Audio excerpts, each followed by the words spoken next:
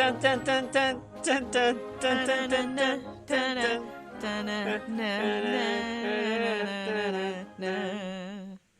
You know, there's actually a story about why Gizmo looks the way he does. Spielberg had Cocker Spaniels. I can't remember the specific breed, something English Spaniels. Mm-hmm. And King Charles Spaniels? That's the one. So he told... that's the one that's going to look like them. He told Joe Dante he wanted the Mogwai look like his Spaniels. So there you go. Gizmo is cuter in the second one. Is he? He's uglier in this one. He's not ugly. He's adorable. Go look. What are you talking about? I mean, he's kind of uglier in this one, though. Go look it up. I might hard disagree. I feel like the second movie, he looks faker. Yeah, he's more furrier. Yeah. In the second one. When I ever think of Gizmo, though, I always think of him more as from the second one. Because in this one, he looks like a little monkey. Versus in the second one, where I think he looks more like a teddy bear. I don't know. He has... I mean, it's fine, but it looks weirder to me. But maybe it's just because I just watched the first one, so now he looks uncanny. No, I understand what you're saying. This looks like fake fur. That at least is fluffy. All right. Okay. So, in the first one, he looks it's more the ears. real. I like the ears. In the second one, though, he looks like that's a fake toy. He can have suction cups on his hands and be on your window. That's the difference. Who would win in a fight of Joe Dante monsters, Rachel? Picking Chip Hazard or Stripe? Stripe. Really? Is it because he can mechanically kill Chip Hazard? See, but Chip, I guess they both know how to use smart. Tools. He's a bit too smart. Chip Hazard's also pretty smart, but though. He can shoot him. Yeah, but the gremlin was manipulating, and he also made himself some more army members and stuff too. So I mean, yeah, this is just it's the same Small movie. Soldiers is this the same movie? Kind of beat for beats a very, very similar. Because you know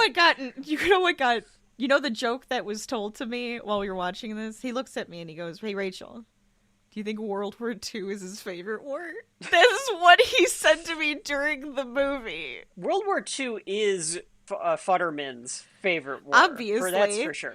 World War II, I think, is this movie's favorite war. Yeah. Speaking of World War II being their favorite war, I am Kevin. And I am Rachel. Christmas, etc.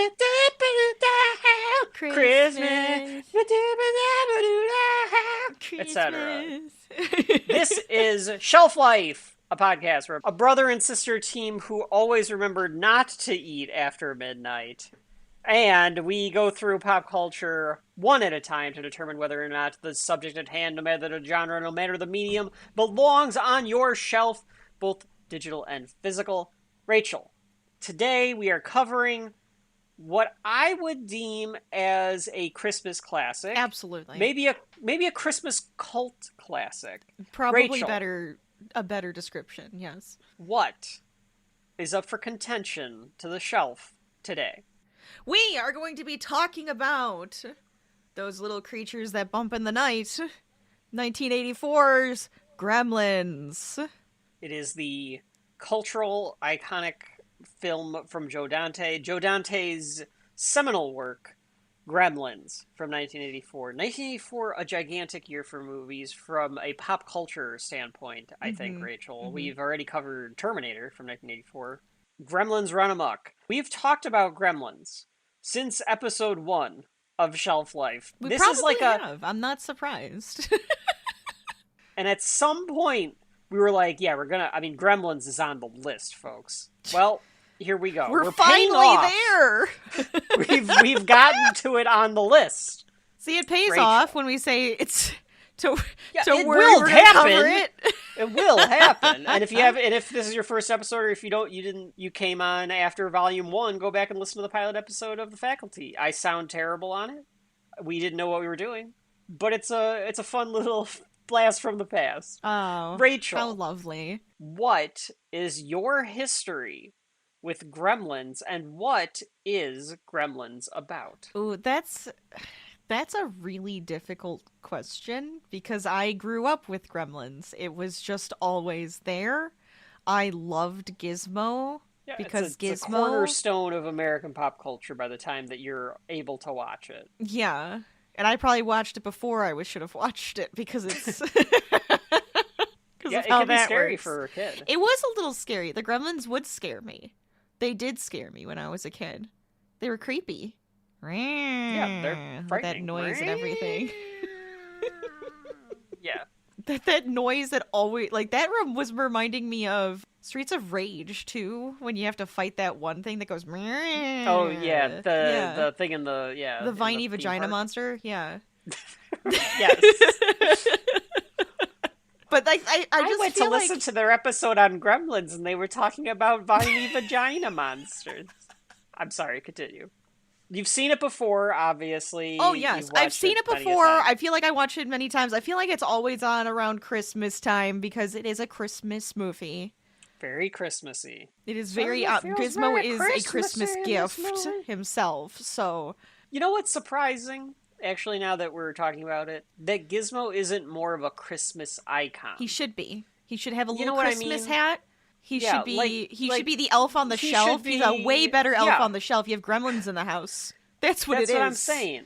Like, how are there not more blow-up gizmos in people's front lawns? There should be, There right? really should be. I think that would be wonderful. Can we get on that, America? Get on Sorry, that, Rachel, the continue. world. Yes, and the world. Do you want to tell I us can about tell you- your all right. history, and then I'll tell everybody what it's about? As a little kid, I can remember enjoying Gremlins 2 more because to me this one was a little scary. And the second one is just goofy, silly, over the top, ridiculous, and like bright and fun. Mm-hmm. I do think though that I liked both of these movies enough that I would bet dollars to donuts, Rachel, that at Mom and Dad's house there is a VHS somewhere there in has a pile to be.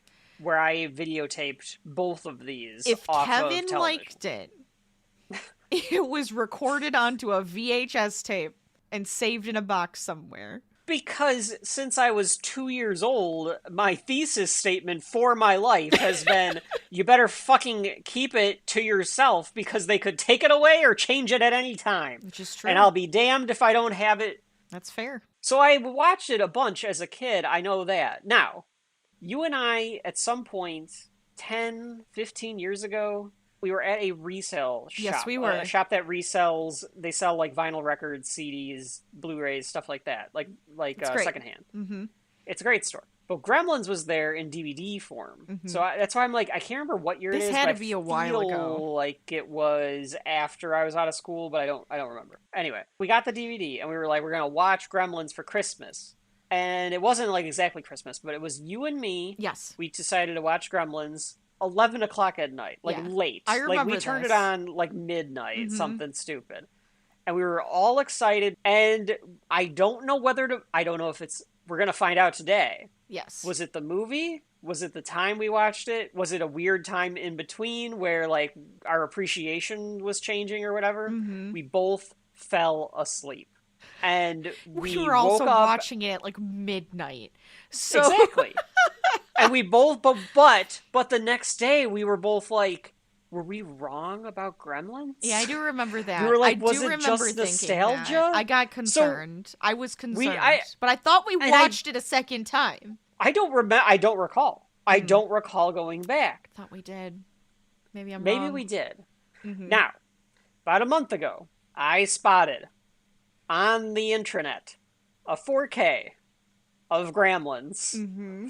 that was very cheap for my usual 4K purchasing. Uh-huh. And I went, fuck it, I'll buy it. Yep, We're there doing it it. is. We already had it. We had it listed for the show. I was like, course. well, better late than never.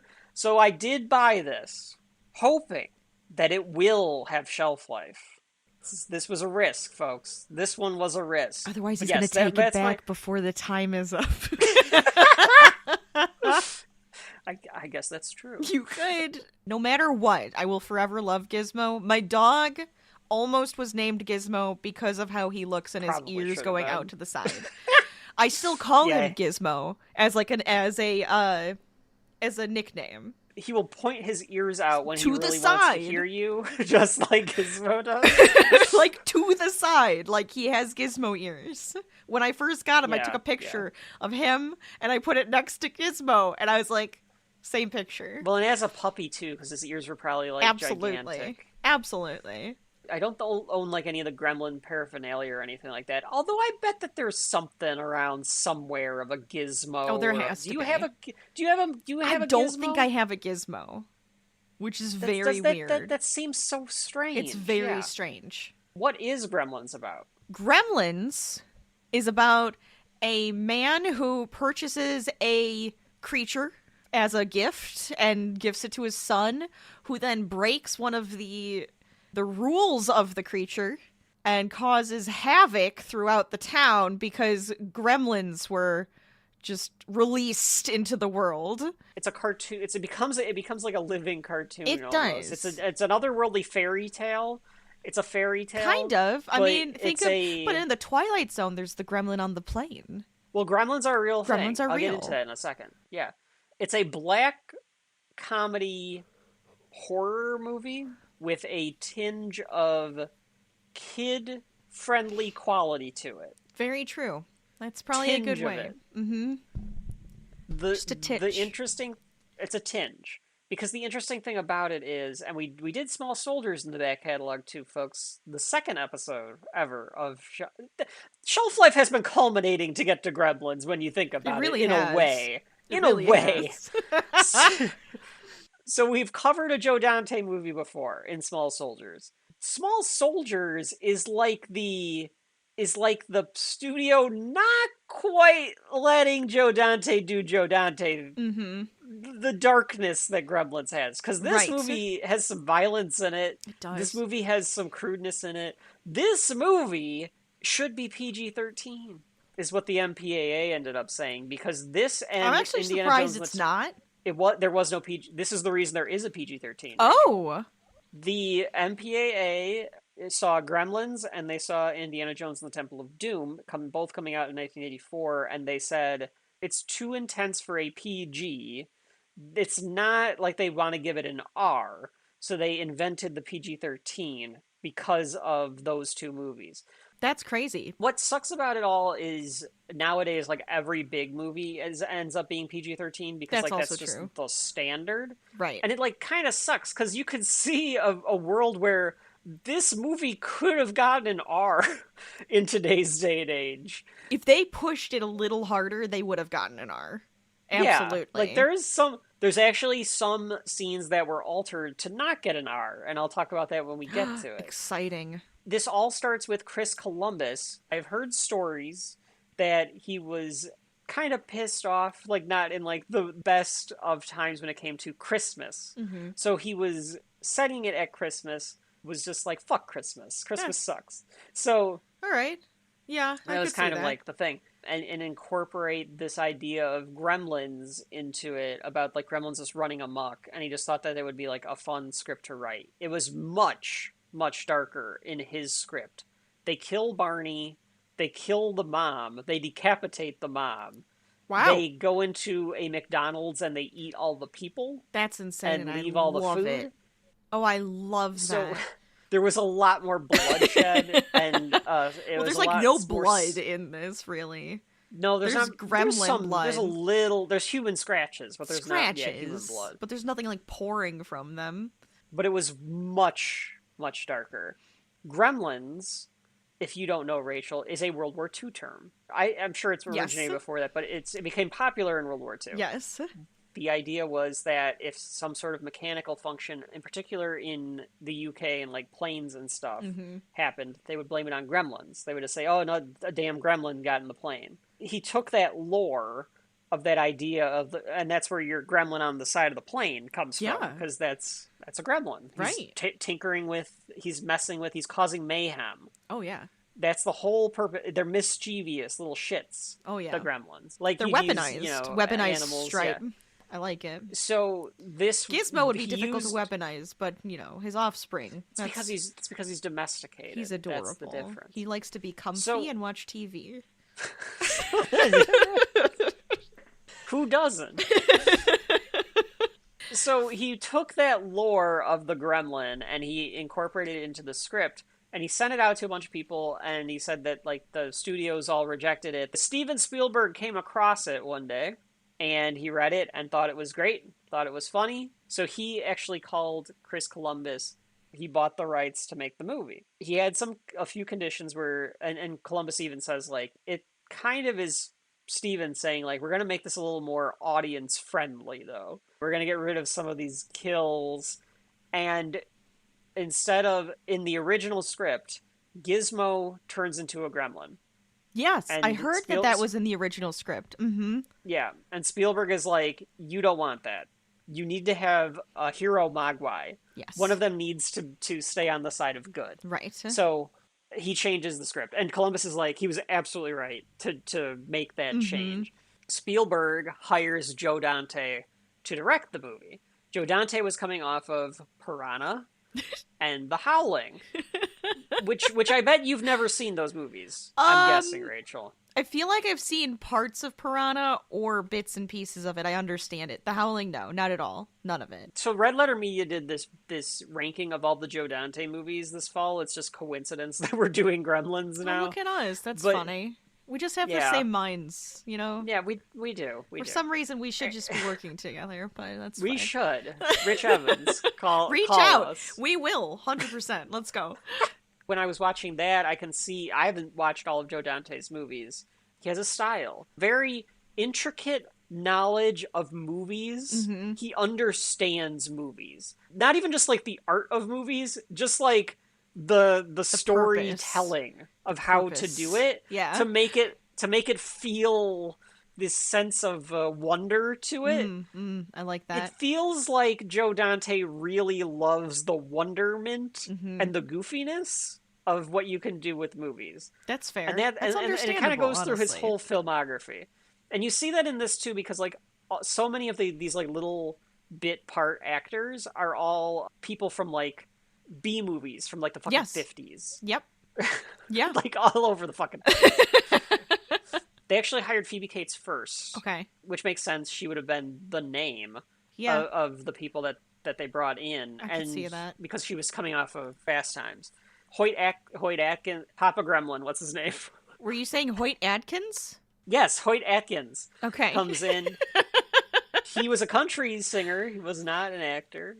That's so weird. And just he acts this as like the most noir that kind of a guy for some reason. But then all of a sudden he's an inventor and it's so goofy. And I think that we'll get into all the set design, the mechanics of the Gremlins, all of that good stuff as we go through the walkthrough. The amount of film making that happens in this movie is really off the charts. Yeah. But for us, as you know, Rachel, the question is not about how intricate was the filmmaking and how good was the filmmaking. It's what's actually on the screen. Does that hold up? Is the story good? Does it all come together to make a quality piece of art?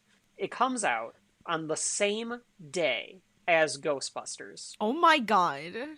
Of course it did. The only equivalent I can think of in modern day is Barbenheimer.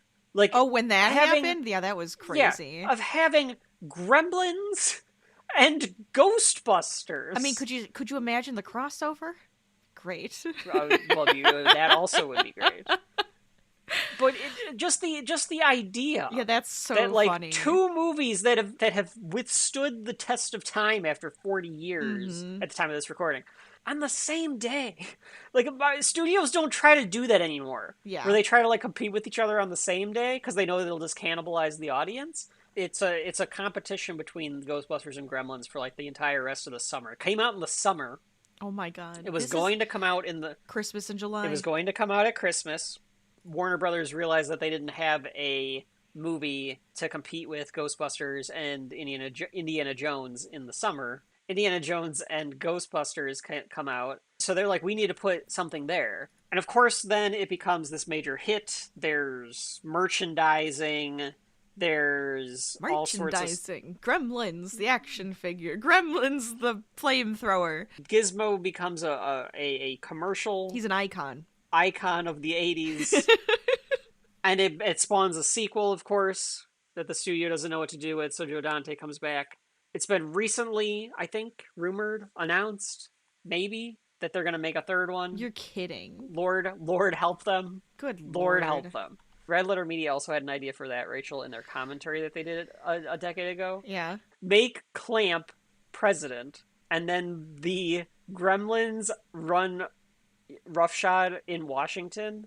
So they're like causing chaos in the White House. Okay. And then they like take over Congress and they're passing bills like Gremlins. So they're like, God. nah, nah, nah, nah, Yeah, nah. seeing them that would be good. Seeing them that would be funny.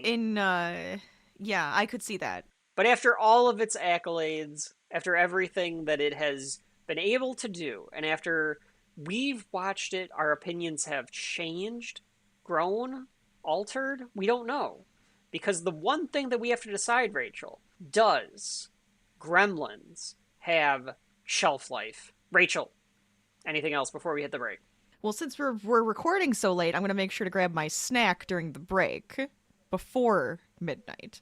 Yes, Rachel does turn into a gremlin if she is fed after midnight. You can't Most do that. people I do don't get know hungry. that. So after a word from our fake sponsor, we will walk through Gremlins. This holiday season, are you tired of giving boring gifts, socks, candles, emotional stability? Then step into the future with Peltzer products and innovations. Hi, I'm Randall Peltzer. I make fantastic products for a fantastic world. I'm an inventor, a dreamer, and man who absolutely did not cause a small town to collapse on Christmas Eve. Looking for the perfect stocking stuffer? Try my bathroom buddy. It shaves, clips, brushes, anything to get you ready for that important meeting or date. Just some minor adjustments might be needed. And that's not all. Wow your loved ones with a Peltzer Juice-O-Matic, because why squeeze oranges when a machine can violently misunderstand how to do it? That sound means it's working. Need a gift for that hard-to-shop-for someone? How about the Peltzer Pets? Comes with a mysterious box, 0 instructions, and just 3 easy rules that are definitely not ominous. What happens if you break the rules? You'll find out. Peltzer Innovations. Perfect for the holidays, terrible for infrastructure, and absolutely not responsible for what happens after midnight. Fantastic products for a fantastic world. We are making the illogical logical. Warning, Peltzer products are not available anywhere, as they've all been recalled. And we're back with another walkthrough. This time we are discussing the 1984 Gremlins, directed by Joe Dante. Rachel, are you ready to dive in to this Christmas horror comedy black family classic cult movie? I am thoroughly prepared. The movie begins, and it begins with narration by Hoyt Atkins as Randall Peltzer, and he is This an is inventor. very noir. Yeah, I mean, I think it's very deliberately noir. Mm-hmm. He is on the streets of a town we don't know, Right. Chinatown, but yeah, there's smoke everywhere. All of It's the like the entire nightlife movie, of this area. yeah. The entire movie is done on sets. It's a deliberate choice by Joe Dante, because he was like, if you're going to have all these puppets, they're going to look worse if you try to do this not on a set, because sets are made to look otherworldly. They look like sets. Sure. So If then you it do all it in the fits middle in of together. Yeah, if you do it in the middle of New York, it's not going to look good, because it's going to be like, that looks like a puppet. It looks like fake in front of a real background. If you put fake in front of a fake background, it all looks like it fits together. Right. Like, to your I point, like Rachel. that. You say it's noirish because of the smoke, the coloring, and because he's And- wearing that big duster. And the narration. The way this man And the narration. speaks, he sounds like he's like a noir detective, but he's not. He's It's an just 'cause inventor. He's just a big... I mean, if you wanted somebody to play the Mountain in 1984, it would have been fucking Hoyt Atkins. This man's enormous. He does seem pretty This big. man... built like the fucking Kingpin. Like, he looks like if you punched him, you'd like break your hand on his big belly. He does have dad bod. And he does narrate it. I think that's more, Rachel, to make it feel fairy tale like, Okay. more so than noir. Well, in it my gives opinion. me noir. I hear you. I understand. It's very, very, very evocative of noir. I just think, like, he's narrating it like it's a fairy Like it's a tale. story. He's being led by this kid wearing a Yankees cap, of course. He's not short round. but he might as well be. Yeah, Man, that's Steven interesting. Spielberg was really going for that. I need an Asian kid wearing a Yankees Yeah, hat what is that? this year. Is he just making an homage to it? No, it came out the same year. It came out like a week before I or know, after. but that's my point. Like, he already knew. I guess so. So he's just like, yeah, I'm going to connect to these worlds. So in the same world of Indiana Jones, we have Gremlins. Crossover. Yeah, I could see that. Yeah. I could see that. Yeah. And E.T. And E.T. Yes, why not? And therefore Star Wars. And It's all the therefore same Star universe. Wars. Thank you. This Where are the Gremlins in the this, Senate? Where are the Gremlins? Oh, they probably had a seat. They should be somewhere on the represented. Senate. Yeah, gremlin representation. Damn it. Gizmo is just hanging out. Gremlin representation now, it would be a good t-shirt in like that Gremlins font, but it's like kind of bleeding. Yeah. Yeah, Yeah, I absolutely. like that.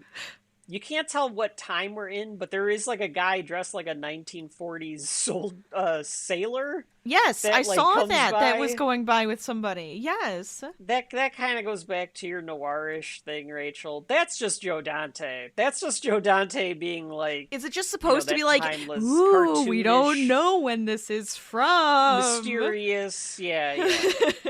There's the green The kid- lighting happening and everything. So yeah, I assume it's just the no time. The kid leads him to a basement, to what It's he a says is basement shop. it's his grandfather's shop. Yeah. Yeah, no, it makes sense. It's Yeah. like this underground place where he's got all this mysterious Oriental things, as they probably would say, or things from the Orient, It's all as they would say. cursed. Yes, they are. I'm Free fairly with frozen certain that- yogurt. yes, I'm fairly certain that Frozen Yogurt Man is based on this character. He has to be. This guy's selling shrunken heads, Chinese doodads. It looks and Frogurt. really cool. I would love to go in this shop. I would go in here. And you get your choice of topping. Yeah. It's also cursed. And it contains potassium benzoate. That's bad. That's bad. So there's a bunch of strange stuff throughout this store because China is scary in 1984 to the average American. But Grandpa he's doesn't- not like judging them. He just immediately goes into a sale pitch. The stated goal that he had to go to this He wants a consignment store. No, in his salesman pitch, yes, but he says, and I kind of believe him, he's looking for something for his son for Christmas, but he that doesn't too. want to get him like something usual. He wants to find something like unusual to get him for Sure, Christmas. that's fair too. But I do also see what you're saying, Rachel, where he also is trying to kill two birds with one stone. And Yes! if he can find a way to get his shit in these stores, he will. This shop Now- feels like, you know what it could use? This thing. And then he just pulls it out of his pocket. But like, how? How do you think that this mystical basement store in Chinatown that's selling like all these like old doodads is gonna be like, oh yeah, the smokeless ashtray or the fucking Peltzer liked that orange one. peeler Because he does smoke. Alright? or any of this stuff that's gonna fit into this store. The more modern things, yeah, they don't really. And he tries to sell him the bathroom buddy.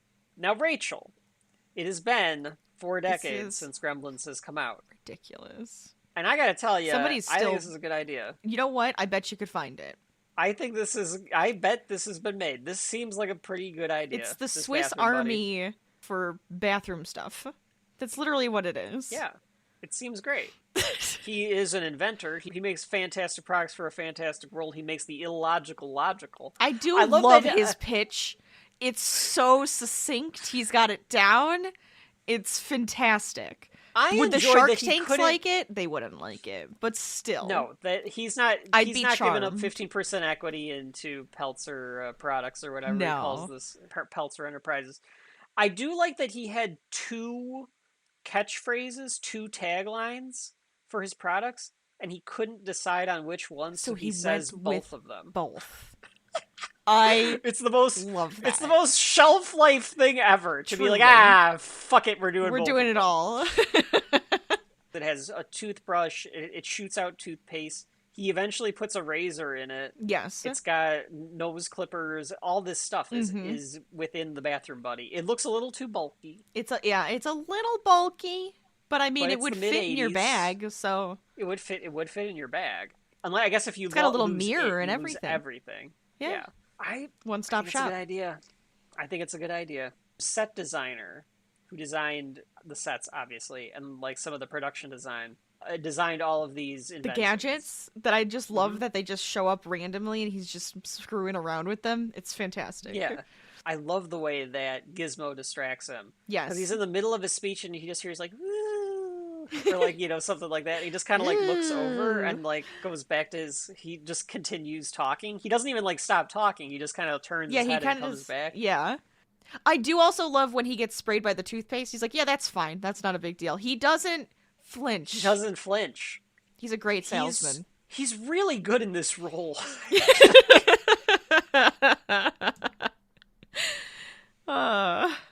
You got yourself a bad case of dragon breath. Bad breath. Then the gong sounds, and then he goes, bad breath. That... Yeah. That is a product of the 80s yeah, right it is. there. Yeah, it is. Because that was... And Joe Dante loves comical sound effects. comical or gong whatever. for a Chinese joke. Again, the 80s, we make fun of Asian people. Yes, it's so out of place, and the only justification for it that I can come up with, I feel like it was an accident. It almost the felt gong like noise. no. It almost, the way he says it, he goes a case of dragon breath, and he kind of goes bad breath, like he's like he he's realized it was a fixing faux it. pas. Yes, like he's like, I didn't mean it that way. I just mean bad breath. Agreed. But they put the gong sound like, haha, twofold, haha. Yeah. The only way that I can justify it without it just being like, hey, it's just of its time, that it's from Peltzer's point of view. He's telling us this story. Okay. So sure. when you hear the comical, cartoony noises, it's because he's telling it to, I don't know, Kate and Billy's kid. I don't know. I gotta tell you about these gremlins. Let me tell you about time that your old granddaddy killed a bunch of little green goblin He things. just kind of watches most of the time. He's an observer, this man. So that's true. But that's how he's a good He's actually a terrible salesman. Oh, he's horrible at it, but he feels like he sell should be anything. good. Well, he might be a good salesman. He's a terrible inventor. That too, yes. That's the difference. And then he gives him his card. He tells him that he can get these into the shop by the dozen. And he hears the squeaking again. And he's just like, what is that? So he goes and tries to find it. You'd think at this point the kid or the grandpa would have been like, No, stop. Yeah. leave him be. That's true. Grandfather doesn't chime up and be like, don't worry about that. Leave He's that like, alone. I don't care if you look at him. That's fine. Just leave him be. Here's why I think that is, Rachel. Okay. I don't think that Gizmo talks for everybody that comes into the shop. Oh. Ooh, it's special. Because you have to No, listen. I just you have think- to believe. You have to hear it in your heart. Isn't that Yeah, what he says at yeah. the end? He says for one to hear, one only has to listen, Yes. or something so like he's that. listening. So he's like, well, I guess you Yeah. have to go talk to him now because Gizmo's talking to you for Gizmo whatever talked the to hell ya. reason. Yeah. Or, Great. or because like the rest of the people in Chinatown, like maybe they respect the grandfather because he's like this old wise man or something like that. So they know that he has the Mogwai. And, like, because the whole thing, one of the lessons in the movie is like respect nature's gifts. Yes. And they don't pay attention to the rules. They don't listen. No. And they squander something as precious as this Mogwai is. Mm-hmm. So because he even sings for him. He yes. goes like, okay, I'll sing for you. Well, because that's just Gizmo. Yeah, but it's cute. The shot is great too because they don't want to give away Gizmo yet. No. Gizmo, it's like behind Gizmo, so you see Gizmo in silhouette. Yeah, and then, just and like you at the see, bottom. Mm-hmm. Yeah, and you see Peltzer like kind of looking in He at him. smiles at Gizmo like, oh, I love this thing. Like, Well, this is the 'cause, I first mean, time like that he actually like jovial smile on this man. Yeah, he's this little adorable Creature. furry creature thing. Yeah. Like, of course. He does that sometimes. I Yeah, love how, he like, does that. unimpressed the kid is. Because he has to listen to it all the time. He's just like... Oh, yeah. I bet that is annoying. It's like, I gotta clean out his you just got poop, this- but he sings at me while I do this. Yeah, you're right. He's It's like cleaning having up a little guinea pellets. Yeah, he's cleaning up these little pellets from Giz. And Giz is just in the corner going, Shut up! Shut up! No, he has to respect it. Unless the grandson also is disrespecting him here, too. Well, I mean, he sort of does. He The does. grandson's a little shit. He is a little This shit. grandson is an asshole. Okay, so what I'm trying to figure out, right? Because at this point, our main character, he's like, I'm gonna give you $100 for this thing because I need him for my son, right? Mm-hmm. And Yeah. the grandson is like, sold. Let's go. We need the money. And Grandpa's like, And then he's like, $200. And the grandson's like, all right, this is even better. Do they need the money? Is that a part of it? Is that why this kid is so hell-bent Yes. on selling Gizmo? No, Because we don't know a lot about what's happening in I their absolutely... neck yes, of the I woods. absolutely do think the man is selling frozen yogurt, crazy And cursed contraptions, objects. Yeah. and demonic Chinese pets. Of course he's not selling anything in this store. There's 10 things maybe for sale in this shop. Otherwise, it's like it's like a museum of torture. So, yeah, Fair. they need the money. That's why the grandson brought in Hoyt Atkins. Yeah, 'cause that's he's like, true. "Buy He goes, no, something." come here. I want you to buy something from this store. That's fair. Okay, understandable. But this So, yeah, grandpa's they like, need- I'm not selling him. He's not for sale. With great power comes great responsibility. Damn it! He does say that, and I was gonna make that joke. Yes, with great Mogwai comes great responsibility. He offers him the equivalent of $617. Wow, by the way, Rachel. that sounds about right for a Yes. pet. Yeah, They're I pretty think that's expensive, pretty cheap. actually. Yeah, So you don't even have I to could get this see thing it. shots or anything like that. As far as we know, he probably should have his shots. He probably does need to get checked out by a vet. Can he get shots? Well, then we have to like, find out. We kind of have to see, like, what would, like... That's my problem with this entire thing, but it was The the poor 80s. Like, thing. you're getting a Mogwai today, you have to pay for its shots, you have to pay for Like all the vaccines, like you have to, gotta put a the chip in its little neck. dryer. So like if Yeah. you do get it wet, that you stomp on that fucking replicant that you made right away. Dry the thing off properly. It just You needs need like one some of those sort jackets from Back to the Future where it just goes whoosh and it just dries them immediately. That'd be great. some sort of spray that is more of a solid than a liquid, has no water soluble stuff in it, so that he doesn't stink. Because you know this thing's Well, rolling around in yeah, fucking I was gonna mud and say shit. that's easy. Sand bath, dirt bath, easy enough. That's like what chinchillas do. Same idea. Now the They grandfather are walks kind of away. like chinchillas. Because I don't think you're supposed to really get a chinchilla wet. I think that's a part. I think that's a They thing. chinchillas do become gremlins if you feed them after midnight. Most people don't know this. Chinchillas should not get wet. Yeah, How because they interesting. replicate. Everyone knows this, Rachel. Have you ever seen a chinchilla, That's a fair. pregnant chinchilla? I haven't. They That's pop fair. out of their It's just bags. asexual. What the hell is a chinchilla anyway? You don't know what a chinchilla... They're so soft. Is it like a chimichanga or? It looks like a little rodent. Yeah, they do kind of look like chinchillas. I could see this thing fucking I bet it's a replicating chinchilla if and you got it that wet. dog. That's what it is. It's a mix between the King Charles Spaniel and a chinchilla. So anyway, the grandpa walks away like, no, not for sale. No, No, he's immediate like, yeah, I'm done. I'm not doing this because I know you're gonna keep pushing. What did he think was going to happen, though? He should know that his little shit grandson is going to... I guess Now, he doesn't think he's gonna disrespect him like that. Like that's very It's not even disrespectful disrespectful. for your grandpa. You sold your grandfather's pet! That's also true. That's also true.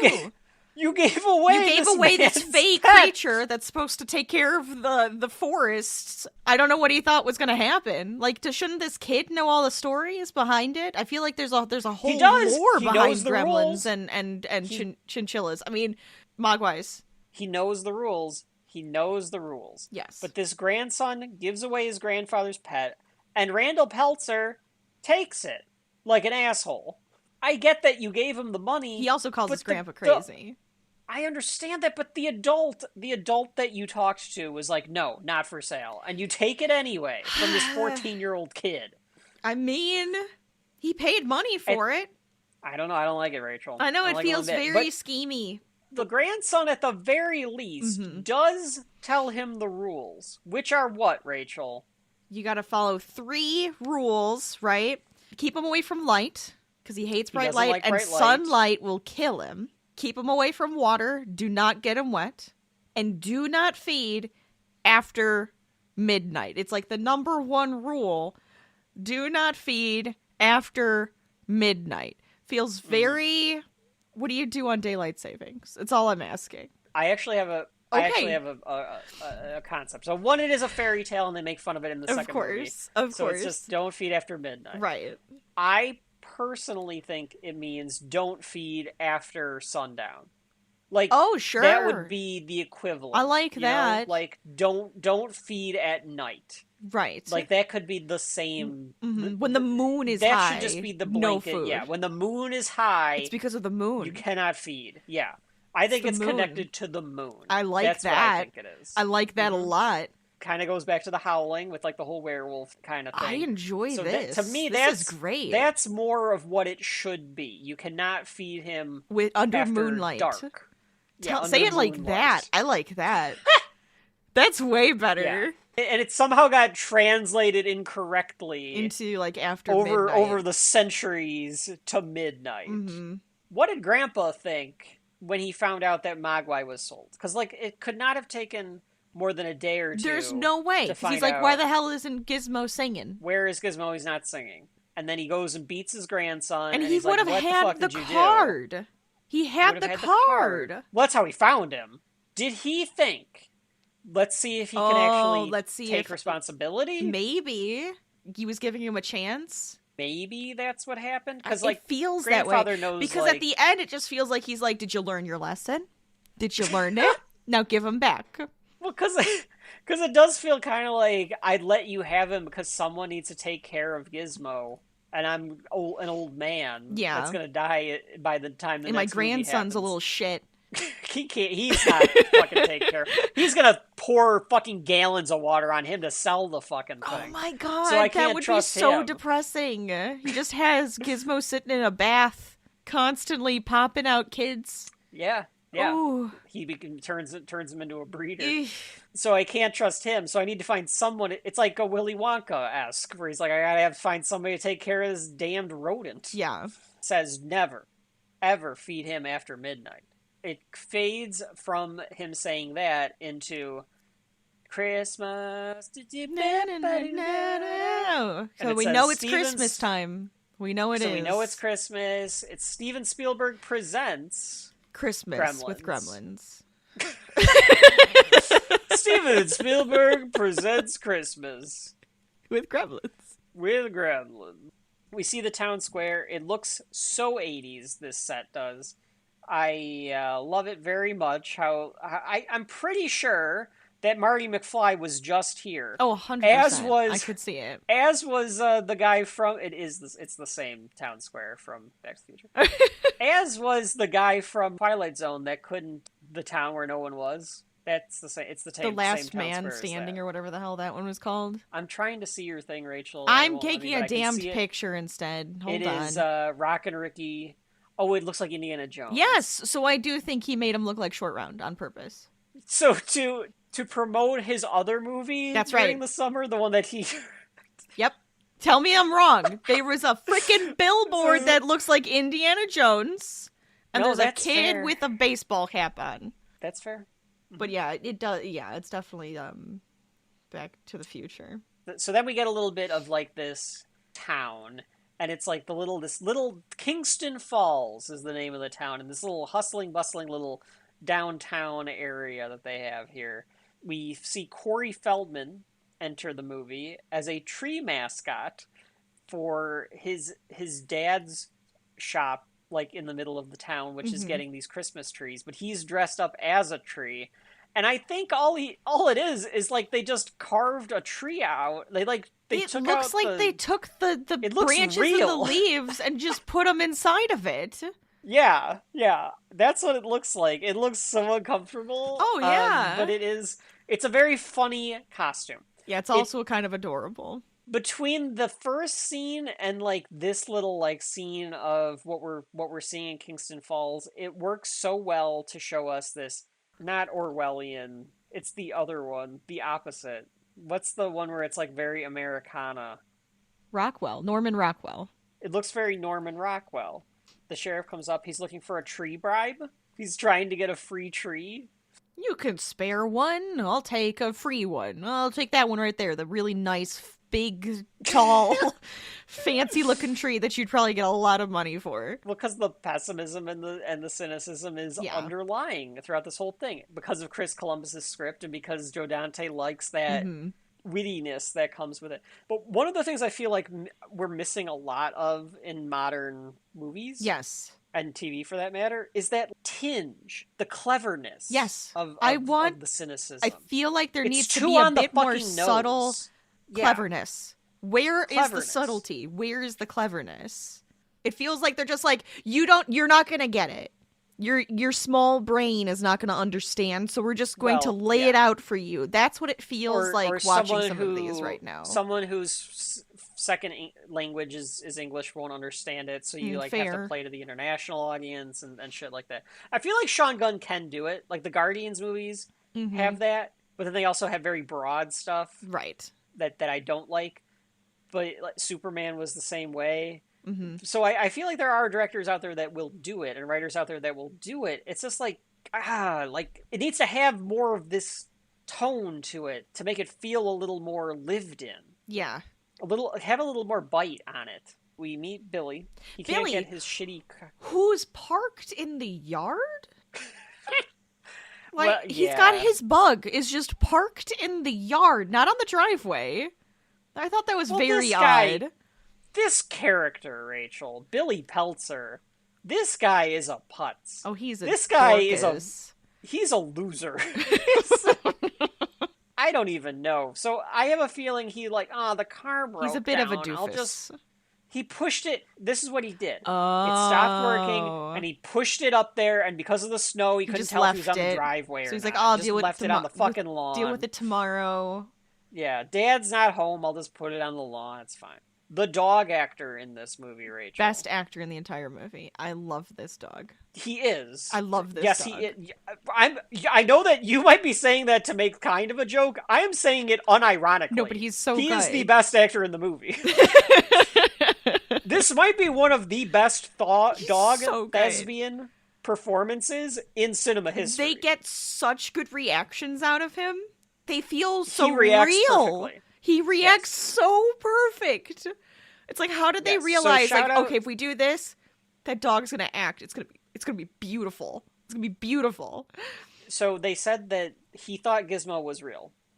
Mushroom did. This is oh Mushroom. My god, I love that so much.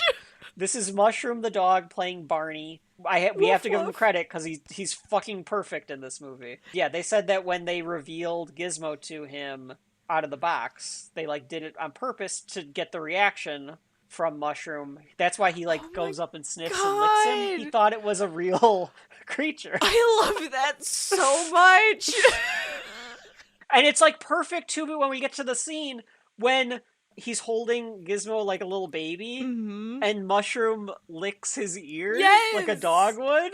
And they do such a good job with Gizmo as a puppet because Gizmo reacts like a real, another dog would. Like he kind of looks back, up at him, ooh, a woof woof. Like a woof woof. You know? Yeah. Oh my god, amazing. But no, Mushroom is perfect. At some point, Joe Dante has been quoted as saying if he didn't know, he always wanted to get a Mushroom reaction shot.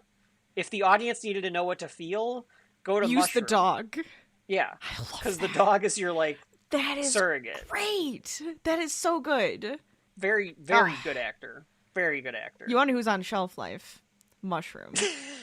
Mushroom belongs on the shelf. Kudos to Mushroom. And then we get Rachel, of course. What a character. Here he comes. Making his third appearance on Shelf Life. Dick Miller as Dick Mr. Miller. Futterman. I have to insert myself for a second here, Rachel, because this is the third timer that I think we have. Folks at home, correct me if I'm wrong. I missed one.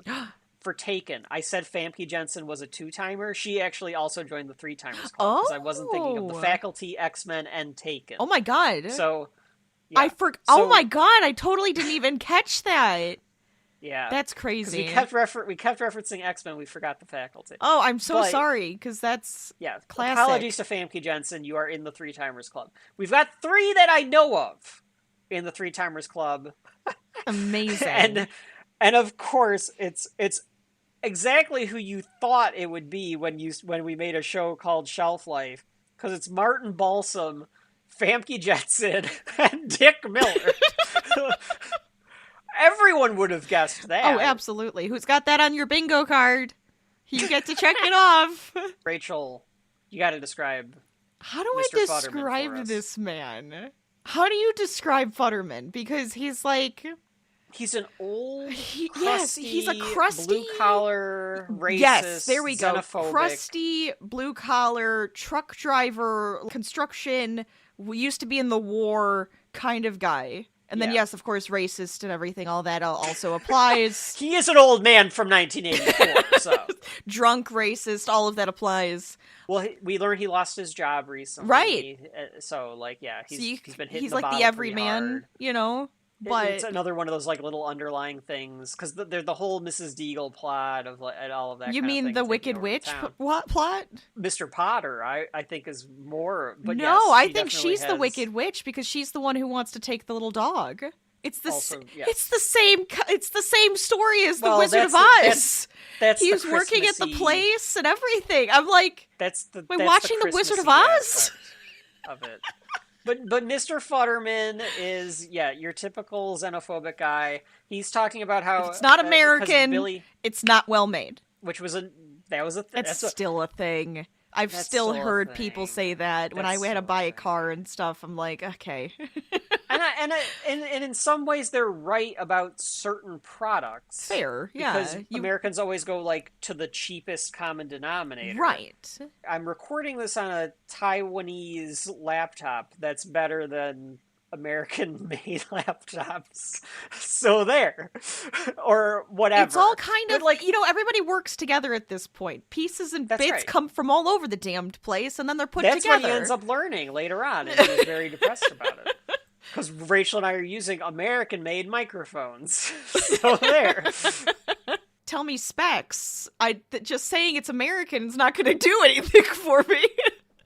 But for someone like Mr. Futterman, that's a selling point. Right. He bought himself a Kentucky Harvester. The plow. So much better. He's Mr. Plow. That's his name. I think that's what he does, right? Yeah. Now that he's been laid off, he plows for the city. Mm-hmm. He's Mr. Plow. Or the Plow King. Either way. That name again is Mr. Plow. That would have been a good bit if there was another character and he's like cussing at him, like, that fucking son of a bitch.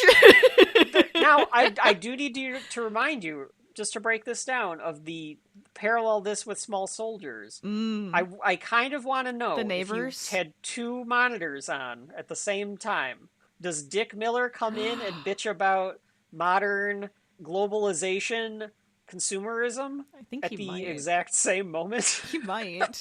I think and just might. One is... Think for beat, because that is kind of when he comes in, because he's a delivery guy. Yes. Oh my god, I think you're right. Because in this one, he's complaining about 1984's Reaganomics of foreign parts versus American, and in 1998, he's complaining about hostile takeovers and mergers. This is amazing. I'm just saying. Beat for beat. We learn that Billy is a comic strip creator. He's asking Billy, like, "Oh, when are you gonna hit it big, Bill? I want to see comic books in the funny ads, with Little Abner and Smilin' Jack." I know Little Abner. I don't know. I know Little Jack. Abner. I've not heard Smilin' Jack. Yeah. Yet. Oh, Mr. Futterman, those don't exist anymore. And he's like, "Oh, they don't." I guess it's supposed to give away that he doesn't really look at the comic strips, so he doesn't know if Billy would be in there. But I thought it's he was nice just that he's being friendly and like supportive. Yeah. Absolutely. Yeah. Considering we find out that Billy is taking care of his entire family by having like three different jobs. Wait, no, you think he has more jobs? Do you think it's just the bank one? teller. Is it just the bank teller? I kept thinking he might have had like another job. I don't think so. Maybe Kate's you're right. taking all the jobs. Maybe I'm in just town. thinking like he also does those like the newspaper stuff, but maybe I'm just like I think he's trying. he's I think trying to get into it his artistry into the paper. or something. By the way, that leads to nothing. Well, Which, not like, the in a newspaper, different but do movie... art in something else. yeah. But in a different movie, I think that would be like a negative for me that it leads to nothing. Oh, but because in this, it's like it's just a character right. trait. Yeah, it's just a character trait. It's just supposed Like, to make him charming. It would actually be worse if If at it the went end to something. he draws And now the you Gremlins. draw stuff. Oh, like he made a comic book about the Gremlins. Yeah. It would actually kind of diminish the purpose of the movie a little bit, I think. I'm not sure about that. It'd be a little cliched. Unless it's how our what's the dad's name? Randall Peltzer. What if I Randall? just call him Papa Gremlin. Well, if you Papa just call him Gremlin, Papa Gremlin. What if Papa Gremlin though was reading the story that Billy wrote, and he's just like, now this is the story that everybody should know because I am the main character. Billy's like, I'll just walk to the bank. Thanks, Mr. Futterman. Billy is he is a putz. He's a pushover. He's always got a cardigan on. He's got this curly hair. He's like a tall, lanky he's just guy. a nice guy. He's an aw shucks kind of guy. He really is. He's like 24, 25, and like, it's kind of a loser. Right? He's just a little bit of a loser. I mean, I don't think it's okay. It's not any fault of his own, though. I think it's because he has to take care of his family by being the breadwinner because his dad just wants to invent things. Sure. No, I understand. And so I feel like it was kind of their fault that he became this loser guy. Hey, he's getting with Phoebe Cates, so... Yeah, good for him. But, I mean, she has some baggage, we'll find out about later. Woo!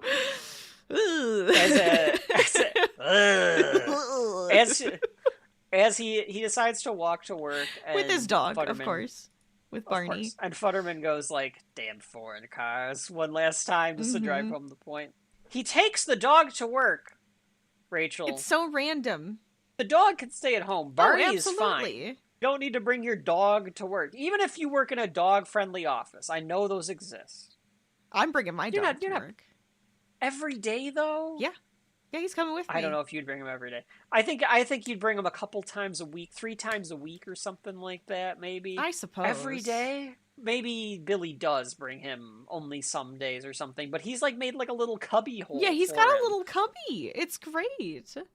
Oh, she's the one with multiple jobs, not him. I'm sorry. My apologies. I got that mixed up. Yeah, you must have missed... I made a joke about that. I said Kate's taking all the jobs in town, so what's he... Like, what job is he supposed to get? Right over my head. I'm so sorry.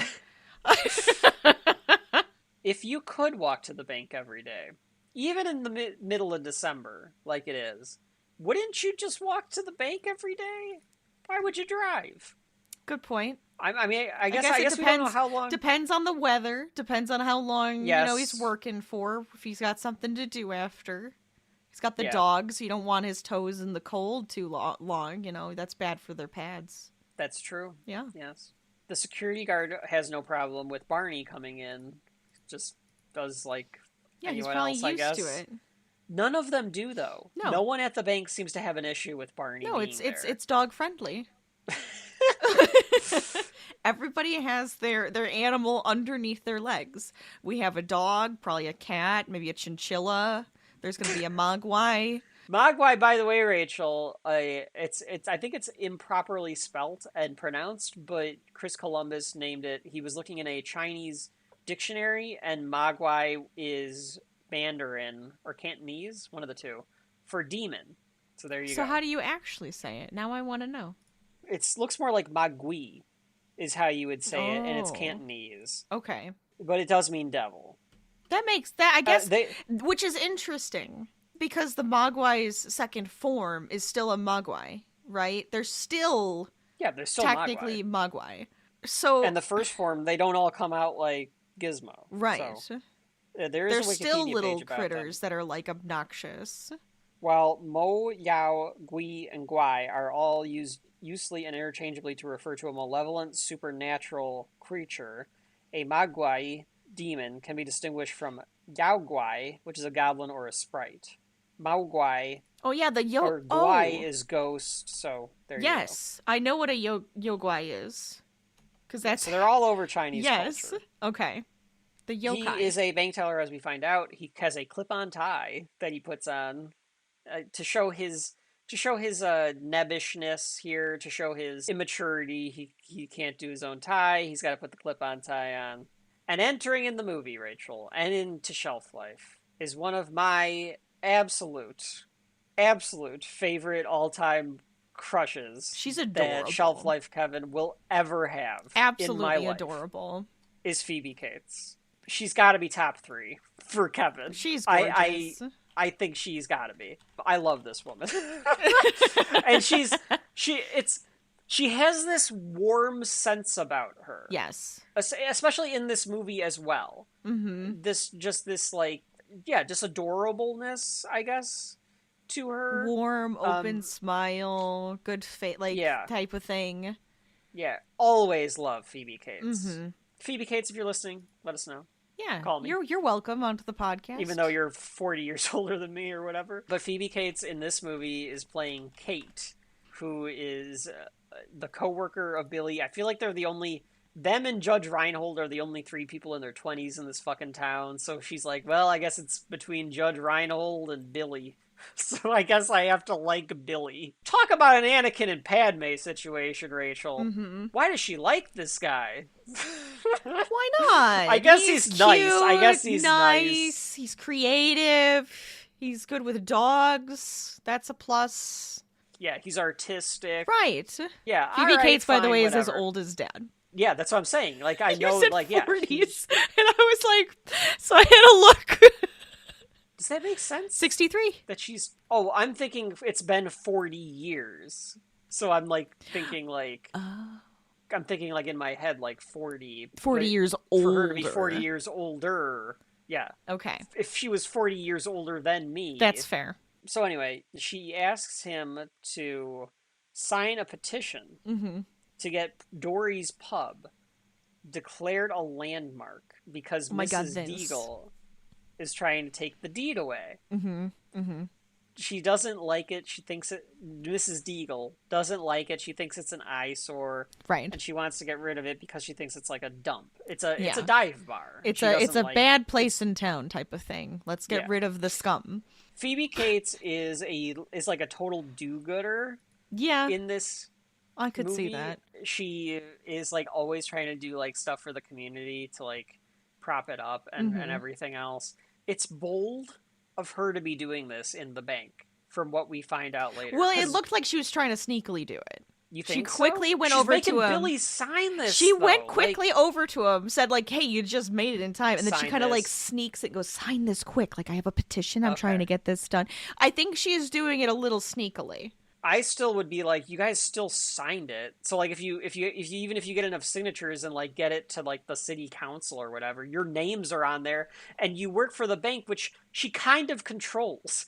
Because we learned that she's like a Mr. Potter-esque character. It's very odd. In this town where she owns so much of the real estate that she kind of tells the bank what to do. So she could easily fuck around with these 2 people. And Phoebe Cates also seems like she's like the breadwinner. Like, I think she's still living with her mom. Oh, 100%. I bet she is. Yeah. Trying to make ends meet. Billy says that Dory's Pub, that's where my dad proposed to my mom. That's where everybody's dad proposed to their mom. We're trying to have Dory's Pub declared a landmark. Mrs. Deagle's trying to take his lease away. His too, huh? Yeah, she says it's a dive, a public nuisance. That's where my dad proposed to my mom, you know. That's where everybody's dad proposed to their mom. Cross your teeth. That's so depressing. A little sad, isn't it? That kind of tells you like everything you need to know about this like little town. There you go. And what Kate thinks about the town. Like, I think that she's very happy living in this town. Yeah. Her character is so fascinating to me. And not just because it's Phoebe Cates. I'm sure that has something to do with it. But just just on like that same level of what is your deal, woman? Like, what is going your on? drive in life? Tell me more. And Mrs. Deagle comes clomping down the sidewalks. The score here by Jerry Goldsmith, which we'll get into as we get into the theme.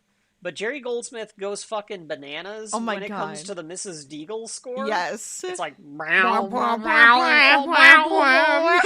like he broke something. Yes. Like there's a drunk duck singing. I don't know. How do you explain it? Or a drunk goose? No, I like that. That's a good explanation. Yeah, we got the drunk goose choir. She's got a snowman. She's got a ceramic snowman head. Just the in head. Her arms looks broken. as she's walking through the downtown area here. I don't remember if Chris Columbus or Joe Dante said this in the behind the scenes stuff, but he was like, obviously It's a Wonderful Life. We're almost like poking fun at It's a Wonderful Life by like being cynical and like destroying this little town, doing all the stuff that like the opposite of what It's a Wonderful Life did. So we needed a Mr. Potter character that's like where she comes into play. You say like more Wicked Witch because of like, I'm going to take your little dog too. No, she does. The way that she says this line is 100% Elphaba. I'm going to get you and get your little dog too. Like, she like may that I as called well. her Elphaba instead of Wicked Witch of the West or whatever the fuck she was. Yes, well that is her proper name in Wicked. That is her God-given name. She comes in, she is comically evil. We see that she will not give an extension to this lady on Christmas, brought her 2 kids, and she's like, well, I guess you know what to ask for Christmas then. She's like a Scrooge at this point, too. That's right. You need one. It's a Christmas movie. You need a fucking Scrooge. Yeah, that's fair. There are a few deleted scenes in this movie. One of my points of contention to the movie is that Judge Reinhold disappears completely after a scene in the bar with Billy. Just disappears. And there's a few, and so that led me to wondering, there has to be a deleted arc scene where he gets his comeuppance for being a douchebag. I could see it. I would love that. There sort of is, so we'll get into it as like we talk about the deleted scenes. One of them is that the bank manager calls him in to the office because Judge Reinhold, whose name is Harold, ratted him out for being late. So the bank manager calls him in and tells him he can't be late anymore, learn how to wear a tie. Actually, to me, would work as a good dynamic, because you immediately understand more of, like, Billy is the loser, Judge Reinhold is this guy that wants to be, like, the big shot at the bank. Right. Billy just kind of, like, floats through life, trying to become the comic artist, while at the same time his dad's pouring his fucking 401k into this damned inventor business or whatever. Right. But Mrs. Deagle comes in, and she storms to the front of the line. She cuts everyone off, which is funny. There's like a split second where Harry Carey, who is the actor with the pipe, Rachel, he's from a bunch of B movies and shit. Of course. He's gonna say something, and then he like realizes it's Mrs. Deagle, so and he he's just like, kind nope, of throws never his mind. arms up. Yep. Yeah, and she accuses that beast, your dog Barney, broke my, like, it's like, you bit my, he bit me, your dog bit me, but instead it's your dog broke my snowman. And all I keep thinking is, Barney?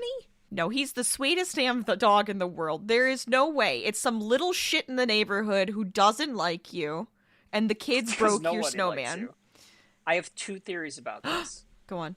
One is, you are absolutely right. It's some fucking Corey Feldman and his friends broke the snowman. Yeah.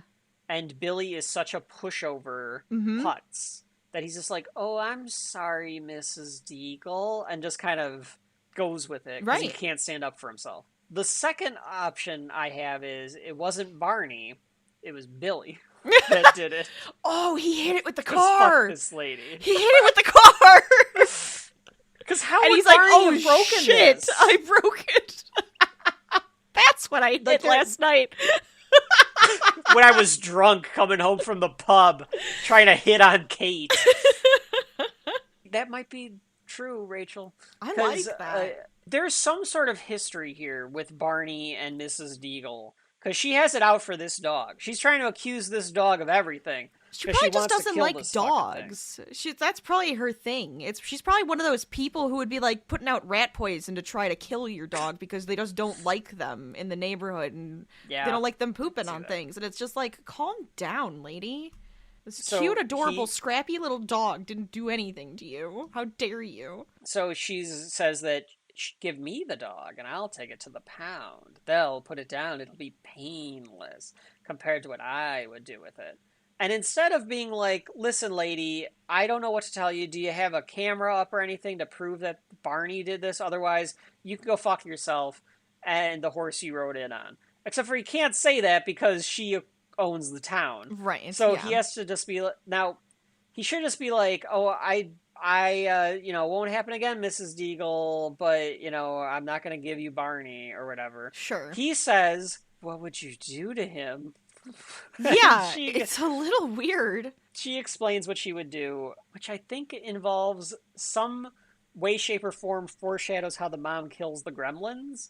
I was trying to put that together, if it does or not. Put them in the spin dryer on high heat. Yeah, it's the spin dryer. So if it was heat. in, like, if we did have a laundry scene with the gremlins, sure. But then Barney is a little shit here. So, I mean, it's hard to say. Maybe Barney really hates this woman. He's like, she's threatening my owner. He takes himself off of the hook. He unties it. He just unties it himself. Leaps over the counter and attacks this lady, which obviously, Barney, this is just going to make it worse. He can't stand hearing it anymore. I do like when Harry Carey goes, that'll do it. When, she's like, you put any animal or living thing into the spin cycle, that's going to happen. Don't climb into dryers. Don't do it. Watch for your animals in there. I've heard stories. It's scary. Barney snaps, goes after the bitch. The boss is, so he's biting her a la, Nymeria with Joffrey here. Mm-hmm. And she's like, oh. She has a very Joffrey response. She dies. Now, she has a point. The dog is biting her, but he's more biting the coat than anything. He's not putting his arm... It's a little scrappy dog. All right? It's not a German Shepherd. It's not, like, clamping down on your arm there. But yeah, he is only kind of like pulling on her coat. I think the bosses knew that Barney was there, but they're like, what is this dog doing here? Right. To try to like save face in front of Mrs. Deagle. Absolutely. And then she's like, I'll get you. I'll get you. Oh, my heart. Yeah, and she like comes away. I thought that there was going to be more about the plot of like her trying to like kill Barney only because like now she's got him. She bit me. Yes. Like, I'm going to get the pound. Right. So like that's why I thought like, okay, we got to get the dog out of town, something into that nature. And then the guy from Santa Claus goes, "Ya putz," and then we move on. That's Judge Reinhold, Rachel. That's Judge Reinhold. So when I keep saying Judge Reinhold, Harold, that's him. The guy from the Santa Claus.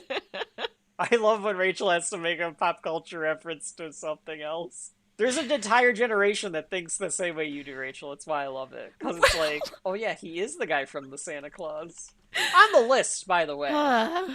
We'll do it sometime. But anyway, Judge Reinhold comes up and calls him a putz. And Rachel, I had already written in my notes a couple of times about Billy Peltzer being a putz. Ah, what a putz. And maybe it's because of the peas.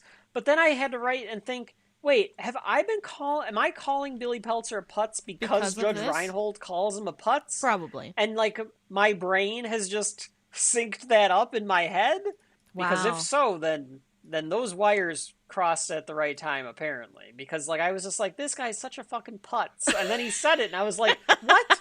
No. That's I called him word. Putz.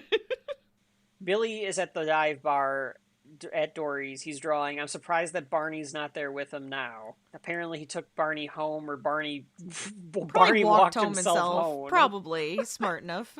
Next to Chuck Jones, by the way, Rachel. This is the legendary animator Chuck Jones next to him, because it's a Joe Dante movie. Joe Dante loves Looney Tunes. Okay? so do I. So that's okay. Yeah. So Chuck Jones makes a cameo in this. Judge Reinhold comes by and starts pushing his buttons, and he's like, "Well, you didn't tell us what the drawing was. He's drawing. Oh, go ahead. A dragon version of the Wicked Witch. What's her name?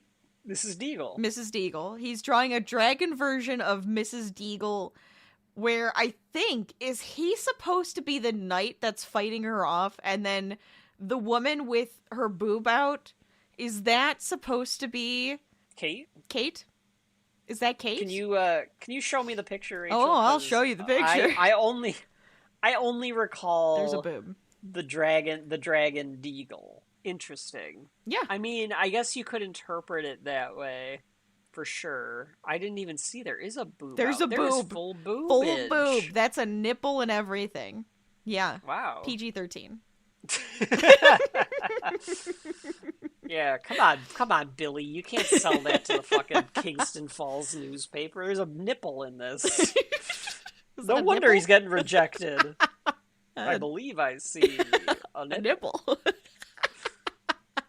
So Judge Reinhold comes by and he berates Billy, pushes his buttons a little bit. Billy tries to like walk away too. He's like, "Okay, goodbye, Mr. Jones," Yeah. and like goes to like leave, and Reinhold follows him. So he's just like, for God's sakes. He tells Billy that I would have fired you, but the boss man is like not going to do anything. But if I was in that position, you'd be fucking gone. Yeah. Because he's like, he this guy's a jackass. Yeah. I can't even find the right word for him right now. Like, this guy is just a jackass, and I don't like him, because he's just like, Jackass well, is the right word. I'm trying to be the big man, and if I was the big man, I would have fired your ass. He's playing a banker type in the 80s, a yuppie. Yeah. A guy that's trying to, get ahead in the world. And in Mm-hmm. the 80s, this is how you did it. And today, he's good at it, though. He's Sure. very good at it. I guess. I'm a junior vice president at 23. By the time I'm 25, I'll have the manager job. And by the time I'm 30, I'll be a millionaire. So he's got this whole thing planned out. He tells Billy that he has to be tough. I thought that they're setting up for Billy to have to stand up for himself at some point in the movie. And I guess he sort of does against Stripe. But that never really comes to fruition. It doesn't. It really doesn't. He just gets to play hero. But, like, the arc that Billy... It's not really Billy's arc. Kate has an arc. Yeah. And Gizmo has an arc. Yeah. But mostly it's Gizmo. Mostly, like, Gizmo is the one with, like, a character arc in As this. is necessary. Otherwise, most of the characters are kind of static. They're not, like, very dynamic. No. They don't really learn much from the situation or anything, really. I don't think they do. They Like, just kind of go, maybe we had to deal with it. That's done. Yeah. Don't get them wet again. They don't have like a full character arc. There's a lesson. There's a fable at the end. Oh, sure. More so than but anything. more I so guess, for us, though. I feel like... Yeah. Kate comes to wait on them, and he's like, "You're working here?" And she's like, "Yeah, I work here on the weeknights, so Dory doesn't have to pay for an extra waitress. So is she bartending pro bono?" Wait, I that's don't think that she's weird. getting paid. No. Wait, that's weird. Because Judge Reinhold makes a crack about how, like, Kate doesn't get paid later on in this scene. So I think she's doing this out of the goodness of her heart. Because she just loves this Dory place. doesn't have to pay an extra... What? Wait, she then- really is working for nothing? I thought there was just Yeah. like a joke in there where she's a waitress, so she's not making anything. But you're right. The way they worded all of that, she's literally like, I am donating my time to the bar. Not like, Yeah. we're trying to save. Of course, this is all. This obviously Save now the clock tower. now I'm like, there it is. I get it. They're making fun of Christmas movies. They're making fun of the people who would be like, I'm trying to save the soup kitchen because I donate all Yes. my time there. I'm trying to save the bar that everybody's parents got engaged at, and I'm not even getting They're paid making fun for of it. Christmas movies. Yeah, that's why it is a satire. It's a parody of Christmas movies in that way, 100%. Because Kate is volunteering her time at the dive bar, and then immediately after she says, so he doesn't have to pay an extra waitress, Dory comes up and is like, "You got to give table 5 round of beers is on the house." And it's like, dude, you are giving away Yes. your beer and not paying Kate or a different waitress. Wow. All right. The other way, It's Christmas. The other way we got to give away the beer. the other way to think about this too could be Kate just can't stand being at home during the holidays. Oh my gosh, she's so like, she's please just let me spending work. all of her Please fucking just let time me at work. this bar. Yeah. I drink shots in the back while I wait on tables to drown in my misery because I hate Christmas. That's the other way that you could interpret it. Both ways I like. I actually like both of them. Mom's at home drunk off her ass because she hates Christmas. You know she's a fucking drunk because she hates Christmas, can't live with it 100%. Judge Reinhold decides to try to ask Kate out and tells her that, I've got cable. He says, like, you haven't been over to my new apartment. And she's like, I was never over at your old apartment. Mm-hmm. And he says, well, you got to come to the new one. It's got cable. But she has no interest. She only has eyes for Billy. Yes. God, I would she even says, like, I'm working, and then picks some lint off of Billy's jacket. Yeah. Yes. She does the little immediate, I'm going to give you attention, and I want to touch you. She's pretty much claiming and trying to show, no. I'm telling you no. I'm giving you the dirtiest look I can because I don't like you. And then she turns to Billy, and he's just like, I'm just going to get the lint. Let me just get that off really quick. I got you. But it's the fairy tale too of like Kate's character. She's obviously not interested in money. She's not interested in material goods. Not interested in douchebags. She is so salt of the earth. She's gonna be totally into Billy. What I would give for a Phoebe Cates / Katie, can't remember her last name, from Gremlins. Gotta tell you. We all would, Kev. We all would. All right. I'm glad. I'm glad I'm not the only one. I don't think she has a last name. It's just Kate. Just like he's just Billy. Well, he's Billy Peltzer. No, he's just Billy. Oh, I see that he is credited as just Billy, but it's Billy Peltzer. Like, we know his last name. You don't know. You don't know. We know his dad's name is Randall Peltzer. You don't know that's his name. You don't know. Yeah, we never do get her last name though. That's interesting. Yeah, she doesn't seem to have one in this. So Judge Reinhold, Rachel, trying to pick up Kate by saying that he has cable. Yeah. Because it's 1984. That would be a status that he's got some wealth. He's got some slinging around money with that cable. That's something you can't do anymore. What would the equivalent be? I've got Netflix, room? Max. I've got I've got ESPN Plus. I think your equivalent is I have shelves of movies and shows. We don't even have to watch. I have a movie the television. room. Yeah, I have It has to be a dedicated room that I just watch Tubi in. I have a media the entire space. time. Hey. So Billy goes home. There's a running bit in this movie that I thought was going to come. I'll explain why I thought that they were going to use it later on, but the running bit is that that there's a coat of arms on the door, or next to the door of the Peltzer family's house. Yes. And every time somebody shuts the door after coming in, one of the knives is always like loose and falls out of the coat of arms. Right. Swords. Yes. Yeah. You said swords. knives. I said knives. Well, the Peltzer. We just have two the butcher Peltzer knives up there. Yeah. We meet his mom. They his don't mom is use watching. those, do they? They don't use those to fight the gremlins. Yes, they do. They do. Oh, well, then that's what comes of it. Yeah, but I It's think just that showing. you could... It's like no.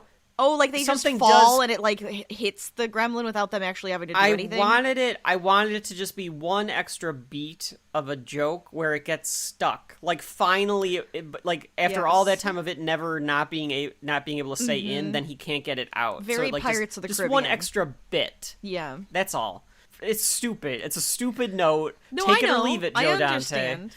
Well, I thought you Yeah. were saying like you wanted it to fall out and just stab one of them, like by accident, because they just keep falling. Also, that could have been okay. Yeah. That could have been okay. Too. Otherwise, like they it's- slam the door and it chops the gremlin in half or something. Exactly. Yeah. We meet his mom. His mom is watching It's a Wonderful Life. Of course. This is, I think, part of that Joe Dante loves movies, understands movies, wants people to experience movies as you watch movies. There's a lot of movies in this. There are. A lot of people watching movies is in this movie. Yeah. Throughout it. But it makes it kind of feel like, yeah, this is actually real. This is like a... Yeah.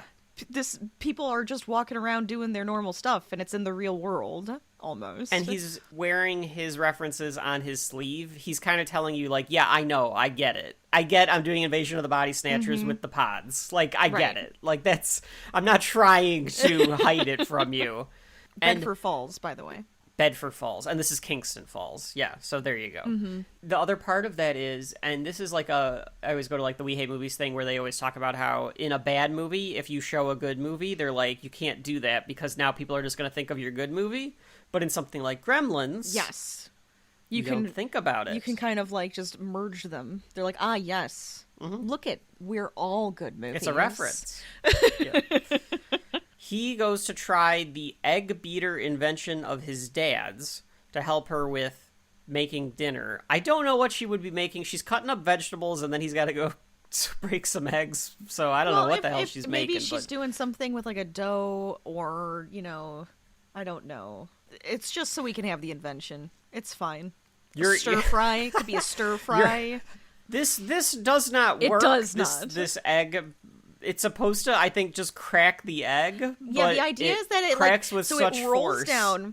The typical drinking bird comes down and cracks the egg, and I think it's just supposed to like let it all fall out, and then you can kind of just get rid of the shell, so you don't have to do it, and then it rolls to the next. This is his worst invention. It's not the very rest of them good. I could see somehow working, but this one is like, what was this supposed to do? Because there's going to be eggshells all over the place. It doesn't have a spot for the eggshell to go. You still have to move it yourself manually.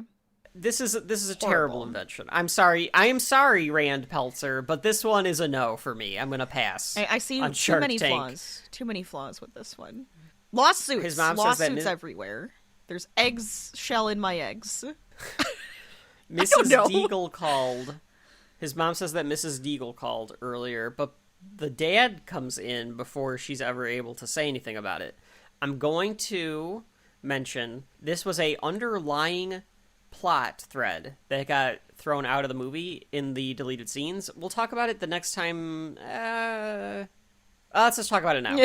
So, there's a deleted scene at some point, and I can't tell exactly where it would have been in the movie, but there is a deleted... I'm guessing it's after this. I think this was supposed to be like the first hint that Mrs. Deagle was up to something.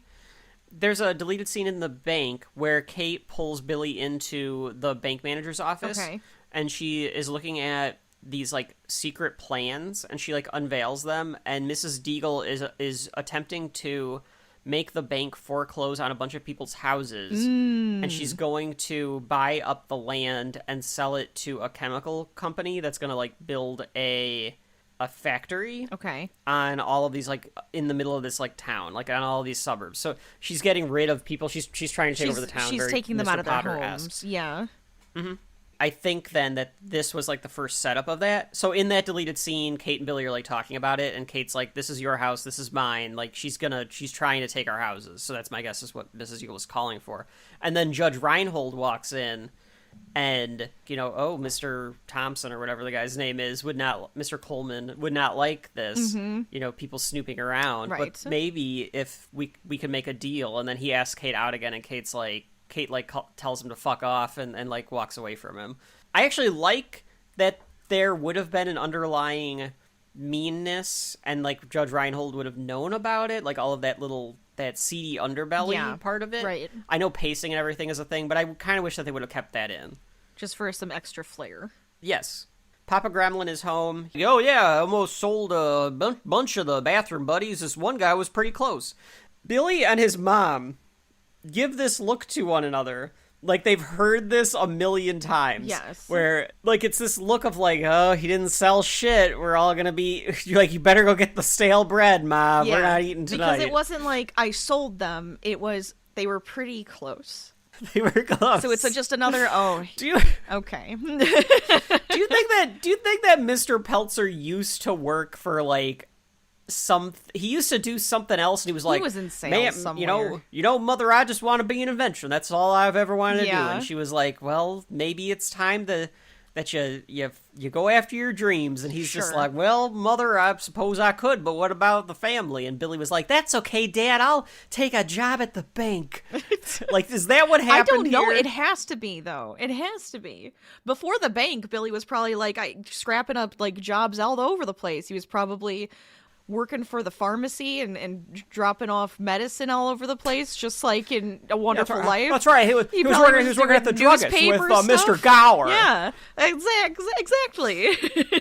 Hey, get the fuck out of here, Peltzer. This is my territory here. Working over at the druggist here. You go over to that bank with Mrs. Deagle. She's gonna take over for Potter next time. Yep. So he tells him that he's got a gift for him. Billy shakes the box like a fucking 8-year-old. Well, sure, too. You're just like, ooh, what's inside? Spaz. And he's like, don't. And he's like, don't shake the box. Well, and then Billy's like, it's a puppy, isn't it? Because he's like, we have to open it now. It's not gonna last till Christmas. Right. They lower the lights and they open the box, and out comes Gizmo. And he literally pops out of the box. Barney, as I told you, Rachel, thought that Gizmo was real. Thought that it was some sort of animal that he had never met. And Barney gives such a good performance in this because of that fact that he's like, I want to sniff this. He's like the actors are all kind of like forward, and they're all like the actors are all like kind of holding like, him back. No, we don't want to. Like they're like, don't put him in his like actor mode right now. Just hold him back for a second so he acts like a real dog. Like just let him do his thing. And the puppeteers do such a great oh my god, job it's so good making it like moving it like it's actually alive. So we can talk about the puppeteering a little bit because here comes Gizmo. Chris Wallstra and his workshop did the puppeteering. They did it based on mechanical, like air and wire work here, so that like it's pushing all of that kind of through. So Gizmo was the pain in the ass because he's small, of course, and you can't do a ton with him. But even like Zach Galligan said, whenever you see him like in the backpack later on, there's wires like going all through the backpack, through his pants, out through his socks, so that the puppeteers can like work Gizmo at the same time. And then they showed behind the scenes, there's like a half a dozen at least of these puppeteers working off the screen. They're all watching monitors of what Dante's filming, and then they have to like react to the monitors to make the puppets act. That's crazy. And the close-ups of Gizmo are an oversized head of Gizmo, so that they can actually do the articulation. Yeah. It's not the Gizmo puppet. It's an oversized head version of Gizmo, so that they can make him They got me on that. I wouldn't have expected that, honestly. I didn't realize it. But it makes a lot of sense for all of the little bits and pieces to move properly. Absolutely. The ingenuity and the craft done to make these puppets work is wonderful. And I know that they're saying that they're going to do Gremlins 3. Oh, please! I'm begging they have you. To be puppets. They have to be. They have to be puppets. They have to be puppets because otherwise it's just not going to work. They look real. The Gremlins look real in this movie. Oh, it's so creepy. They look like they're there. That's it. They're like creepy real. Gizmo of course they're looks there. They are Gizmo really there. Gizmo, yeah, exactly. They were actually there. Yeah. They're real.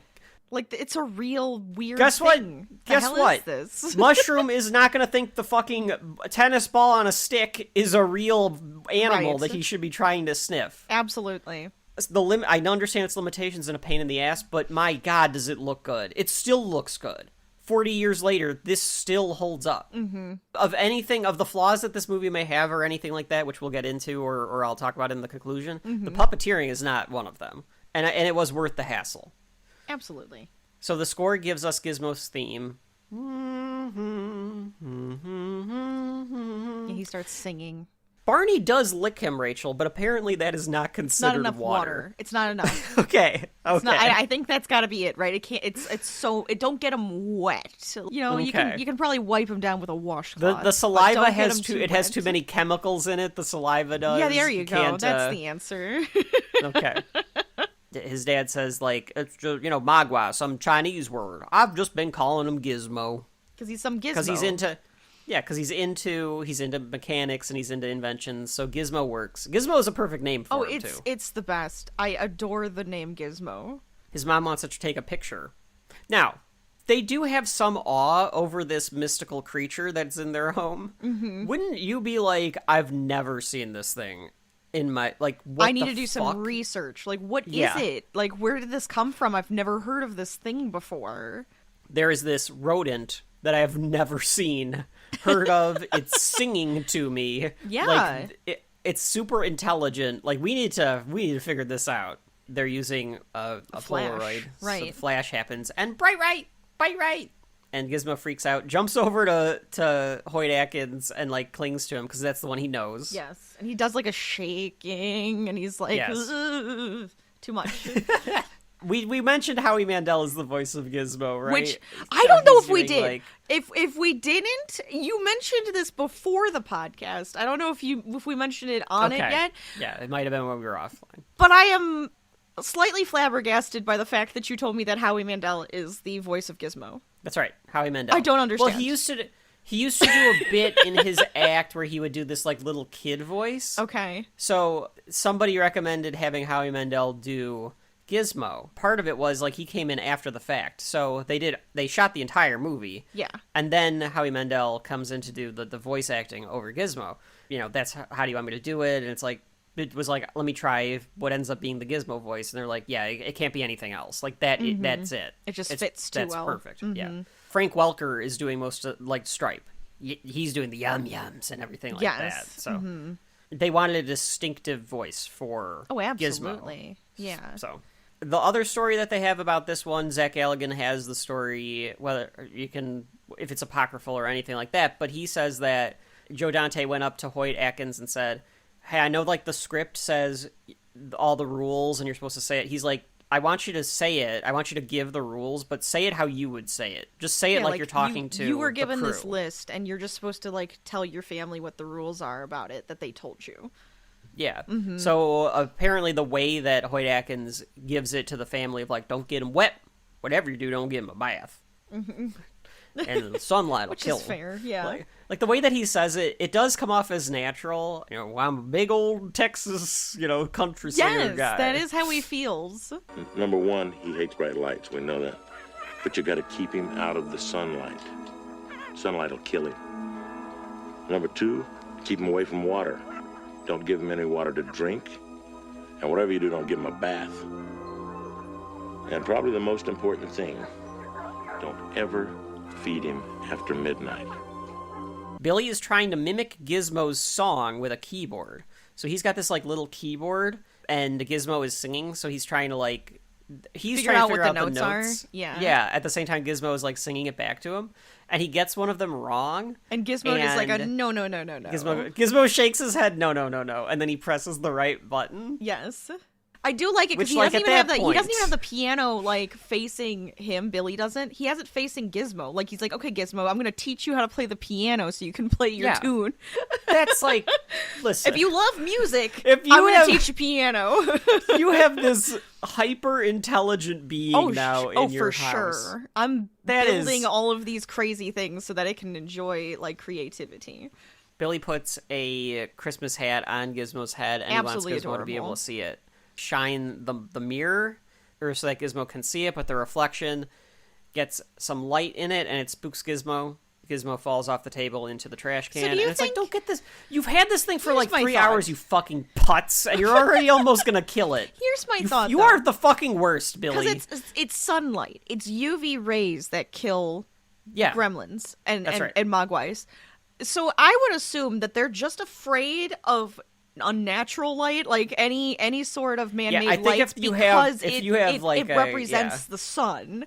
So they would Yes. probably be they're afraid of just it. fine. It's just a fear of light, more so Sure. than the death of it, because it's got to be UV yes. rays. That's I gotta think be that's it. correct. Well, I think that it stuns them because later on Kate gets out of the bar by Polaroiding them all. That's but also I think it's just fair. like, I think it stuns them. I think it puts them into shock. Like a shock, yeah. for It's just like an automatic reaction. I'm wondering if Gizmo could get used to man-made lights in like a nice like dim Well, if way. he can sit in a dim room Right. without any problem. Yeah. It's just that if it's bright, like the Sure. TV gives light, and he can sit there and watch it. See, yeah. So like it just depends on like the type of light and how bright it is. It's a bright light. Yeah. It's a bright light that bothers him. Yes, bright light. Gizmo is hurt, and Billy goes to put a bandage on him. I guess because they thought that would look cute. Little Gizmo got hurt, put a little bandage on his head because he's a little cutie. So they put a bandage on him. Yeah, And the then they only also- weird thing is when you're carrying him around, or like when you're just moving him from one point to another. Yes, does, he like, looks very sometimes he stiff. just stops moving, and you're just like, Yes. or they like here they have him continue to move while he's putting him on the counter, but it just looks like. Yeah, stiff as he a looks, board. like, suddenly stiff. Yes. They all sleep together in Billy's room. Then Barney, Gizmo, and Billy. Mm-hmm. Billy is apprehensive to use the orange juice invention thing that his dad has made. This one, if you could figure this one out, this one would work. This one would have been fine.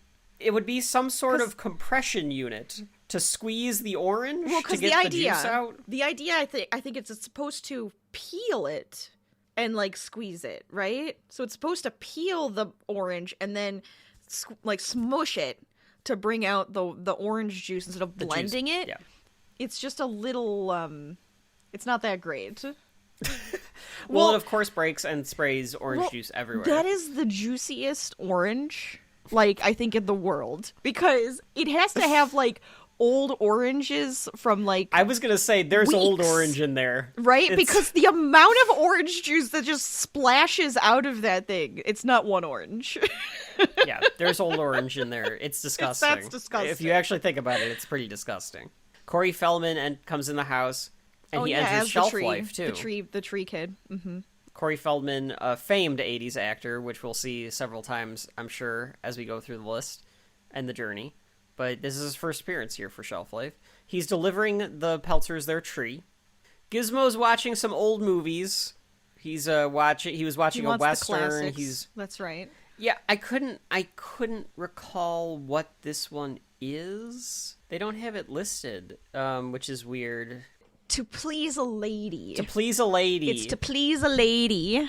Not heard of that one, if I'm being completely honest. But it's got Clark Gable and Barbara Stanwyck. It's like a little racing. It's a racing old movie, with those crazy looking cars, I think. Because that's what gives Gizmo the idea to drive a car. That's right. He's making little noises. It's like those little bullet cars. Yes. A former war hero and midget car racer meets his match in a feisty reporter who blames his reckless tactics for a accidental racing death. But Gizmo's enjoying it, and yes, he does get it in his head about the dame and everything. I like that, though. I know that's like one of those like old like cliches of like the character that doesn't understand the world is watching television to understand the world. Yeah, but that's how everyone does it, right? That's how we all end up learning. So. Even people who are trying to learn like English or any other type of language, you kind of just absorb their media. Like the Teenage Mutant Ninja Turtles, That's how they learned English. Exactly. You absorb the media, and then you go, this is what you actually do, right? No, don't call them dames. I'm gonna call them dames. Hey, hiya, dame. I don't know. It seems weird. Corey Feldman's character in this is named Pete. He's trying to get rid of the tree outfit because he does not like wearing it since it is clearly made of an actual tree. So he's dumping it in Billy's attic. Attic bedroom? Yes, his attic bedroom. Yeah. He's a 24-year-old man with an attic bedroom in his parents' house. I guess this is like his little territory. I mean, look, if I was a kid or a teenager watching this, I'd be like, that's awesome. That's fucking awesome. Room. Like, yeah, let's go. Get a lofted ceiling. It's great. Like, think about it. Yeah, but the climate control in this thing. That would be horrible. Yep. Especially since theirs just looks like, no. You just live in the attic. We didn't do anything to the attic. You just live in it. No, y'all get yourself up there now. Get yourself up there. I gotta have my invention room. That's your old room. You can live in the attic. Yeah, why don't you make the attic your invention room? No. That's not gonna work, Billy. You know that's not gonna work. I'm gonna be blowing shit up all over the place. It's gonna bring the whole damn house down. You live up there now. Oh my god. So Feldman gets to see Gizmo. What would you think if you're Corey Feldman coming in and Billy's like, hey, look at this weird Chinese rodent that my dad got me for Christmas? And the kid's just like, all right. I mean, I've never seen a chinchilla, so it's gotta be the same thing, right? It's kind of funnier, though. It's kind of funny because he does have a little bit of wonderment for it at first. Mm-hmm. And then he's just like, whatever. No, when he spills the water on it, Feldman's like, whatever. And he goes back to, like, reading comic books. Well, they both do not react to spilling water on Gizmo. Like, Billy doesn't even think, oh my god, dry him off quick. He just kind of goes, great. and then just watches it happen. And I'm like, are you serious? Yeah. You didn't even try to grab clothes, bedding, dry them off quick? Your new pet is clearly in terrible horrifying, pain. Screeching pain. Screaming at the top of his lungs about how terrible pain he's in. Corey Feldman went to pick him up or whatever. Yeah, he was like, "Oh, look, like he's gonna sing for you." So he starts singing for him, and then he's like, "Oh, can I hold him?" So he goes to pick him up and knocks over a thing of water and paintbrushes. It was paintbrushes. He was cleaning paintbrushes. Yeah. And the water gets on Gizmo's back. The effect here is pretty good though. Like the bubbles. Gross. It's grotesque. It's pretty disgusting. Feldman, though, before that, when he's like trying to get Gizmo to can you blink? Can you move your fingers? All that stuff. He's really good at acting with Gizmo. Yes. It looks like a kid trying to play with an animal. Yeah, almost like a baby. I really did too, like that interaction because it was or a baby. Yeah, because it's when you have the baby sibling or somebody puts a baby in front of a kid, they just start making faces, and that's what he starts doing. He starts going yes, and they're yes. making faces at him. They go with some Dutch angles as the fur balls start to emerge and pulse to obviously make you feel unsettled. It does give the feeling of the weird creature feature horror movie. Yes. As a kid, you'd be like, what the fuck is going on? Yes, but I love how it transforms into those Dutch angles. They see the thing pop off, and Pete stands up, and as it stands up, the whole thing tilts with him. And I'm like, oh, and it just turned into horror movie. This is when it turns. What the hell is going on? The water causes Gizmo and the Mogwai to replicate. So they're asexual beings that can replicate via water. Via budding, yeah. Billy's in shock. They're clearly not as friendly as Gizmo. Yeah. Feldman immediately tries to pet Stripe. Yes. One of them has a stripe on their head. He's like, oh, look at this one with a stripe. Yeah, and he bites him. And he bites at Feldman. And then Feldman immediately stops caring. Just does not care anymore. Because he was like, oh, can I have one now? Because there's more of them? How do you react this way? If something spills on my animal, it's screaming bloody murder. And then it starts just asexually producing more of them. I'm going to be like, the hell is going on? What am I supposed to do?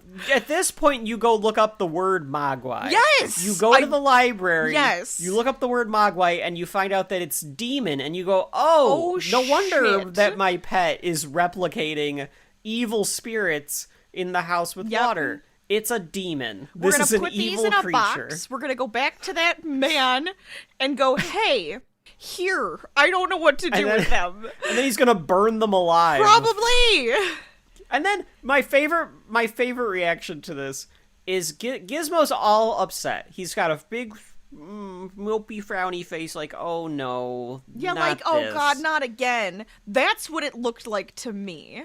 But Billy, because he's a putz, goes, "Aw, Gizmo, what's wrong?"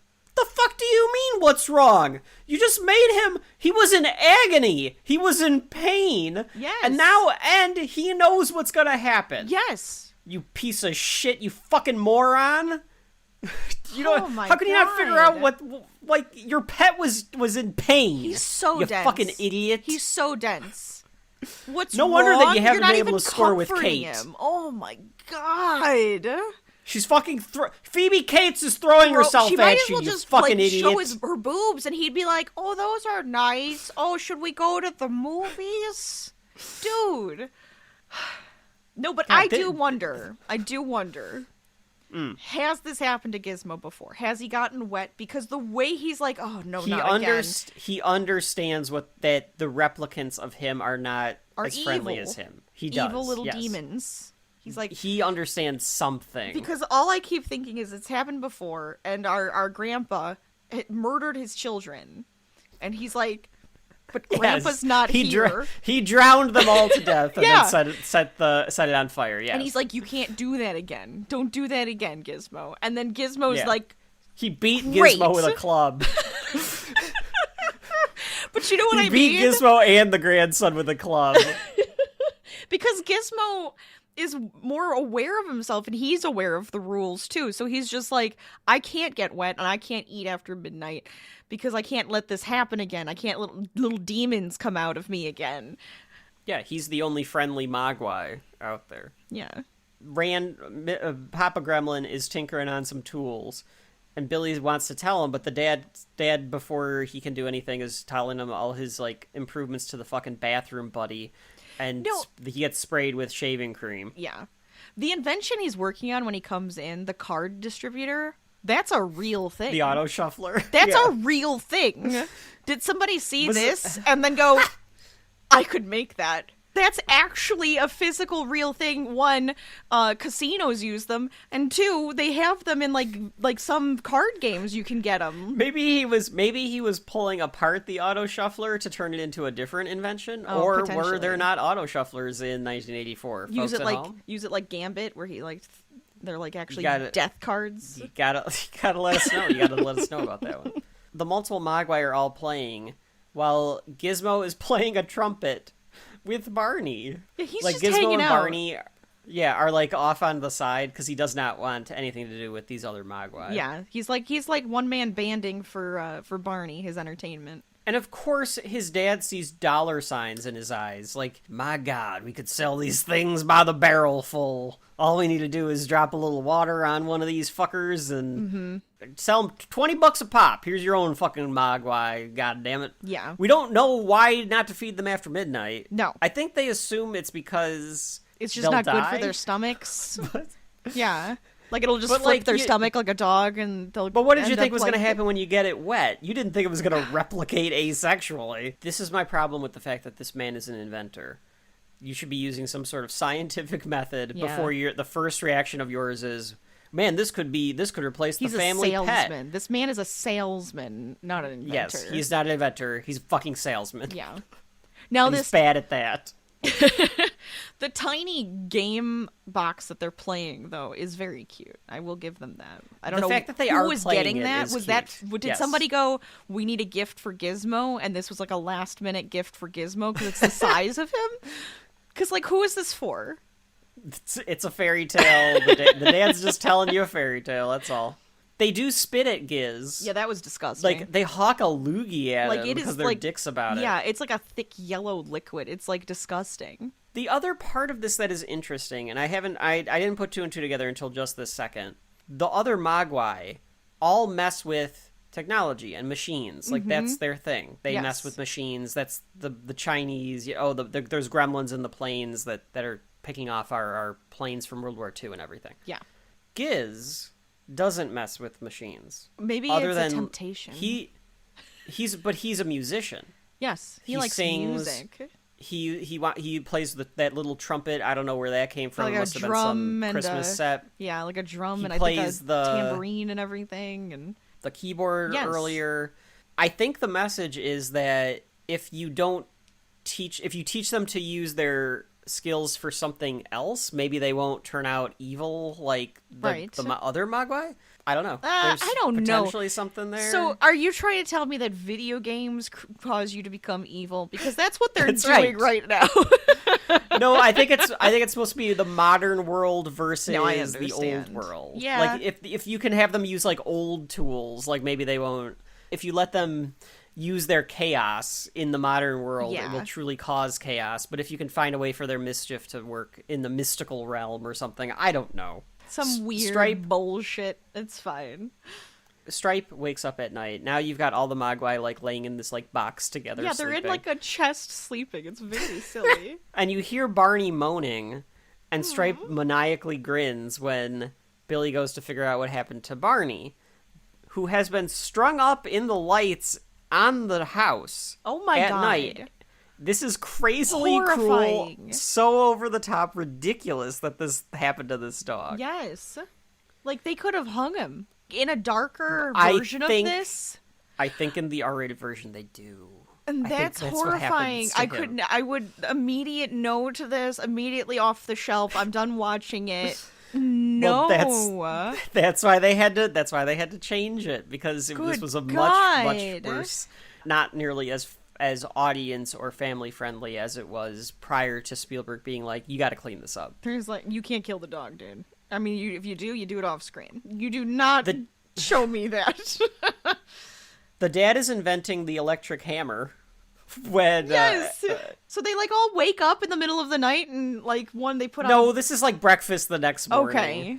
Yeah, it's just the Barney's way, I guess still he kind just, of like, wet. yeah, he, like, gave him a bath or something to warm him up. I don't know. But it's Yeah. like, yeah, Dad's just Which you screwing shouldn't around. do, because that could give him hypothermia. You gotta dry him off first. You don't immediately Yeah, put I would the imagine it heat kind on. of depends on the situation. You wanna reacclimate.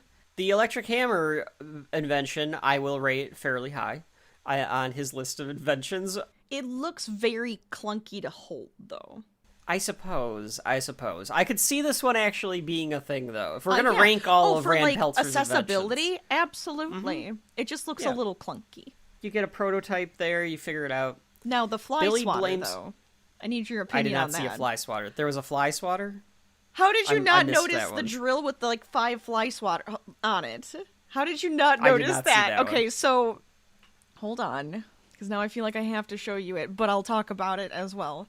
So right after he chose the hammer one, he picks up another one that's just like a drill that has a bunch of fly swatters on it, and then it flies around in a circle, and then he puts it down. Like, he just starts picking things up and putting them down. Oh, yes. Okay, I'm sorry, I just forgot. Oh, yes. What the hell is that? What is what the is that purpose? supposed to be? What is the purpose? Is Because that like... they all go out, and then they come back in. What is the purpose? No, you think it's like you know how you go to do a fly swatter, you go to swat a fly, but you can never catch it? Well, this one, you just spin this fucker around, it's gonna catch that fly. It goes faster than a fly can fly right away from you. It's bound to hit it. It's bound to hit it. He's making sure that all of his inventions work that he's going to take to the convention. That makes sense. That's what he's doing. That's so he's checking to understandable. make sure that they work. To answer your question of why he's picking like these things up one after another. Mm-hmm. Billy says that it was Mrs. Deagle. So let's break that down for a second. Mrs. Deagle, The evil woman, the wicked broke witch. into your home. Mm-hmm. Went to the attic where Barney sleeps. Yeah. Right? Yeah. Like, unless she lured him downstairs and Billy, who is an idiot, did not notice, because he didn't notice that the gremlins strung him up. Right. Then took the dog Right. and tied him up into your Christmas lights, which means that she pulled the Christmas lights off of the house. Mrs. Deagle did this. Well, it's the only person he knows that hates Barney. And I I'm could telling you, see she's if just maybe- the wicked witch. She just came to the window, grabbed him, and then... Or did her she hired the deed. wet bandits to break into the house That and just too. becomes a Home Alone side piece. Right, I'm like, Cruella de Vil. Mrs. Deagle, like, what the fuck? But yeah, God. he thinks it had to be Mrs. Deagle. Papa Gremlin says that he'll take Barney to the grandma's, and then he'll pick him up on the way back for Christmas. That way we So don't he's have gonna- to worry about Barney, and I appreciate that movie. Thank you. Yes, that is clearly why they did it. It was like, well, I already killed the dog. I guess he's just gonna have to spend time at grandma's so that he's outside of the movie. The coffee maker doesn't work. It is disgusting. It emits a sludge. Yes. They laugh about it, though. They laugh about how they can't drink that one. He, like, starts to do it, though. He's, like, scooping it up with a spoon like he's going to eat it. No, he says, like, nah, I don't think... Well, this guy, of course, is gonna fucking eat it. No, I'm put like, it on what I'm top of saying- the pancakes. Eating your coffee. If I have to That's eat right. my coffee, there's a problem. You just put it on top of the waffles here. It makes you get it all in one. Could we call it the Peltzer breakfast here? Get it all in one shot. Makes it faster for you. Especially if you're me and you're eating 3 different breakfasts on the same morning. I put my waffle with my coffee on Yes. top, my coffee syrup. Then you get your eggs and bacon. And your orange You can put juice. more coffee syrup on top of that. And then afterward, just to, hit it off a little bit of yogurt. Okay? Now you put the yogurt through the coffee maker, thicken that fucker up. Because you don't God. want any... You got some coffee yogurt. That's why it's a sludge, because he's putting yogurt in the coffee maker. Randall, have you been putting yogurt in the coffee maker again? I like the taste. You gotta mix those things together, honey. Tastes great. So, Billy is going to his old school because the only scientist that he can think of is his old science This is teacher. a small town, Kevin. Small town. The only science person you know is the school person. It's the Okay. high school biology That's teacher. right. Yes. Yes. And then he fucking does it again with a drop of water to illustrate Oh my to god. the science professor. Like, hold that on. this happens. Hey, Gizmo, what I'm gonna do is I'm going to torture you again. No, he doesn't take Giz. He takes a different one. Oh, He that's takes true. He takes some other one. That's true. He Yeah. does. Yeah, it's not Giz, but it's one of the weird ones, and he's just like, here, I'll just drop one drop onto him, which just creates one bud instead of like multiple. And this teacher is kind of like, what in the hell? Yeah, you don't see it happen again. You just it's a slow pan zoom Spielbergian style in on this guy's face because he's like amazed at what's happening. I don't think a fucking high school teacher would be able to tell what's going on here, Billy, but I guess to your point, Rachel, he's like, I don't know who else to go to figure out what is happening. Maybe here. a vet. Go to the vet. A vet. A vet. You know? That could be a good place to start. They know a lot of different animals, so maybe they'd That's look true. at this and be like, "This They is gotta not know an a dog, animal. a cat, a This pig, is a an cow, a abomination." frog, all in the same day. And then they look at this and go, "That's an abomination. What the hell did you just bring me?" Be gone, demon! Oh yes, I've heard of this. They like bring out a big drill. yes, They're gonna like murder yes. the thing. They put it in like a cage. Oh They're yes, like, hold on a Mr. Peltzer. second. You brought me Start a drawing mogwai. runes, lighting We're- candles.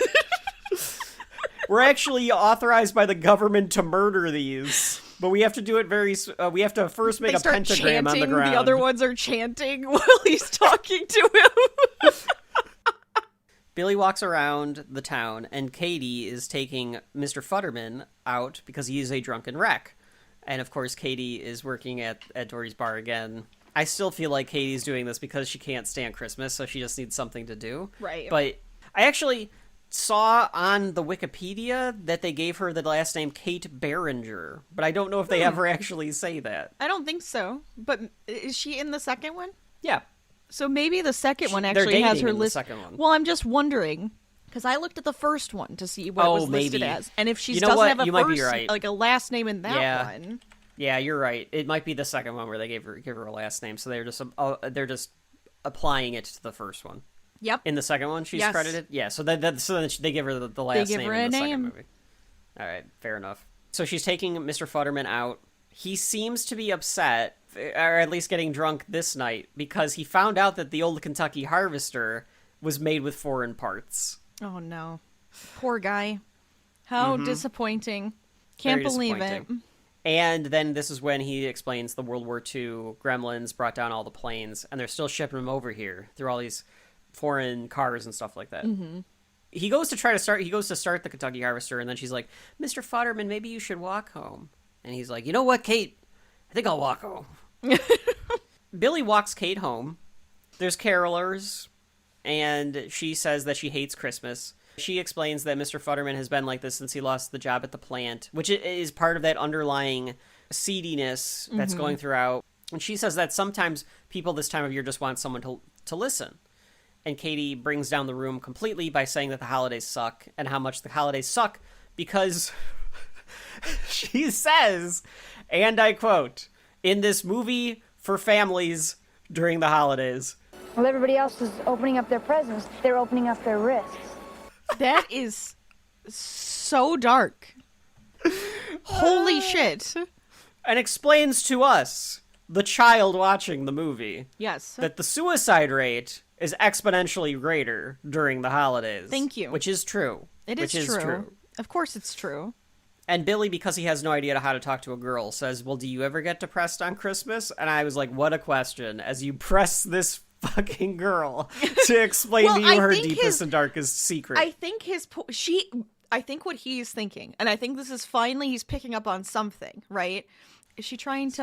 Yeah, she's leading me to something- ask a something's here. question. Yes. So Yes, he's like, yes. so are you depressed right now? Do you need help? Kate. Yeah, do you want to talk? All right, you know what? Fair. I Yeah. will give you that, Rachel. Yeah. But it's the way that he approaches it, because he's like, Yeah. how can you hate Christmas? Hate Christmas? What's wrong with you? Right. Instead of like, instead of doing what you're suggesting, Rachel, which is like, do you want to open up to me a little bit? Right. Maybe we can make you feel What's a little going traumatic on? right now. Do you want to tell me? Trauma make out. She's like, well, I don't even celebrate Christmas. And then he's like, what are you, Hindu or something? And then Yeah, she's what the fuck's wrong with you, lady? Man, I thought that Kate Barringer was like the girl of my dreams, and then I found out that she doesn't like Christmas. And I just don't know if I can be with someone that doesn't like Christmas, Giz. yeah, because like he just keeps pushing her about the hating Christmas, and she's just like, what? I can't hate a holiday. You can hate every she other says, holiday, like- but what's the problem? Like, You can hate Lincoln's birthday or Arbor Day or something, and nobody cares. who Nobody- hates Arbor Day? But you say that you hate Christmas, and everybody loses their minds. How dare you? So hate she goes Arbor home. Day? She goes home, but he does shoot his shot, Rachel. He shoots his shot. He asks her, like, when do you have a free night? And she says, Thursday. He says, you want to go out? You want to get a bite to eat? You want to go out with me sometime? It's very Rick Moranis in Ghostbusters 2. That's the feeling I got. Kinda, yeah. She, of course, accepts because she wanted that sweet, sweet Billy Peltzer bod. Of course, yes. The science teacher is drawing some blood from the Mogwai, and the Mogwai, of course, does not like it. Well, why and I would- who understand, likes it? Because Yeah. I don't like needles. Nobody Well, wants to get because, pricked like- by a needle. There's, like, certain animals, like, you can take blood from certain animals and they don't even feel it or flinch Sure. or care. Yeah. I think if you're conscious of what's happening to you, like, even a dog, if a dog realizes, like, someone's sticking something in me, they're gonna freak out. That's why they always, like, take the back leg, because the dog doesn't even really pay attention to what Right. you're Kind doing. of like you shift their focus a little bit. Yeah. He should have done that instead Yeah, of just he's taking it from straight their up hand. drawing blood. From the Mogwai's hand. That's a weird spot. Like, I guess You he's can thinking, get- like, because you of can the get pricked, skin and, the like... finger prick. Oh, yeah, I guess. But it's just the way he's using a syringe, so he's, like, sucking it out. He's taking blood, yeah. Yeah. You'd think that he would go, like, in the upper arm or, like, in the back or... I don't know. Maybe you're right. Maybe the back Anything. leg. Gizmo's watching Invasion of the Body Snatchers, the 50s version of Invasion of the Body Snatchers, of course. And he is playing with some 3D glasses. Which is adorable. Gizmo's also... It is very adorable. Yes. He's also learning more English, I think, because of the exposure to television and Oh, yeah. being around the Peltzers. Absolutely. Because Billy's like, that's neat, huh? And he goes, yeah, neat. or whatever. Neat. The Mogwais are all in their crate, Acting jumping like up and little, down. like horrible toddlers. It's really funny though how they're all like food, yum Yes. yum yum yum yum yum. I feel like this was Stripe's idea. Like, okay, if we act like 100%. this, he's going to Yes. just be like, okay, here's some food. Because he's No, like, oh my god, defi- you're starving. It's definitely Stripe's idea because Mm-hmm. after Billy goes downstairs to get them the food, he huddles them all Yes. up again and whispers to them. like, follow my lead. Ah, Yeah. food. Yeah. Billy sees that it's 11:35 and like, dude, That's too Listen. close. That's too close. listen. That is way too close. This is a stupid move. It's like horrible. If it's 6:30, maybe. That's fine. After 8 p.m., fuck you. Nope. You're not getting a goddamn thing. You can You wait have to wait until till the daylight. morning. Yep. I mean, still- even I still if like- I like our theory that it's the moon, which That it's means the moon? Yeah. yes, which means that like 4 o'clock is the cutoff, especially in That's the right. winter. When that moonrise happens. Oh, yeah. it is a no. That moon rises. If you can see into the sky with the sun, we're not having food. Absolutely not. Damn right. You can fucking starve. Fuck you. I was told not to give you the food. So, of course, being the Peltzer household, there is a giant full plate of chicken wings that is just in the fridge. I bet you when Randall Peltzer got home, the first thing that guy did, he opened the... So he's like, oh man, that was an adventure. You can tell me all about it, Billy. I'm just going to go inside and... Hey, what? Where the fuck are my chicken wings? I put them in here last week. He Like is just on he a is bowl, like on a non- plate. On a plate, It's just on a uncovered. plate. Completely uncovered, yeah. Yep. He is pissed. I guarantee Were they you that even dad is cooked? pissed when he comes home. Like, were they even cooked? They must have been cooked. Like, are they smothered think in a they're left sauce? over. Like, I Yeah. guess you're right. Yeah, it's so weird. Now, this is Rachel's favorite scene, though. This is because amazing and these disgusting. Mogwai just shove these wings down, and they make it so that there's the noise, and then the nasty drool all over their faces and everything. They look like they're truly eating it, and Gizmo is disgusted.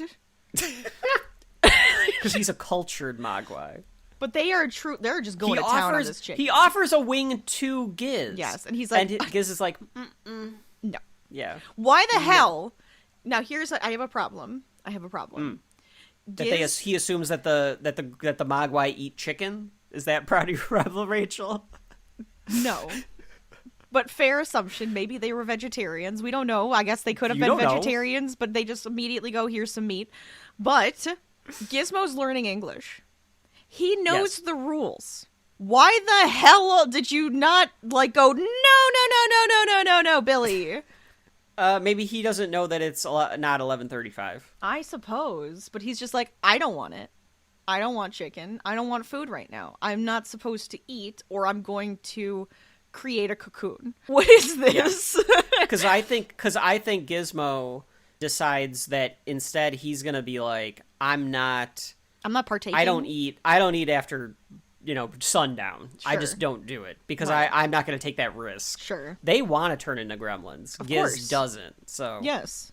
the science teacher is doing work at 2:30 in the morning for Yes. some reason, but I guess he's just fascinated now because he's gonna get this fucking thing named after him or something. And the Mogwai grabs some of his leftover Why did you leave the Why sandwich did you leave your there, sandwich? Mr. You Martin, took one or bite out of Henderson, it. whatever your name is? Took the bag of chips, but not your sandwich? Weirdo. Well, I mean, I would have. You got a walk-in bag of chips, like that's fine. I understand that. Yeah, but at the same time, you took one bite out of your Mr. sandwich. Hansen. It's Hansen. Mr. Hansen. Yeah, he took one bite of his sandwich that he had at 1:30 in the morning. I don't like it. I mean, a sandwich at But- 1:30 isn't a big deal, but Yes. the fact that he only took Rachel's trying one- to. He might as well have had a fucking glass of milk while he was eating this sandwich. Probably This did. fucking guy. If he was home, he would have. But he's at the science building. He had to take whatever he had. This is his lunch or his dinner that he took with him. Billy doesn't notice that the time hasn't changed as they watch the end of Invasion of the Body Snatchers. Gizmo And horrified. Gizmo's afraid of it. Yes, he Yes. gets scared. But they fall asleep to this, and now the next morning. Oh my god, this music. Yeah, this sound. As a little kid, I think that did get It me though, scares because me. like of course it does. Like Yeah. it's an unsettling noise. Right. The gross pods though are in the attic, and Gizmo is the only one left. And the mom is like, "Did you feed him after midnight?" And he's like, I fed him at like 11:50. Pretty sure. So then he goes and walks over, and then he's an idiot because the cord is broken. And in the most Billy Peltzer like pussy way, he Yes. says, Mom, what's going on here? "What do you think? What do you think that the super hyper intelligent things did, Billy? You fucking moron." And then they're looking at it at the school because it happened to the one at the school too. Right. Now, do you think that they put two and two together? Maybe they just, why didn't Giz change? Sure. But I mean, like, shouldn't the teacher have been like, well, I left my uneaten sandwich in front of here and it's gone.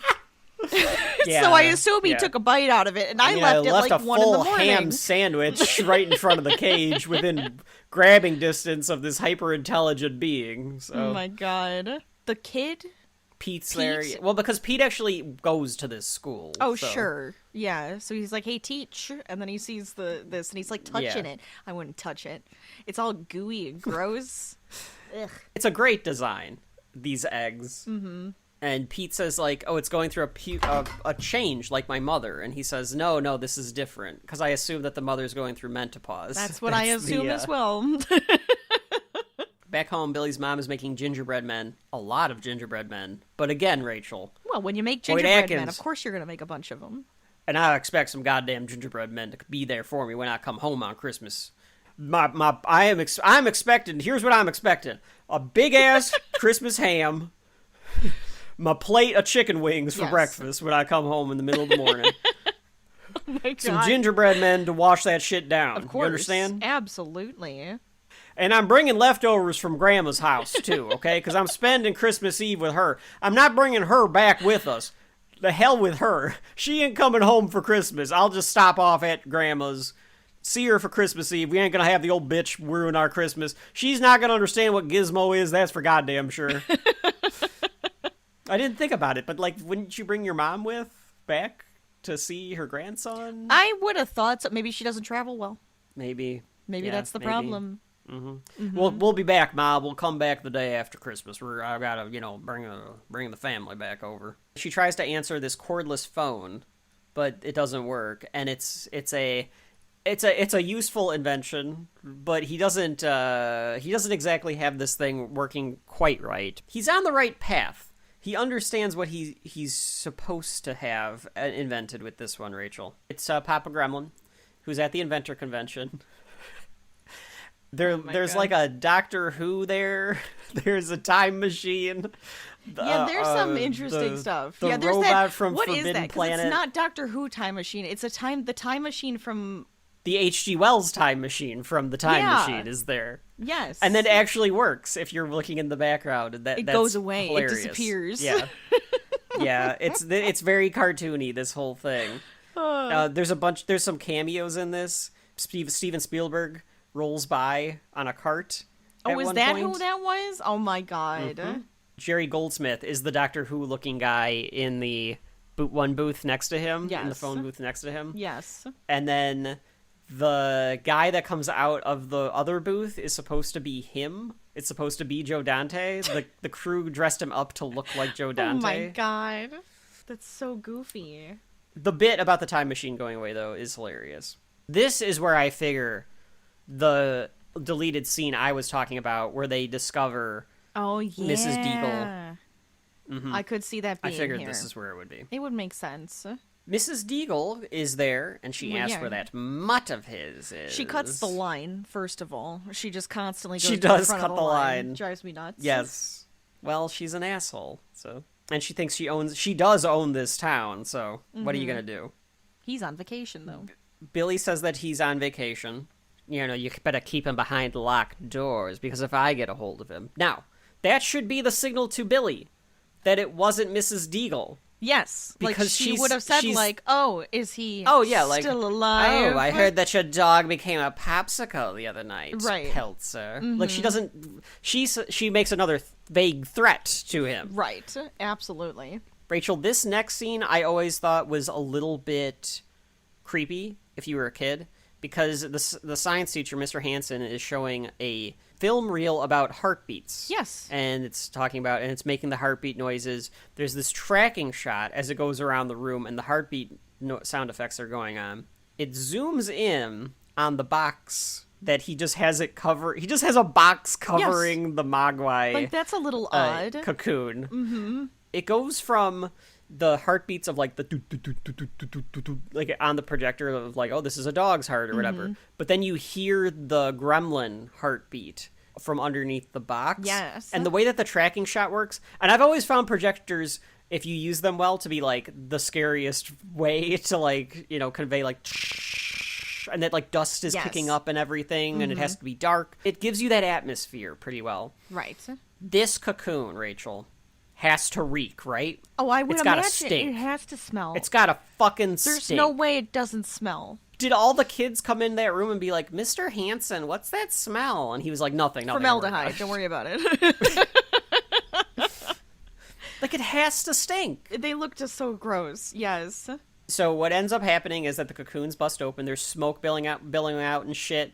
Giz is terrified, trying to hide from them as they creep their way out. He should have been trying to hide better. But Yeah, because he's like right next to them in a helmet. Like, dude, either go under the Yeah, bed, go under the covers, get in like get in something. the closet, get in a different room. Yeah. I don't know. Get down those stairs if you can. Right. Anything. Comes Ooh. back as they bust open. Mm-hmm. The kids are leaving for break. I do like the little bit that Pete wants to ask Mr. Hansen about the Mogwai, but he knows that the cocoon is open, so he's like, get out of here, get out of here.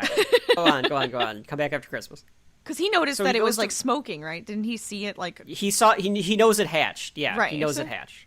He goes and calls Billy, and I even wrote in my notes, Rachel, this reeks of a deleted scene, because he's calling Billy at the bank, and Kate is standing next to Billy and is like, has her like hands thrown up. Right. As like Billy like, I gotta go, and like leaves the bank. So I bet this was a much more extended scene of Kate being like, Billy, we have to do something, blah, blah, blah, blah, blah. Right. And Billy's like, I've got my own problems. I have these Chinese monsters that are going to That have destroy the hatched town. now at my house.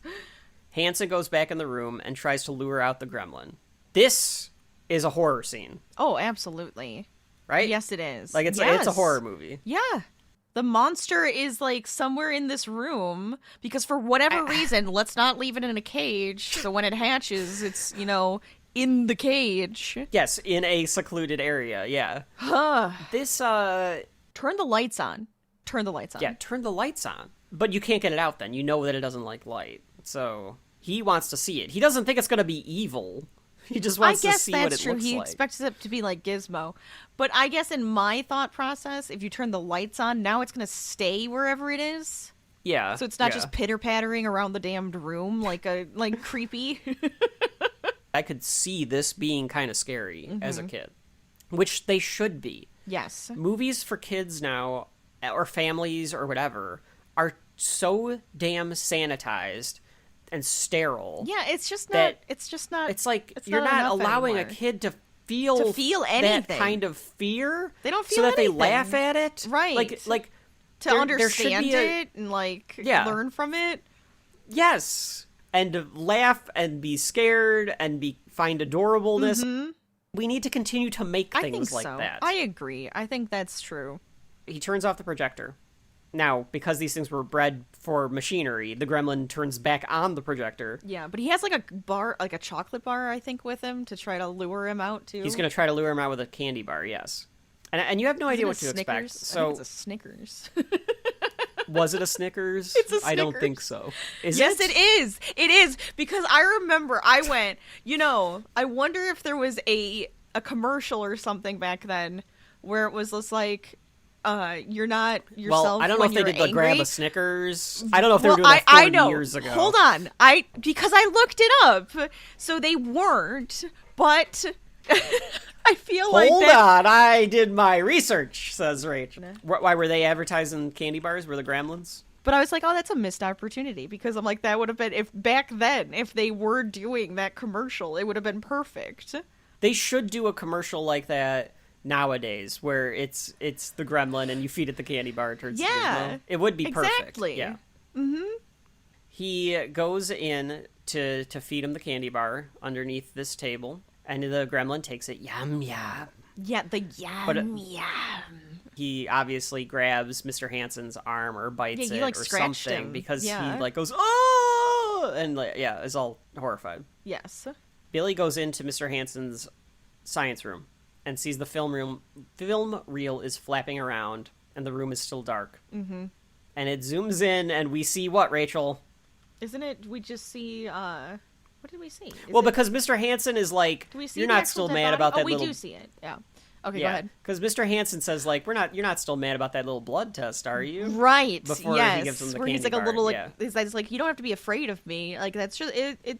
Yeah. So what it zooms in on Mr. Hansen, partially under the desk, dead on the floor with the suture. No, that's not the word. With the syringe sticking out of his ass.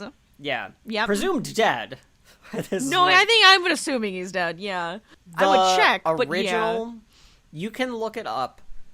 I think the original he was facing up, dead, clearly dead, Ooh, with syringes okay. all over his body, Oh. including like a bunch in his face. Sure. The MPAA said you're gonna get an R if you have that in the 'Cause movie. that's just so too they much. changed it. Yeah. I mean, it is a little bit funnier having it in the butt. Yeah, I suppose so. I don't know. I could go either way on that. If you Google it, Rachel, see if it shows you Mr. Hansen original death scene or something like that. Oh, jeez. Oh, my. It's gotta be mostly because you see his dead face that would give I the think R. so. Because I feel like if you just had a bunch of syringes out of his back and his butt, it wouldn't be as rated R. But seeing a man just like dead eyes has to do it. I guess so. And because there was no PG-13, it was like it's PG or it's R. Like, it's one or the other. So I could see where it was like, all right, I guess we have to change that. Billy goes to make a call, and the gremlin scratches his face and then takes an apple. Spits it back out, though, because he's not going to fucking eat that apple. Get out of here. He takes the glass vials, though, and he starts eating them. And we stick on Billy's face as the gremlin. The gremlin, you're eating fucking... I mean, it's a gremlin. It doesn't care. I guess. The gremlin goes into the ductwork. Yeah, like the vents. We don't see it, but we see Billy's face, and he doesn't really change his face too much. Ripped open, yeah. He goes to get some gauze for his hands, so he goes to, like, the first aid kit in this school. And I don't know how the gremlin did this, but it pops out of the cabinet when Billy's, like, wrapping his hand up with gauze. Yeah, what the hell? Gauze. It's already in there? It's like, I know where you're going. I know where you're going. You need to get some to fix your hand, so I guess I'll be in here. But he pops out of the cabinet, and we get our first look at a gremlin. So, Rachel, for those of the audience that have not seen Gremlins, what's a gremlin look like compared to Gizmo? Leathery, green. Yes, more scaly looking, a little, larger, definitely larger, and very, pointy face. Pointy teeth. Yeah. Long teeth, long nails, all of that They look stuff. like gremlins. Like, I feel like I don't know. Gremlins, yeah, you just say gremlin. Them. You know, you say gremlin, it's a gremlin. It's a little demon creature. They do a good job of making it look like this could have evolved from Gizmo. Because it's like an enhanced version of a Mogwai. Mm-hmm. His mom hears running around back at the house. And they are messing with Gizmo on a dartboard. They're, like, throwing darts at Gizmo, like, all around his body and just fucking with him. She grabs a giant steak knife. She is because ready. She wanted to kill these fucking things anyway. Yes. Okay? Well, I guarantee you... Billy says he calls her first, right? Yes. They hatch. She grabs the knife before he calls Rachel. Well, maybe it's like, I love Gizmo and I hate the rest of these fucker things, like, because they're all mean. Like, she realizes That's what I'm saying.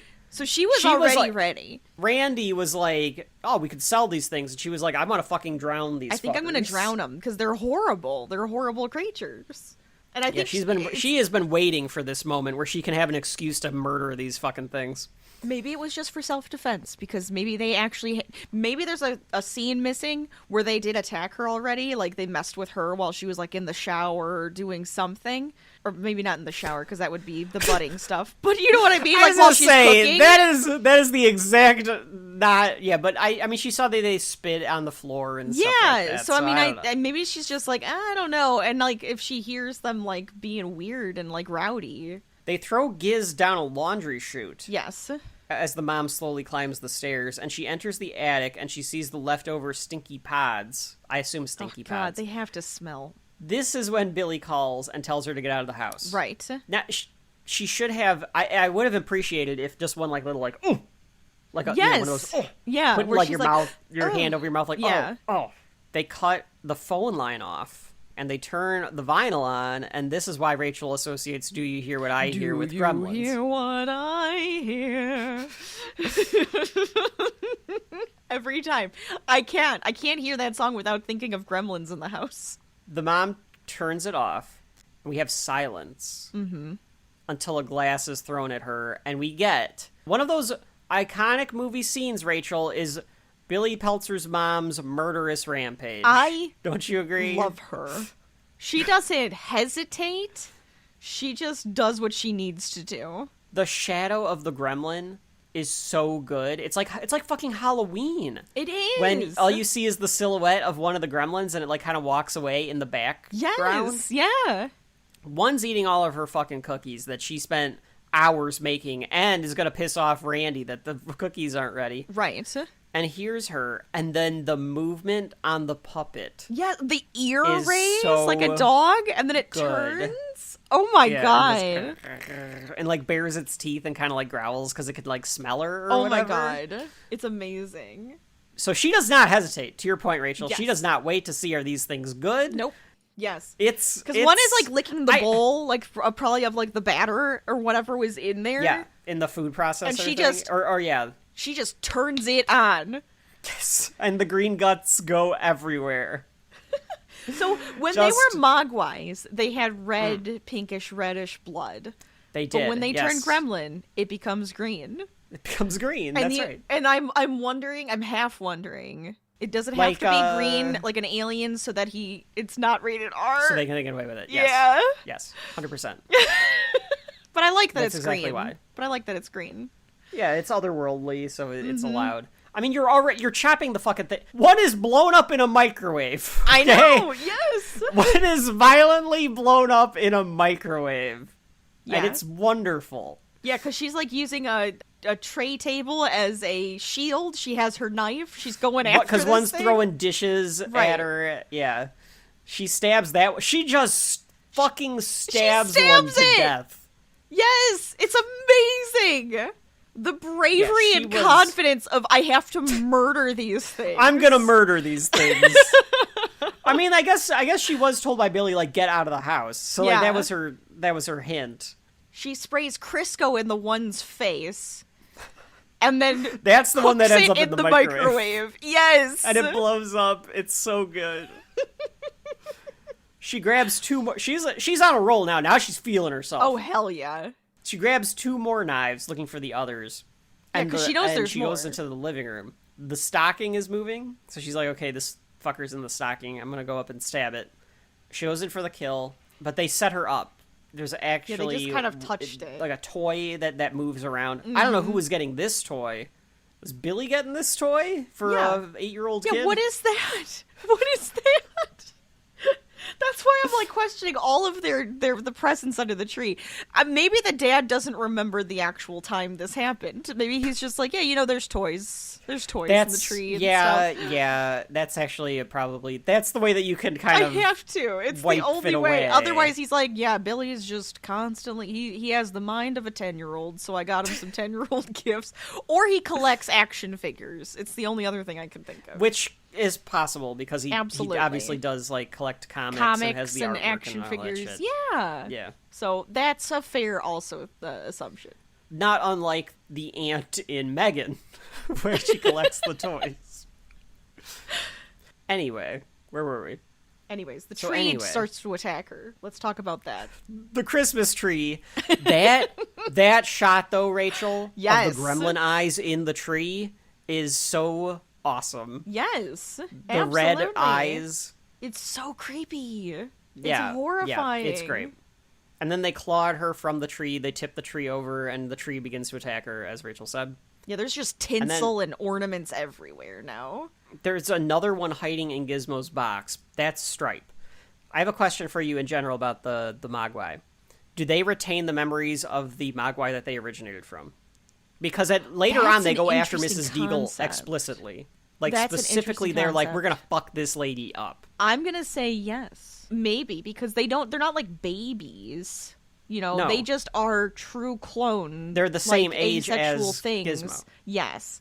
So my assumption is yes. And that's why I wonder if that's why Stripe was hiding in the box, because he's like, Gizmo Unless they're is, just neighbors, like, and they're just like, I'm yeah, a- next house. Like that's the only other thing I can think of. Is or that, like a jealousy thing of like they respected Gizmo. I'm a superior version because I Right. was able to evolve. right, absolutely. Because Because they're like, he's a freak. Gizmo's a freak. He's a freak. He's Yeah. not. He He's not He conforming. didn't want to try to to transform and to evolve. Yeah. And maybe Stripe also sees him as a threat because Gizmo is like the one that came from, so he's technically the leader. A Venom and Carnage situation. Yes. If you will. There you go, Marvel. If See? you guys, if DC and Marvel can get along, although I don't know what the DC equivalent of like the symbiote is, but if we can get a symbiote gremlin, that'll sell some comics. The mom is getting choked out by the gremlin. The gremlin like took the lights and started choking her, and this is when Billy comes home. He takes the sword and he cuts its fucking head off. Yes! And it burns in the fireplace. Oh my god. So he does use the sword here, Rachel. Right, and it's wonderful, and it's horrifying. I feel like this was a we'll allow it moment with the head in the fireplace. Well, because it's a monster. It's not real. right, so it's okay. So you can do that. Yeah. All right, now that all of Stripe's crew are dead, I can ask you this. Because I think I would prefer this. It would have belonged to the movie, of course, and the pacing might have been fucked up. If they would have given all of the replica Mogwai a slight personality, like they do in 2, but not as explicit, where, like, this is the goofy gremlin or whatever. Or what they do later. If they would have given them a little bit of personality so that it allows us to know which one the mom is killing, would you have preferred that over just rampage of like these things are just fucking monsters? It doesn't matter. You got to kill them. Because when we see them as just the fuzzy Mogwai, they kind of Stripe's the only one that stands out. Well, they do look a little different from each other. They have slight differences little changes from each other. Yes. So I'm wondering if we actually saw the puppets next to each other, if they do have those same slight differences. It's harder to see it just because it's like they didn't want us to see them until the moment we have to But even if the one that's eating, like, I kind of wish it did have some markings that would just kind of make it stand out slightly. And that one's the one that always wanted to eat, and would try there's just one more scene where that one's the chubby constantly one that just eating keeps fucking eating during the day. There's one that's always tinkering, and that's the one that's tinkering with the fucking tree or something. Just like a little one, just kind of 1 second thing. Sure, just something subtle. Yeah. I'm not asking for it to be explicit, but that would have probably required a lot more work. And it's they're already probably strained to death trying to get what they did to work. So I get it. Stripe's in the window. He blows his nose on the curtain and then runs out and laughs at them. Now, my other question for you. Is it about snow? It is about snow. Are you about to ask about the snow? 100%. You knew what it was. Snow is wet. I guess it goes back to, 1, it's a fairy tale, and 2, I guess it goes back, and the rules don't make any fucking sense. It's not explicitly wet. It's not like they're soaked in water. A solid doesn't matter. Yeah, I guess. Yeah, I'm assuming that's what it is. Why Barney's tongue didn't spark it's not anything. enough. It has to be go into the water or get soaked by it. Of water. I know, that's the weirder part. I think that is where they made their mistake. That is where they made their mistake, making it only 1 drop. He should have poured a little bit of water. He needed to pour a few. Yeah. Billy takes his mom over to the neighbors. Again, getting her out of the movie because in the original drafts, she was decapitated. Instead of decapitating the gremlin instead. He goes back in the house and he finds Gizmo. Now Gizmo is officially Billy's sidekick for the rest of the movie. Mm-hmm. Billy goes into the woods looking for Stripe footprints. But a good atmosphere, again, because of, the darkness of the woods, and, he's just got... It's like the fucking Shining. He's, in the hedge maze. Yes, that is what it does feel like. Absolutely. The dad is trying to call home, and there's, a robot next to him. That's the robot doctor. from Forbidden Planet. Okay. Yeah. Did the doctor character turn into the robot? Because it's got the same parts. I think it's just maybe that's the idea. I don't know. It's so weird. There's it's a got lot a hat of on. It's so weird. There's a lot of shit going on in the frames from now on because Joe Dante made this. The entire rest of this movie is a cartoon. He's like, okay, now I can have fun. Let's go. Living cartoon. Yeah. Now I'm gonna fuck with everyone. We're in a comic we're book. having fun. They track Stripe to the Kingston Falls YMCA. Mm-hmm.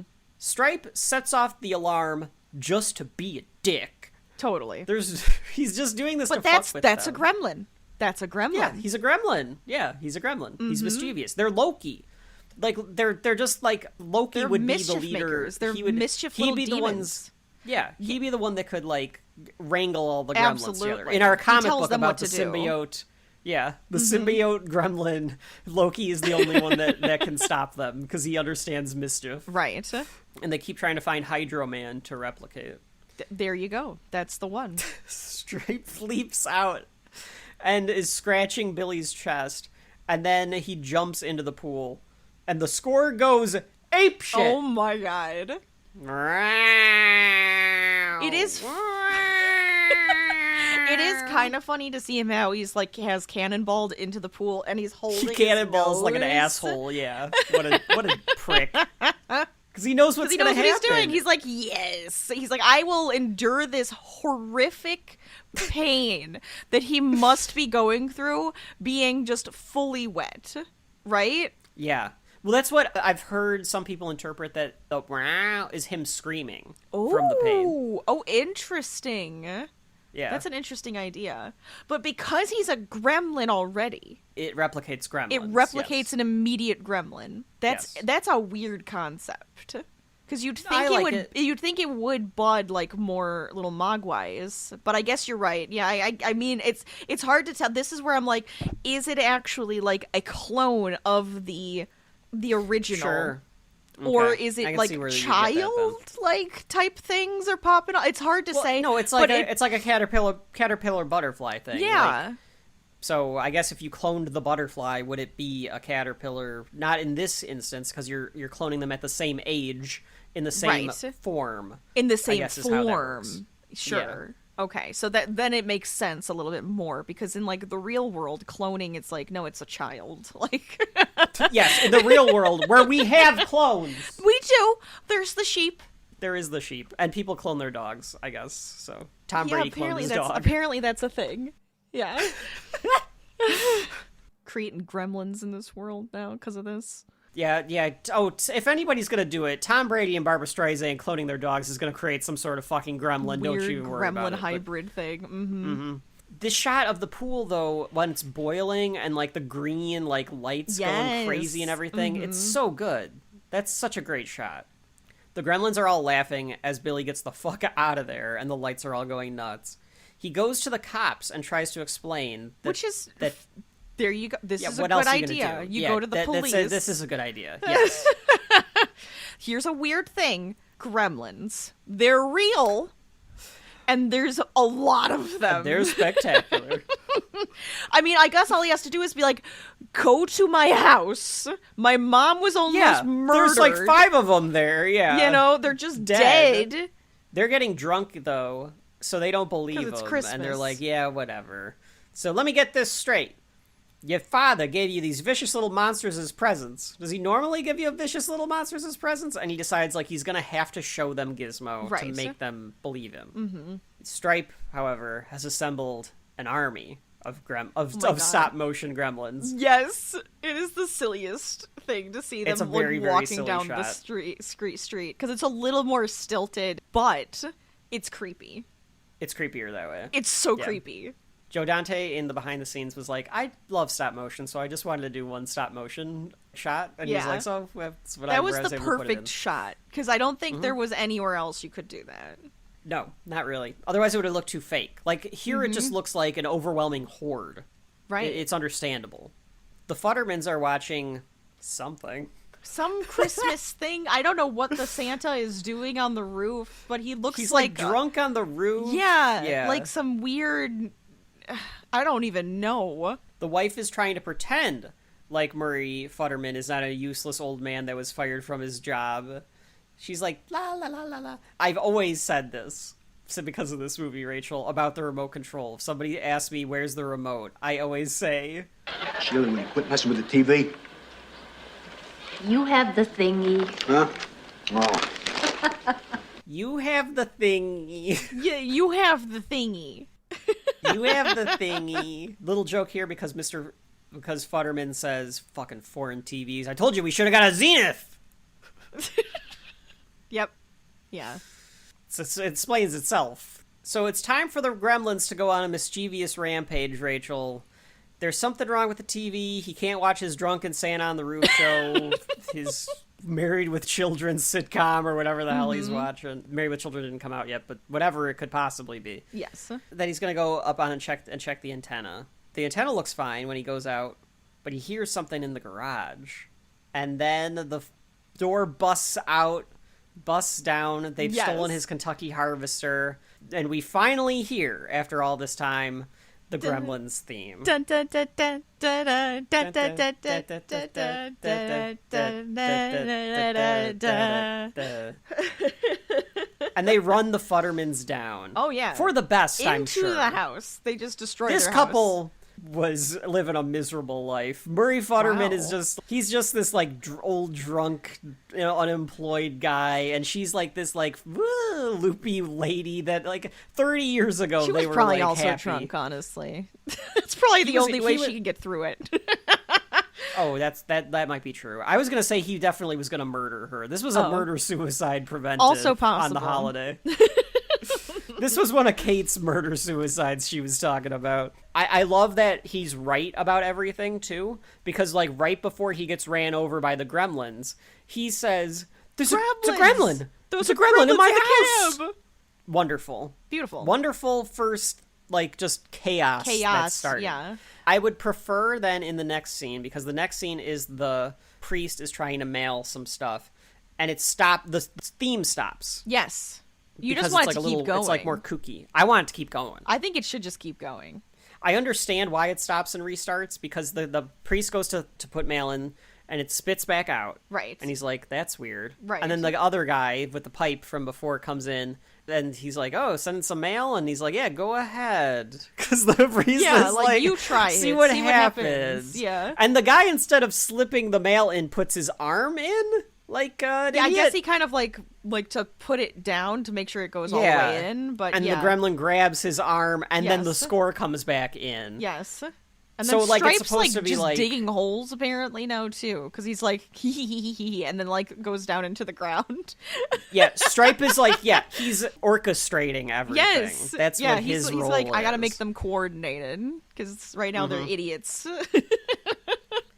One of the gremlins is messing with the traffic lights, and then because people can't think for themselves or understand Which is green proper, and red, they're that's just true. causing a crash. That's also It is just true. true. This is exactly what would happen. This is what would happen. People don't pay attention. I love the gremlin laugh, that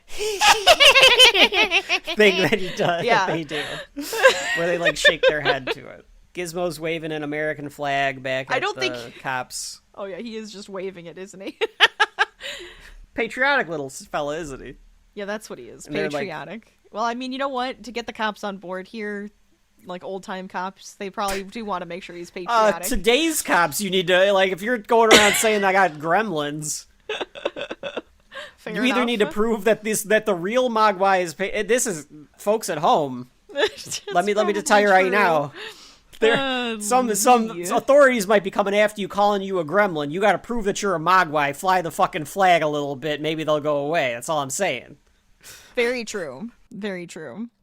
So they don't believe this either, and they're like, how is this little guy turned into 1,000 ugly little monsters? He's just so cute. He is a cute little guy. The cops get a call about the Futtermans. Billy's like, it's the creatures. Gremlins, yeah.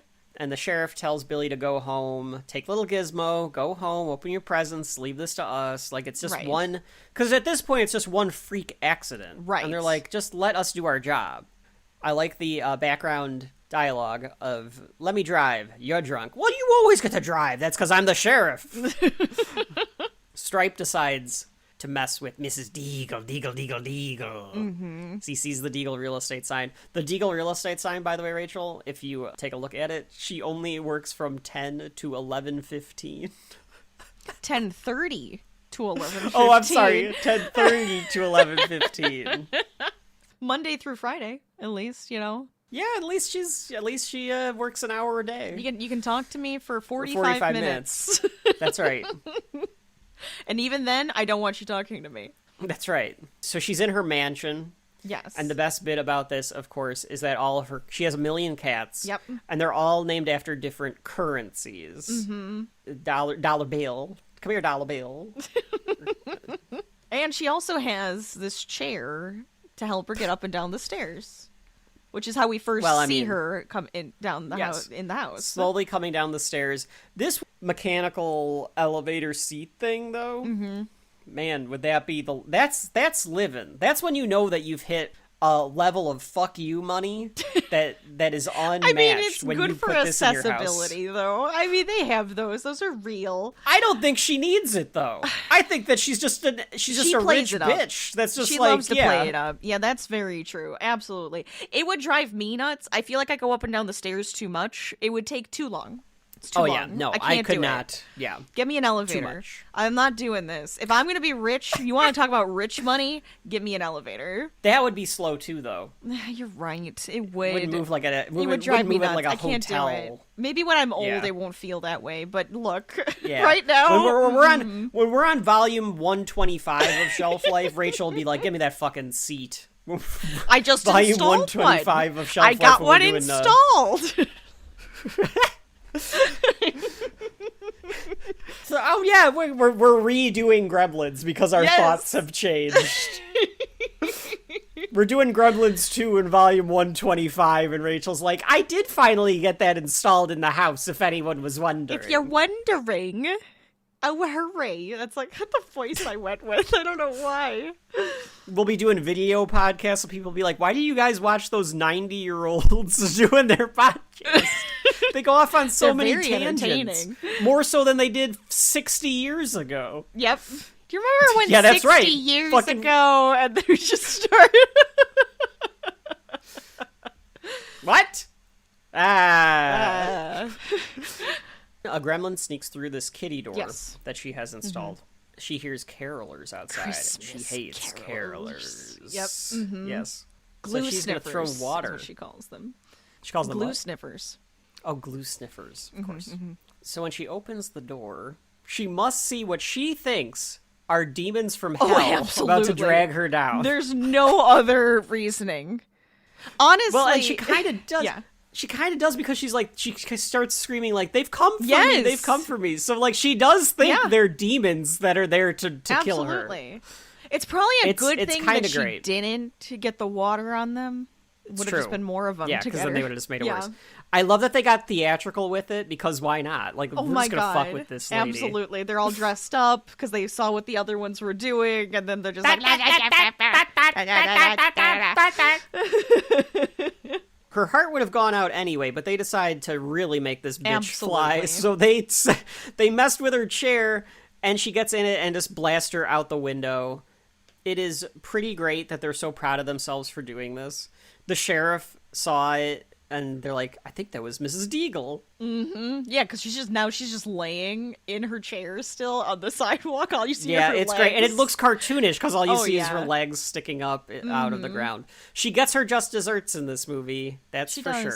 She does.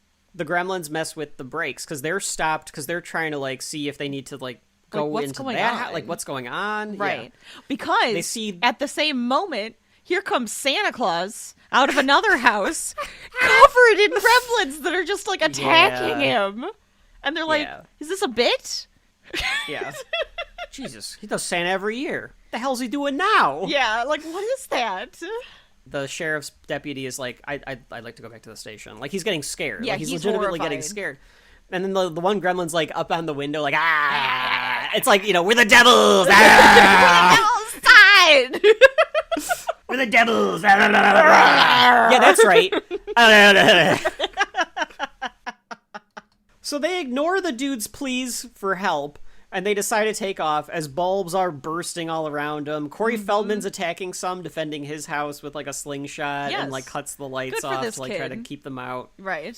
Deputy's freaking out. He's going, what the hell is this? This is supposed to be Christmas. And somebody cuts them off, but the brakes don't work, and they flip their car, and then the other truck goes through this like wall, and an Yes. explosion happens. So just utter chaos is happening now. Yes. I love the zoom in on the gremlin's face, just as like, ha ha ha ha ha, like Yeah, the lights yes. flashing. So happy. Yes. Oh, they're yes. so creepy. Billy tries to start his piece of shit car, and it actually works this time. It wouldn't have, right? If it wouldn't have worked in the morning, like being out in the cold all day, my there's God. no way this car would have fucking worked. No, not at all. Maybe the gremlins messed with it. They Got thought it to work. they thought they were breaking it, Yeah, but and they instead accidentally they fixed fixed it. it. Yeah, I like that idea. He takes off as Rockin' Ricky is on, and Pete called in to try to warn about the gremlins.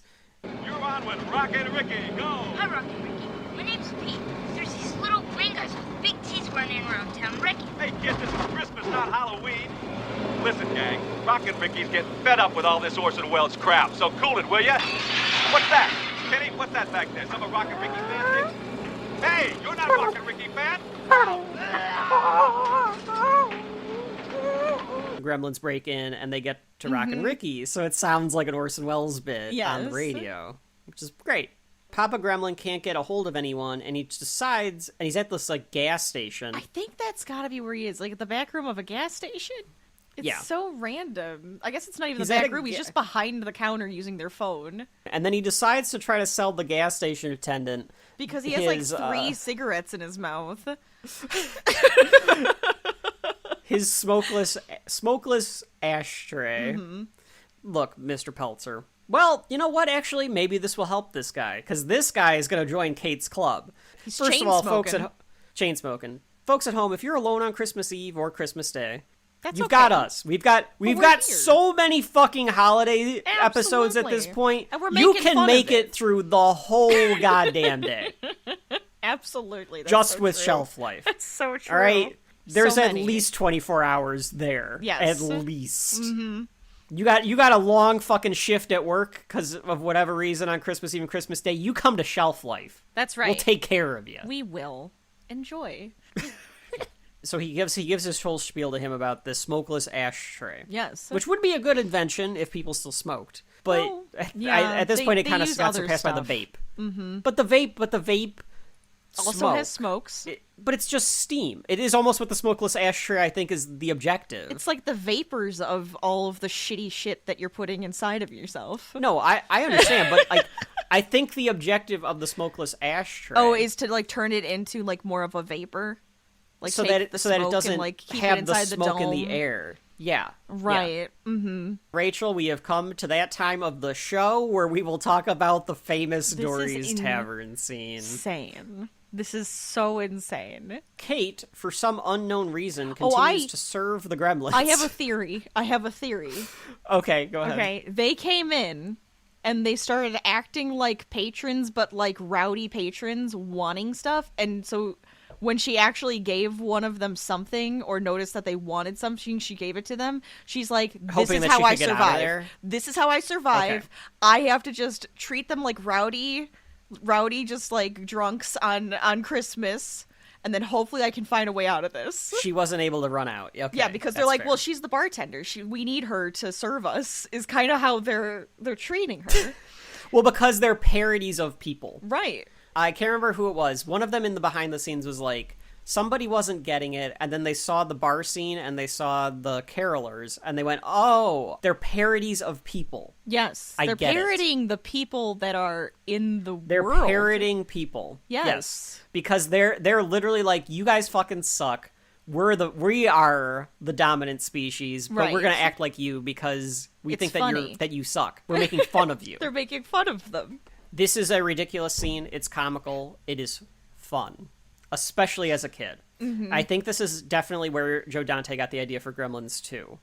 Because it has to be. Because for me, this is like, you're pushing it a little bit because I want it to be more scary versus creepy or like versus goofy. Yeah. So I'm like, it's pushing it for me a little bit. This is Steven Spielberg's favorite scene. I'm not surprised. It's Steven Spielberg. Yeah, I suppose. For some reason, I can just see him like, this is wonderful. Laughing and thinking, funny. like, this is perfect. Yes. He's thinking people are going to remember this forever. Yes. And they do. This is the scene. Mm-hmm. This was shot way after everything else was shot. It took it took a long time to shoot this movie, as you would expect because of the puppets. Mm-hmm. They got done with everything, and then they brought Phoebe Cates back in just to do this scene because they were like, we don't need actors, we just need Phoebe. Yes. She seems like the most laid-back person, too, because really it was like, does. whatever. I think she hated Hollywood, though, because she married Kevin Kline and then fucked off. She was like, I'm not doing this shit at all. So they're debaucherous and violent and treating Kate like a slave. Mm-hmm. One flashes her. Yeah, we got a flasher. There's flashing gremlin. Mm-hmm, mm-hmm. They're trashing the place. Smoking, they're playing arcade games. They're drinking. They're Stripe singing and loud. Yeah, Stripe is like the mob boss in the corner playing cards. Yes. He's got his concubine. His like he's got woman one in drag to be his girlfriend. His woman, yes, because they don't have. I'm assuming there's no gender. Genderless. They're no gender. Because so now they're making fun of genders as they're well. Asexual. Yeah. So they're making fun of genders. Mm-hmm. Yes. Stripe knows one is cheating because the girl told him, and you can even see it because the guy's got he pulls out another ace. Yeah.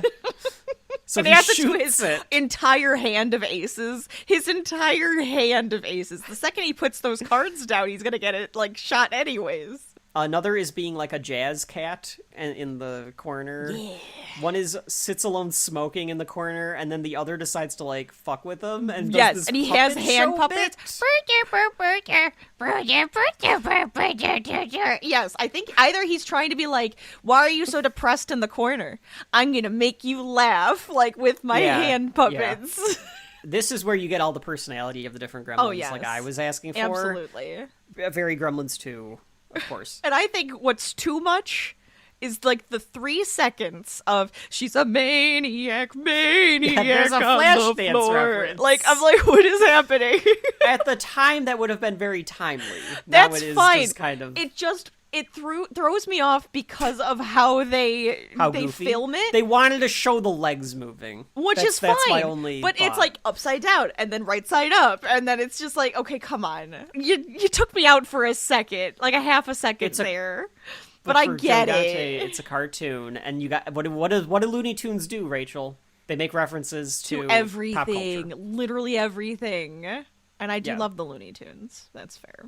We're having a good time because we've caused so much chaos. Like, we're gonna go take over the town. Stripe's like kind of letting them have some fun before they go back to taking over. For sure. So one of One them asks has for like another... an entire thing, like a whole carton of cigarettes in his mouth, and Yes. she's like, "Oh, do you want that lit? Hold on, here I have matches." Because I don't know how they got any of the other ones lit, but they have other cigarettes already that they're smoking, and then she's just like, "Here, let me strike this match." I don't know if she's lighting them and then handing them over before, but now she's like trying to bring the fire to his face, and he's like, "Oh God, no!" Yeah, it's because it's getting too close to the face. I think it because he has wants to it be that. relit, and it gets scared of the match, and she gets an idea, a hell of an idea. Mm-hmm.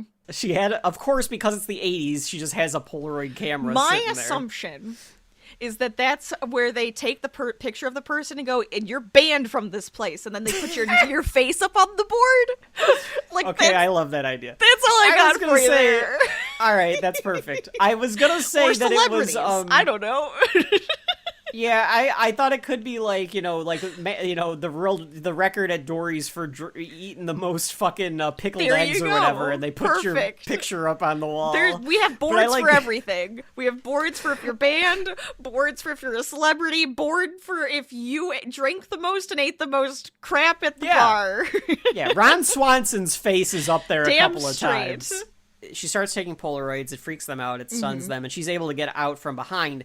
She turns the fan switch on, because there's one hanging from the fan, like just twirling around, and it spins so fast. I don't know what setting she put it on, but it ends up losing its grip and flies into the bar sign and gets murdered that way. Yes. One has a mask on and a little pistol. What is Because he's that? Robber Gremlin. That is horrifying. He's got a freaking balaclava on, coming after you. They're parroting people. True. And he's like, I know, it's a bar. I'm going to rob it. Oh, maybe he saw it in like a TV show. He's like an Yeah, old because school of- cops and because of robbers. Gizmo. Yeah. It shoots at Katie and misses, and then Billy shows up with the high beams on, so then they all run away. Yes. Because they think that they're going to The melt like sun! the fucking Sanderson Ah! sisters. Absolutely. So Kate runs out, they get in the car, but now the car won't fucking start again. He should. Why did? Probably because he drained that battery. I was gonna say Why did he turn it off? Why did he turn off the car?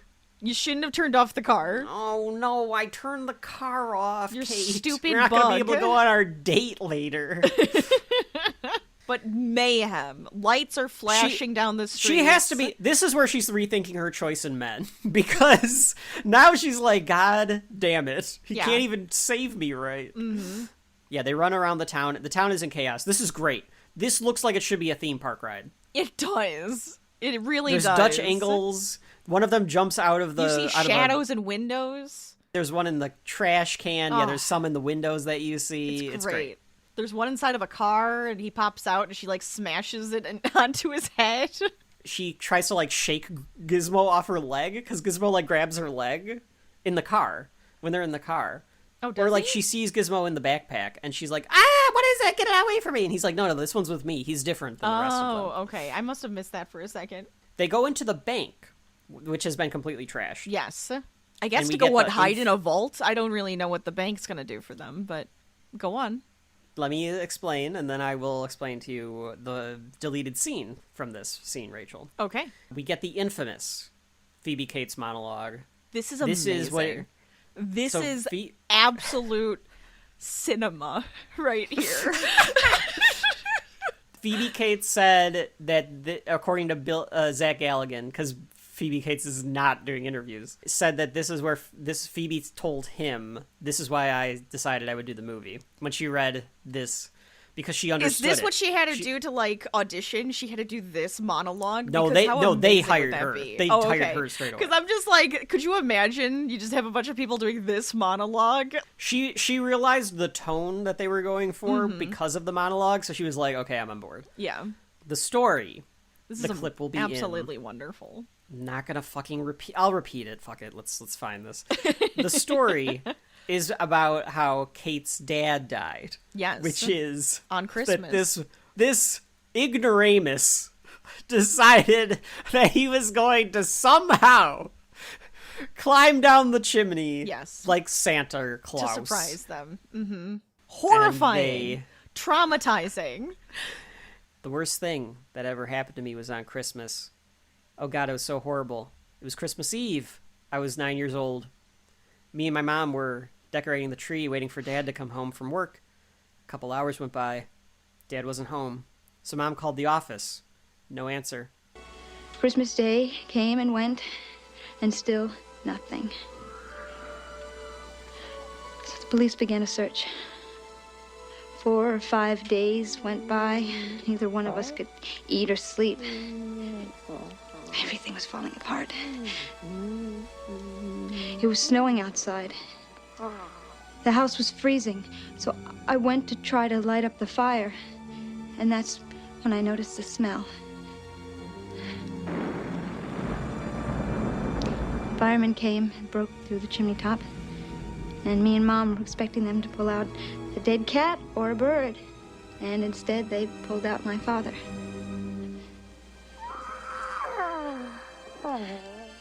He was dressed in a Santa Claus suit.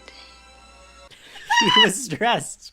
It's so fucking insane. Oh my God. And so Joe Dante says, when he read the script, because this was in Chris Columbus's script, because again, cynical, fuck Christmas, fuck the holidays. I'm sorry. Christmas is dumb and stressful. Yes. And you have to deal with bullshit, and it sucks, and it does. Yes. Christmas kind of sucks. Like, in a sense, Christmas is stressful and shitty. It can be. I have to go find all these fucking presents for all of you fucking ingrates. Oh, nobody's getting And I have presents to for me this year. I'm not getting figure this out. He'd been climbing down the chimney on Christmas Eve, his arms loaded with presents. He was going to surprise us. He slipped and broke his neck. Died instantly.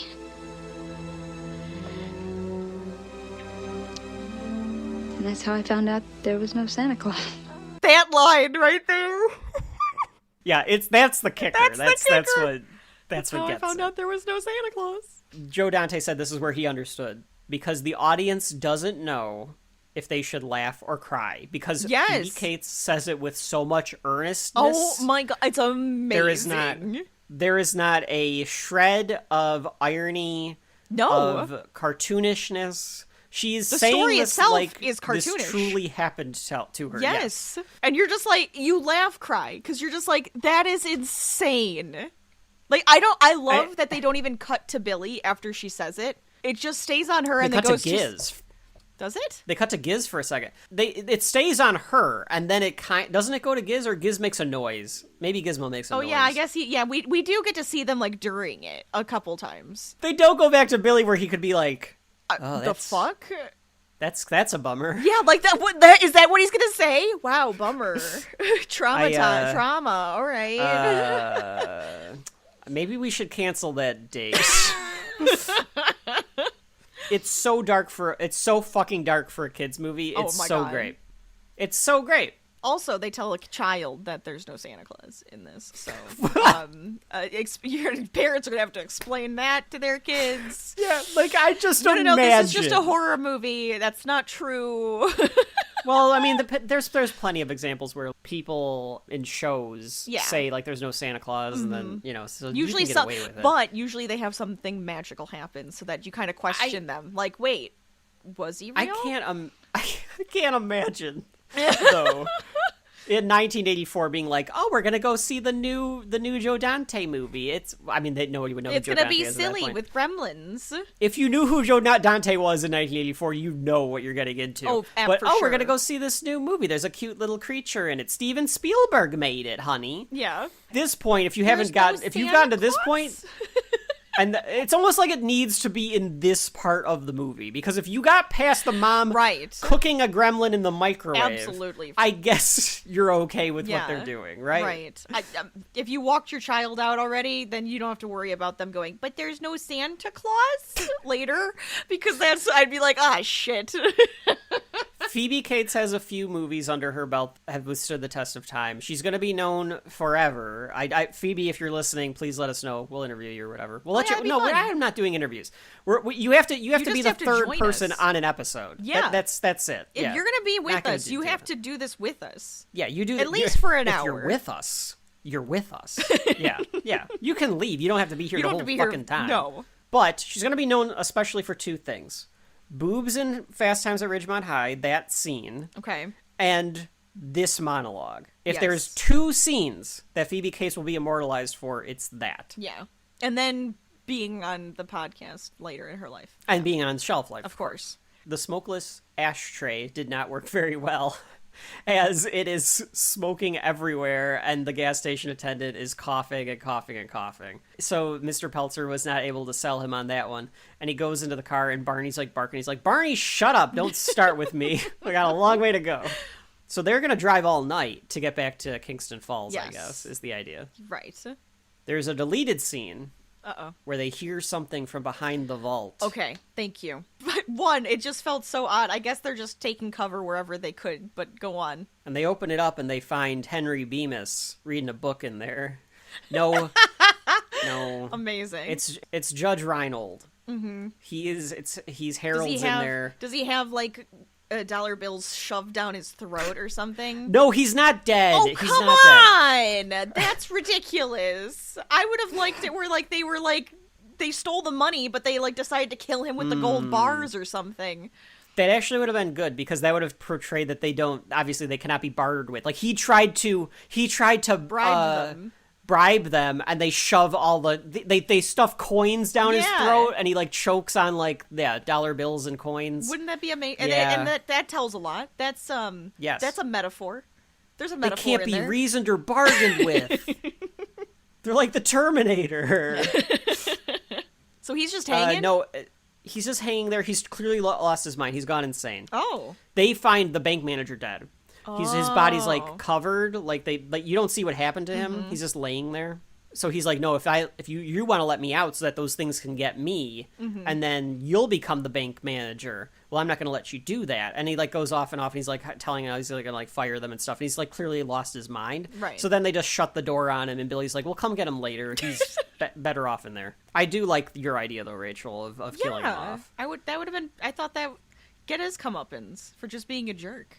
A greedy jerk. But that scene should be in the movie, because his character just vanishes. It just doesn't have any. There's no relevancy to him then. Yeah, I really wish that they would have kept it. I understand you got to make cuts. We don't, but I understand like you should make cuts. Potentially, it could have been a 2-hour film. I would have watched that. I would have. Yeah, but they would only added like 10 minutes. Right. It's fine. Yeah. So they exit the bank instead, and it's silent compared to the chaos that was out there before. So it's like now an eerie, weird silence. Mm-hmm. And they're like, where would they all have gone? Well, they would have gone someplace dark. So they walk by the theater, which was playing Snow White. Yes. Like an old-timey, like, oh yeah, we're like re-releasing it. Like, come out to Christmas and watch Snow White or something like that. Rachel, did Snow White come out around Christmas? Is that why it would have been like considered a Christmas nostalgia film? Oh, December 21st, 1937. So it was the 1937 Christmas movie. Okay. So maybe, yeah. Fucking damn you, Joe Holy Dante. cow. You are...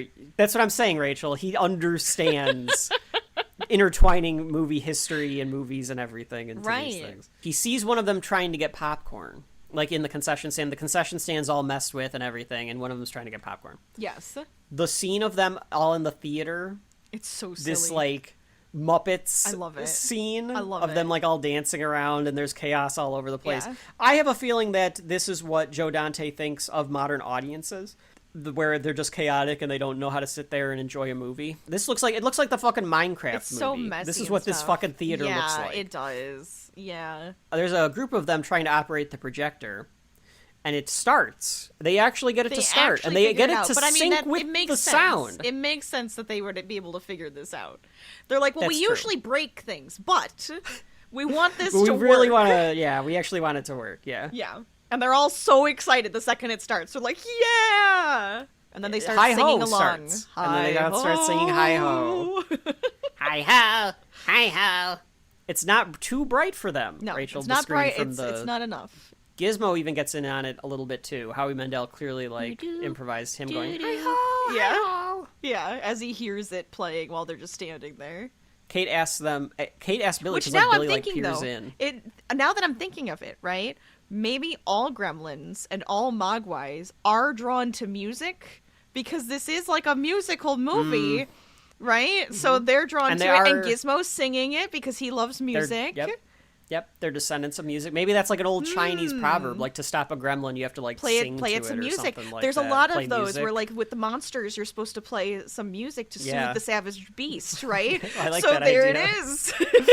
I like that idea. For Gremlins 3, White House Down, that's what it's going to be, where music has to take them out. Yeah. And everybody just starts singing From Sea to Shining Sea. Yes, And exactly. it's just a bunch of Americans singing in a circle. While, like, they're singing From Sea to Shining Sea while, like the fucking, like, Washington Monument's, like, crumbling and everything. Yes, it just falls over. They're walking around with Lincoln's head. Like, the green blood is everywhere. Yes. Yeah. And then one of them has to jump into the waiting pool. Yeah. See, this it writes itself. The subway is just Hollywood, over. Please There's give just Red in Letter there. Media the credit for it and make this Gremlins 3. Oh It would my be God. wonderful. Billy has an idea. Question, Rachel. Because he turns and he says, "Where's the boiler room?" And Kate goes, "Behind the theater." Why does she know that? Maybe she has a third job working at the movie theater. She really hates her home life. She's like anything to just stay away from there. Is she single-handedly keeping this town afloat? Yes. The answer is I could yes. see her being like, well, Mrs. Deagle was going to try to foreclose on the old movie theater, but I want to make it a historical landmark, so I'm helping, Maybe she trying won on to that raise one. money. I bet she won on that one. And then so she was volunteering there constantly. Yeah.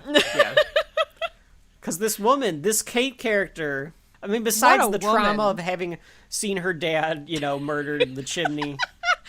She overcame that and just runs an entire town trying to just defy this woman. That could have been the sequel where Kate becomes like the mayor of Kingston Falls and becomes like a Jaws mayor-esque character.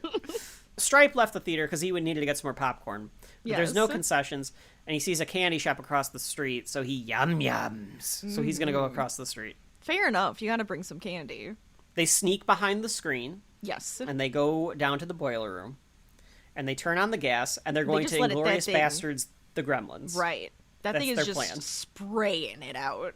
I kind of would have loved if they shot a little bit of a film strip and were somehow able to get a projector of Gizmo going like, "All of you will burn!" and just like Inglourious Bastards. Amazing. One of the best shots in the movie.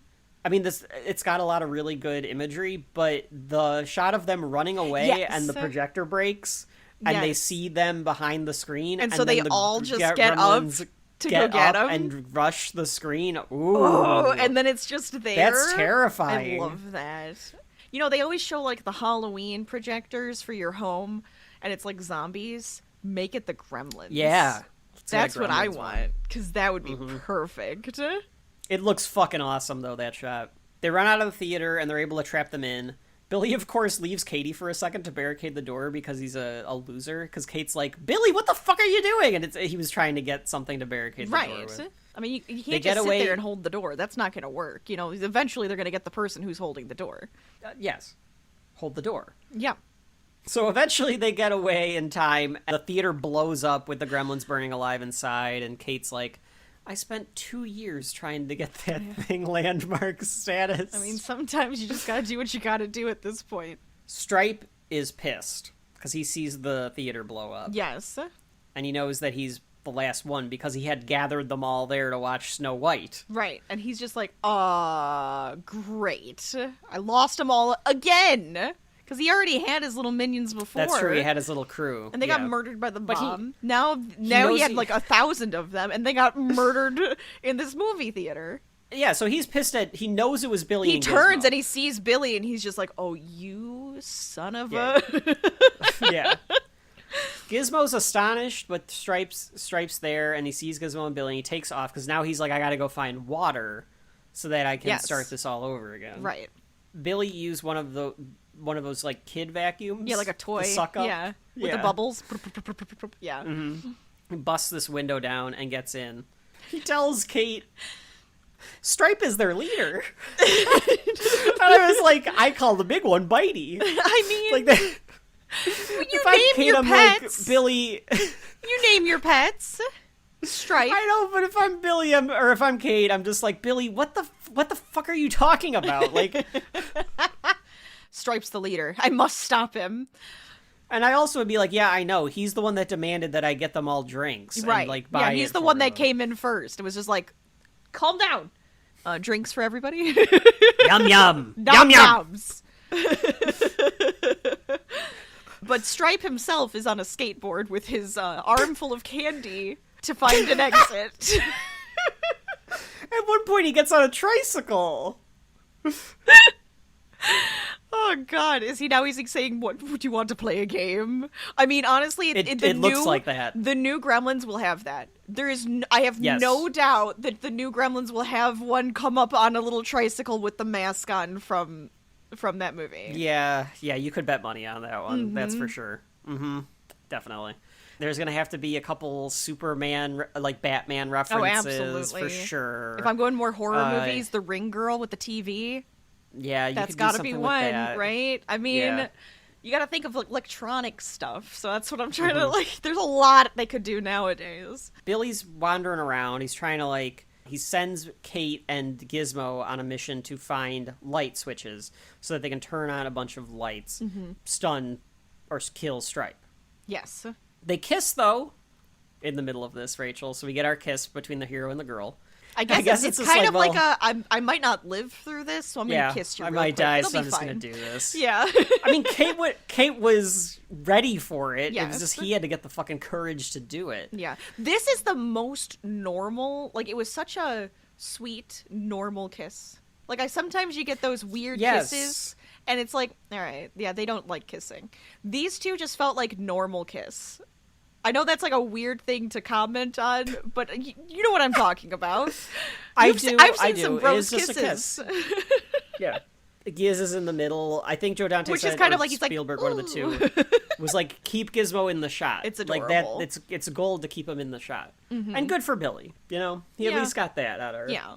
It's different than a typical hero's journey because he doesn't have to convince the girl he exists. Sure. It's not She already- one of those she's- like she doesn't even know I exist, and then No. he saves her, No. and then she falls in love with him. No, she was She already wants in love him. with him, and she was waiting for him to finally shoot his shot. And she's like, finally. Yes. I do like this part. I like what Stripe does here to distract him. Stripe decides to fuck with him. Yes. He's messing with him here. He turns on a bunch of television sets, and With his Billy face like on smashes it. one of the TV sets. Right. Yeah, it's so good too because he goes Billy. Mm-hmm.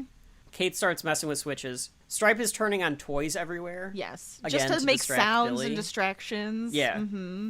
He pulls an ET. He does. Literally, because there's... Literally there is hiding behind E.T. And the Looney Tunes. Yeah, yes, of course.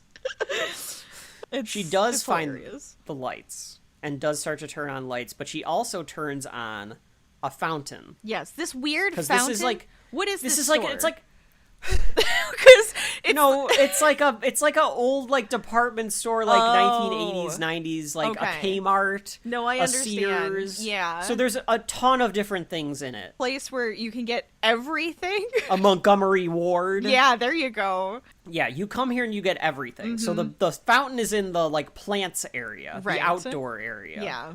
It's a greenhouse. Yes. I think it is. I think it's a greenhouse attached. Gizmo must have scurried away from Kate at some point because she turns around and is like, oh, Gizmo's gone. And she does not seem too concerned about this at all. It's just to establish that Gizmo is taking matters in his own hands. He's not in the bag anymore.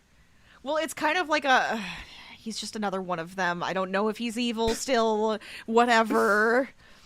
Stripe turns on that machine that shoots baseballs out for you to hit, and he's like, if you want this baseball bat, motherfucker, I'll get you some balls, and is like shooting balls at Billy. Right.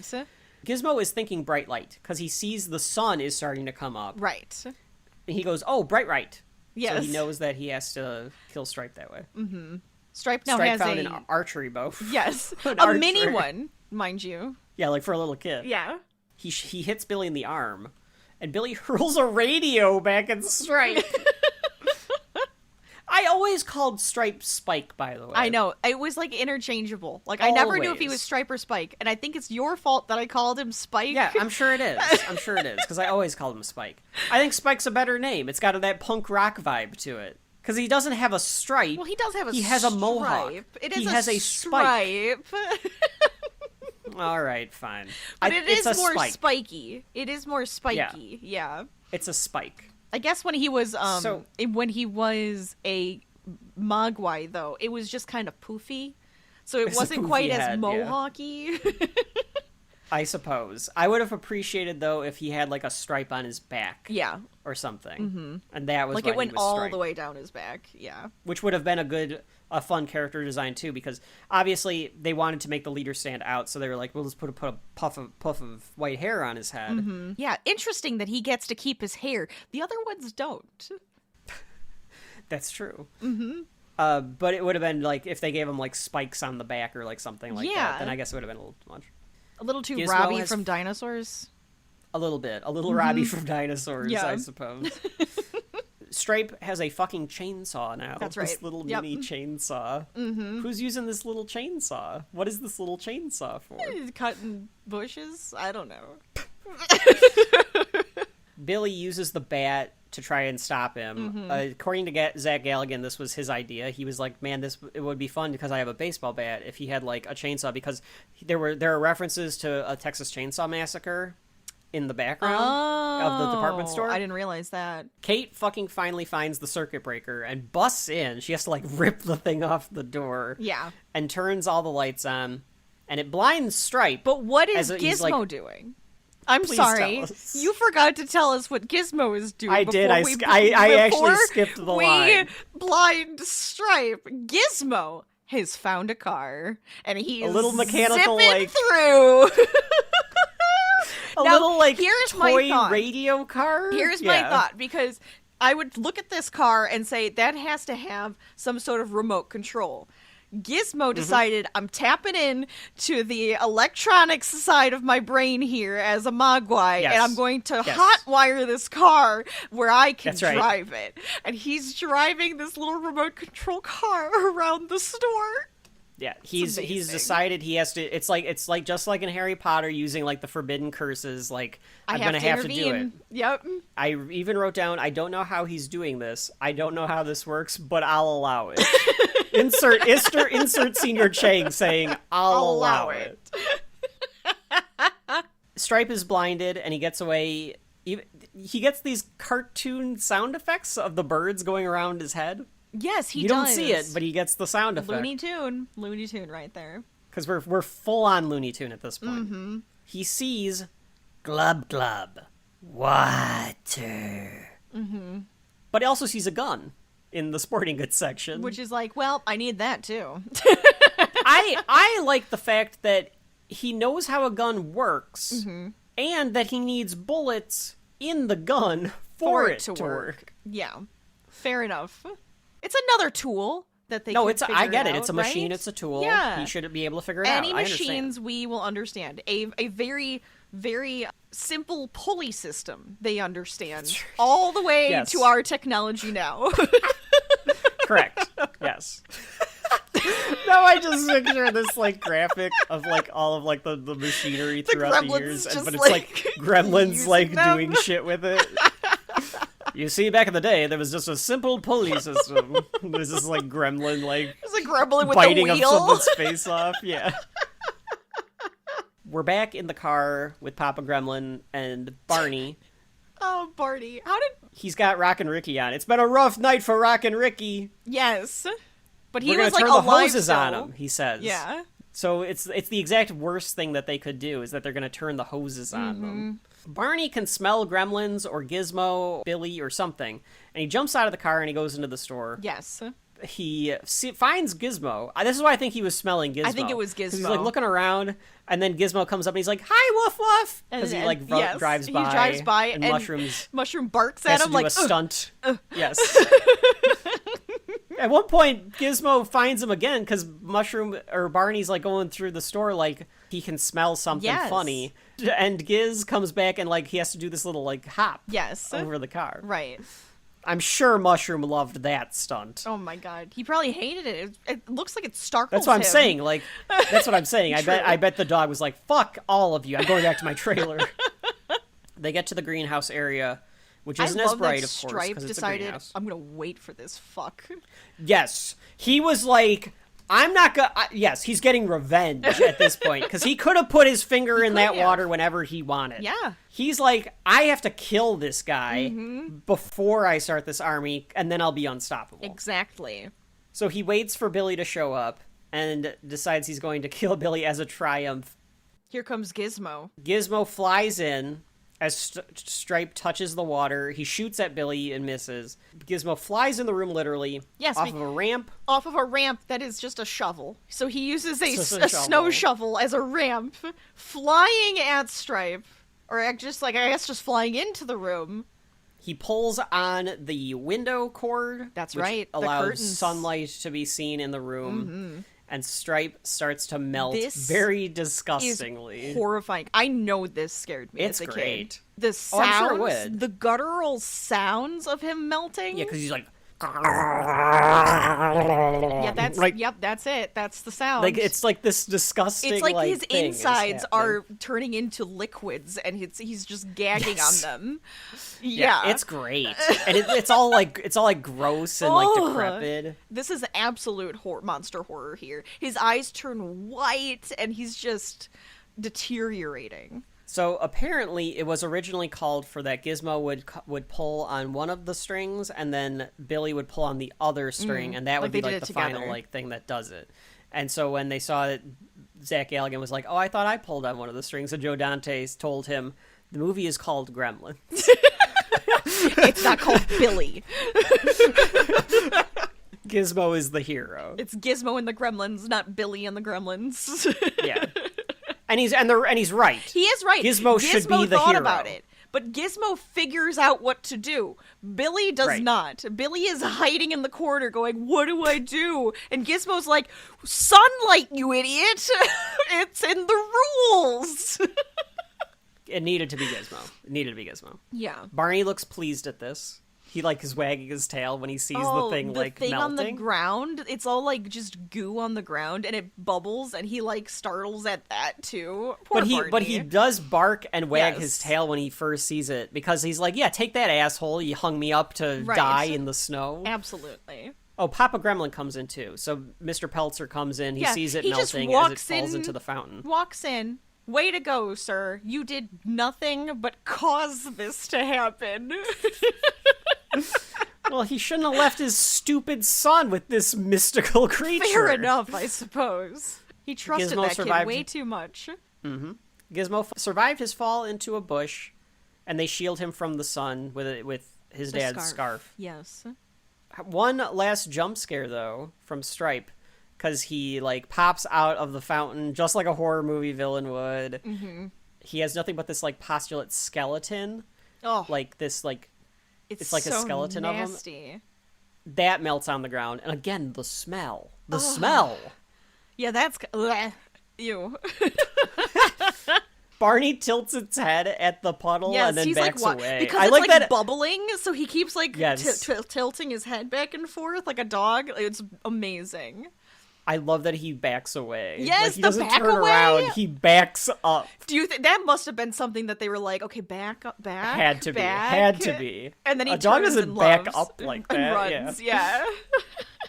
It fades to Christmas night, where the news is calling it a riot. They're blaming it on mass hysteria for the unexplained accidents. I mean, I guess they just couldn't find the bodies in the theater, or are they just kind of covering it up? I think they're covering it up. It's like an X-Files thing. Or the Men in Black came in and were like, cut it out. Yeah, you gotta get rid of these. You can't. The world is not ready to know about gremlins. It's that they can't know about aliens, gremlins, Bigfoot. No, we're not letting you people know about this stuff. Yeah. They gotta memory wipe this town, or they have to come up with an excuse. The other thing it could be, all of them when they die turn into big puddles of goo. And so now there's just goo everywhere. We don't know. We don't know because we don't know what the remnants were left at the Peltzer household of all of those gremlins. What? I would love, though, if, like, everyone in the town knows the truth. Oh, yeah. And there's just, like, bodies everywhere on the streets. They're like, no, we can't tell anyone about this, so we have to burn the bodies. Yeah, you gotta burn them. Shoot them in the head and then burn the bodies.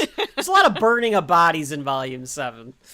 Yeah, it makes some sense. Kate decides to neglect her mom on Christmas. I guess to your point, Rachel, she's this lush after what happened to her husband. I'm telling you, so Kate is. I am never if I don't have to step foot in that house, I'm not gonna.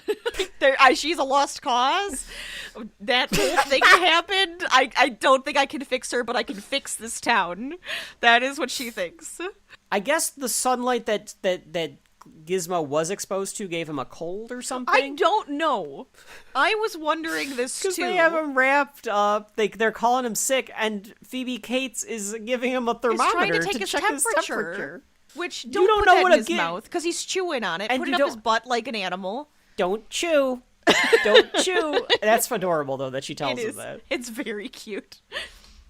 But you don't know what mommy's even like, Gizmo. You don't know what a Mogwai's temperature is supposed to be. No. So how do you know if it has a fever? I guess you just kind of pay attention to it. You take it every hour and you see what happens with it. All right. Is it going up? Is it going down? I don't know. We'll eventually take this damn thing to the vet.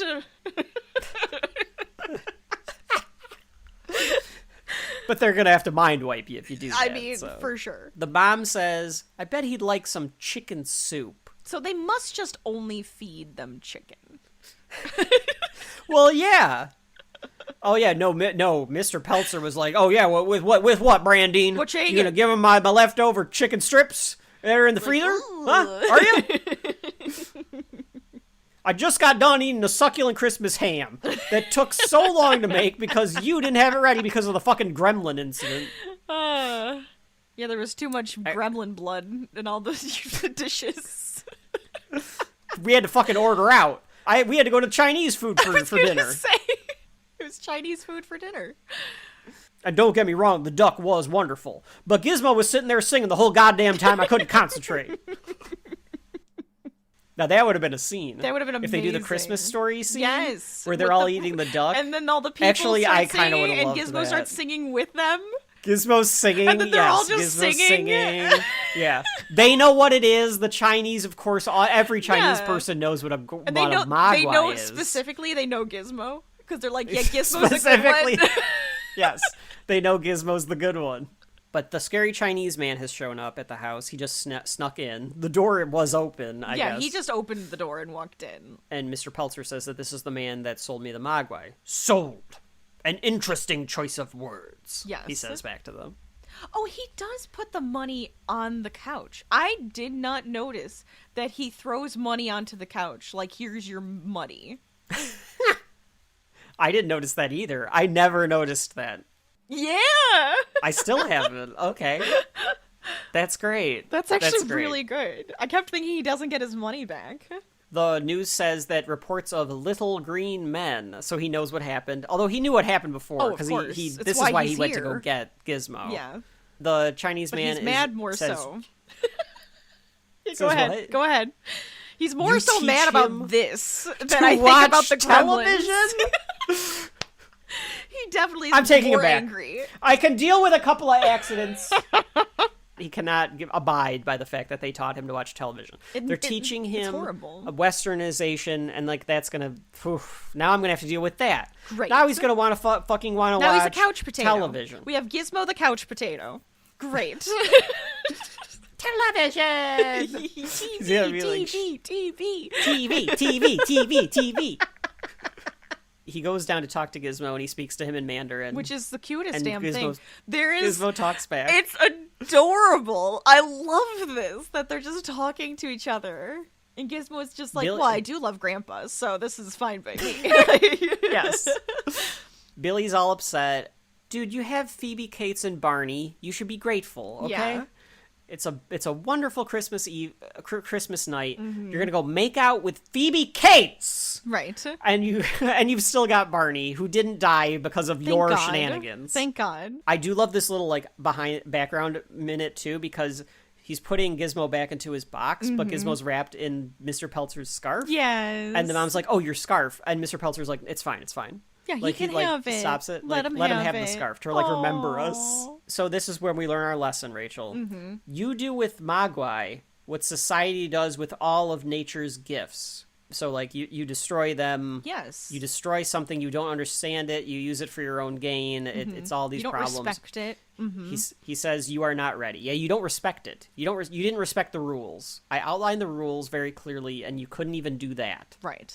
He goes to leave. But Gizmo asks him something, and he turns around and he says, he wants to talk to you, points to Billy. Billy asks him, like, you can understand him? This is Rachel's favorite line. What's he say, Rachel? To hear, one has only to listen.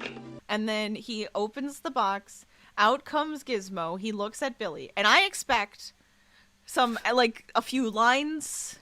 You know, or maybe even an "I love you," something eloquent because it's Gizmo, or something silly from like a movie that he watched on the TV. You know, God bless us, everyone. I don't know. So he says, and then the guy closes it, and that's it. It is very cute, but it just feels I want to say something to Billy, but he just wants to say goodbye. Puppet. Yes. Yeah, he just wanted to say bye. Mm-hmm. Well, I think it's actually because it's like the first time Billy is completely listening. Yes. So he's just like, I just want to say bye. Yeah, I just want to say bye. Mm-hmm. It's so cute and like breaks your heart a little bit. Even because Grandpa it's just, like... smiles at him. He's a wonderful little dude. Like, I love him to bits. He's a righteous little dude. I just love him my to little Mogwai. And he looks at Billy and goes, "One day you may be ready." Yeah, perhaps one day you'll be because I guess because ready. Gizmo chose him, type of deal. Like, no, I want to speak to him. I like him. Yeah. I think he's kind of like clearly you made a connection with a Mogwai, and maybe that's like a really tough thing to do or something. So he's like, maybe one day you'll be ready, right? And until then, Mogwai will be waiting. Papa Gremlin comes up and says that he's sorry. He says he's sorry. You don't get that in movies when they make a mistake. This man that's true. apologizes. He's like, no, I screwed up. Let him take Gizmo, and I'm going to say I'm sorry. And then he gives him the... tries to give him... You say he on tries. The house. You say he tries. This man is like, yes, another man tried to sell this to me. I like it. Thank you. Like he's like, I actually like this. I think because one. You know what though? To your point, Rachel, I think it's because he does understand he's trying to make amends. Yes. And that they took care of Gizmo. Right. Gizmo like is alive. Up. Gizmo's okay. But Gizmo's like, no, let him. It's okay. Like that's what he was telling him in Mandarin. Like, oh no, I'm fine, or Cantonese, whichever one it might be. Like, are you okay? Like, I'm okay. Are you hurt? No, yeah, I'm okay. no, I like them. I saw right. Woof Woof. They were super nice. I saw Hot Girl. It was an accident. Big Man. You know, like that lady fed me soup. She's wonderful. The soup is great. Bye bye Woof Woof is actually Gizmo's I do last love words. that. Bye bye Woof Woof. And Barney barks back, so Barney says bye back. Oh, I love that. Mogwai. Mogwai. Kate comes by and Billy puts his like arm over her shoulder. Yes. As the Chinese man walks away, Mr. Peltzer says, gives us the final narration that, well, that's the story. He says it, which I love. Well, that's the story. Yes. He does a shelf life wrap up. It's a very He's like, well, come to that time of the show. Mixed with the Twilight Zone way of giving you a warning. Yeah, at the ending narration. Yeah. Yes, it is. And he says if something goes wrong. I remember as a kid, this kind of giving the. Yeah, it gives you the willies. You might want to look around the house because you never might know. There might be a gremlin in your house. Mm-hmm. That amazing score kicks in, and the last shot is of the old grandpa Chinese man walking down the middle of the street with Gizmo. He's taking him back. It's an interesting ending in the fact that it's kind of bleak, kind of not, in the fact that they don't get to keep Giz or anything like that. Sure. They all survive. He learns the lessons about some responsibility and some things like that, but he fully doesn't get to have the reward of understanding nature. He has to learn that. Right. He is not ready. But oh my god, this score. This theme is amazing, Rachel. It is. The songs are great. The Gremlins theme is one of the best, and Jerry Goldsmith absolutely is a great composer for this alone, much less all the rest that we've talked about or will talk about. Well, that's the end of Gremlins, which means that it's my time to ask Rachel that most important of questions. Does Gremlins have shelf life? This movie is fun. It's creepy. It's aware and satirical, and it's clever. I love Gizmo. Gizmo is amazing. He's adorable. The other gremlins are great. I love the puppeteering. I feel like that it does a lot.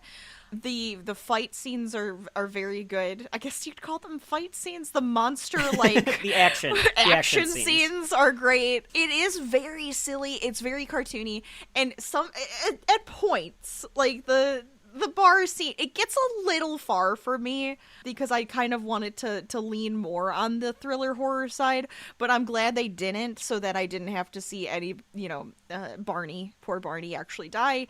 Fantastic dog actor. Best dog actor I think we'll ever come across. Barney, yeah. Mushroom right there. Yes, Mushroom, definitely Hall of Fame dog acting. What was your answer? So my answer you're then... Still talking. I am still talking. You can continue. You can continue. I'm not cutting you off early. I'm sorry. Continue. Get off the stage. No, I want to ramble so for minutes now. Don't stop if you had more to say. I'm sorry. No, for me, I think this movie it's a classic Christmas movie, even though it's not the uplifting type of movie that you would expect for Christmas, but I think that's kind of what makes it fun and interesting and different, and I would say that this has shelf life, and I think this would be a fun one to have on your shelf to enjoy. So in my I said so. You so did. In my mind, it doesn't hold up as much as I want it to. Okay. But I might have watched this when I was tired from work a bit this week, so we talked about this with Attack of the Clones. I watched Attack of the Clones and I was like, okay, that didn't bother me that much. And then we talked about it for 4 hours and I went, fuck this movie. So it went down. Spoiler alert, but yeah. typically, it goes up after we talk about it. And this is one of those situations. I wrote this down, Rachel, so don't think that this changed my mind or anything. This is such a good movie. It is a really good movie.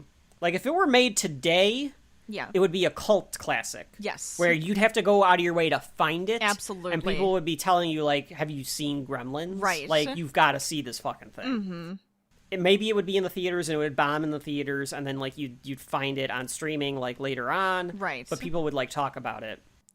But it would be a cult classic. It's so damn nasty and dark. It is. And punk rock. Yeah.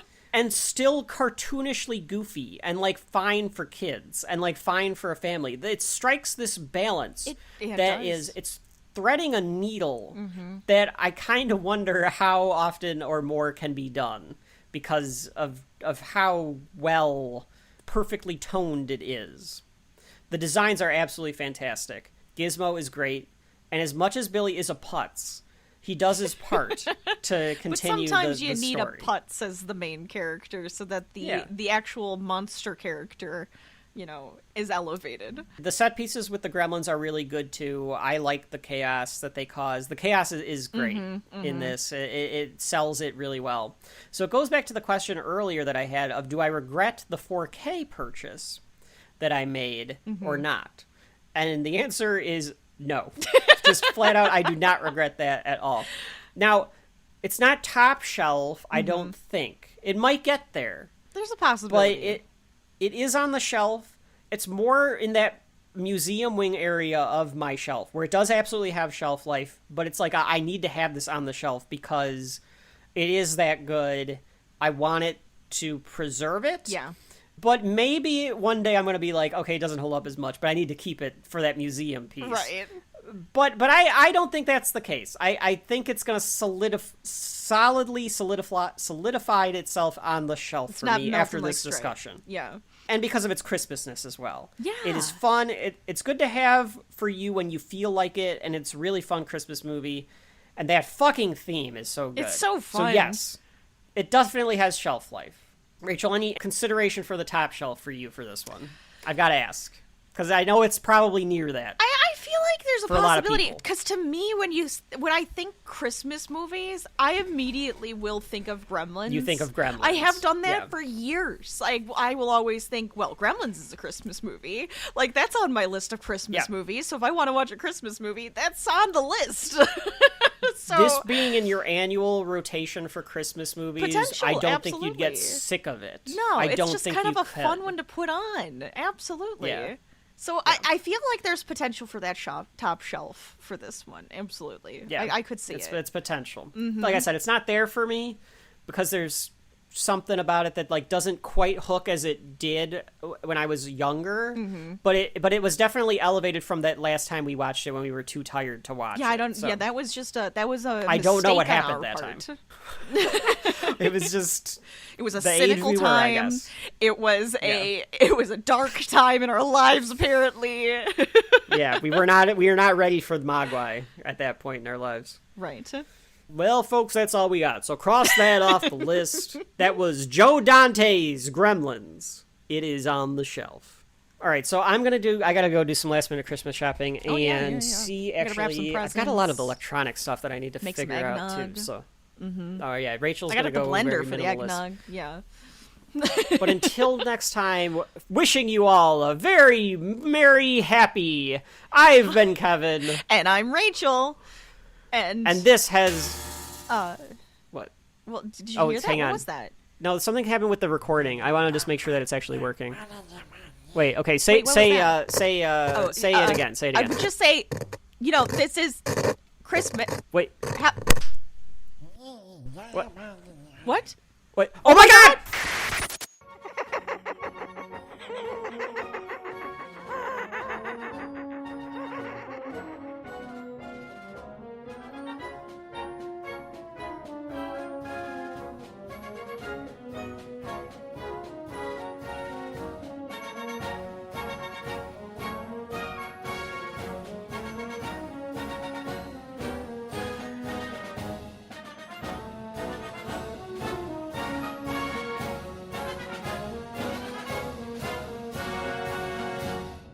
Goddamn foreign cars.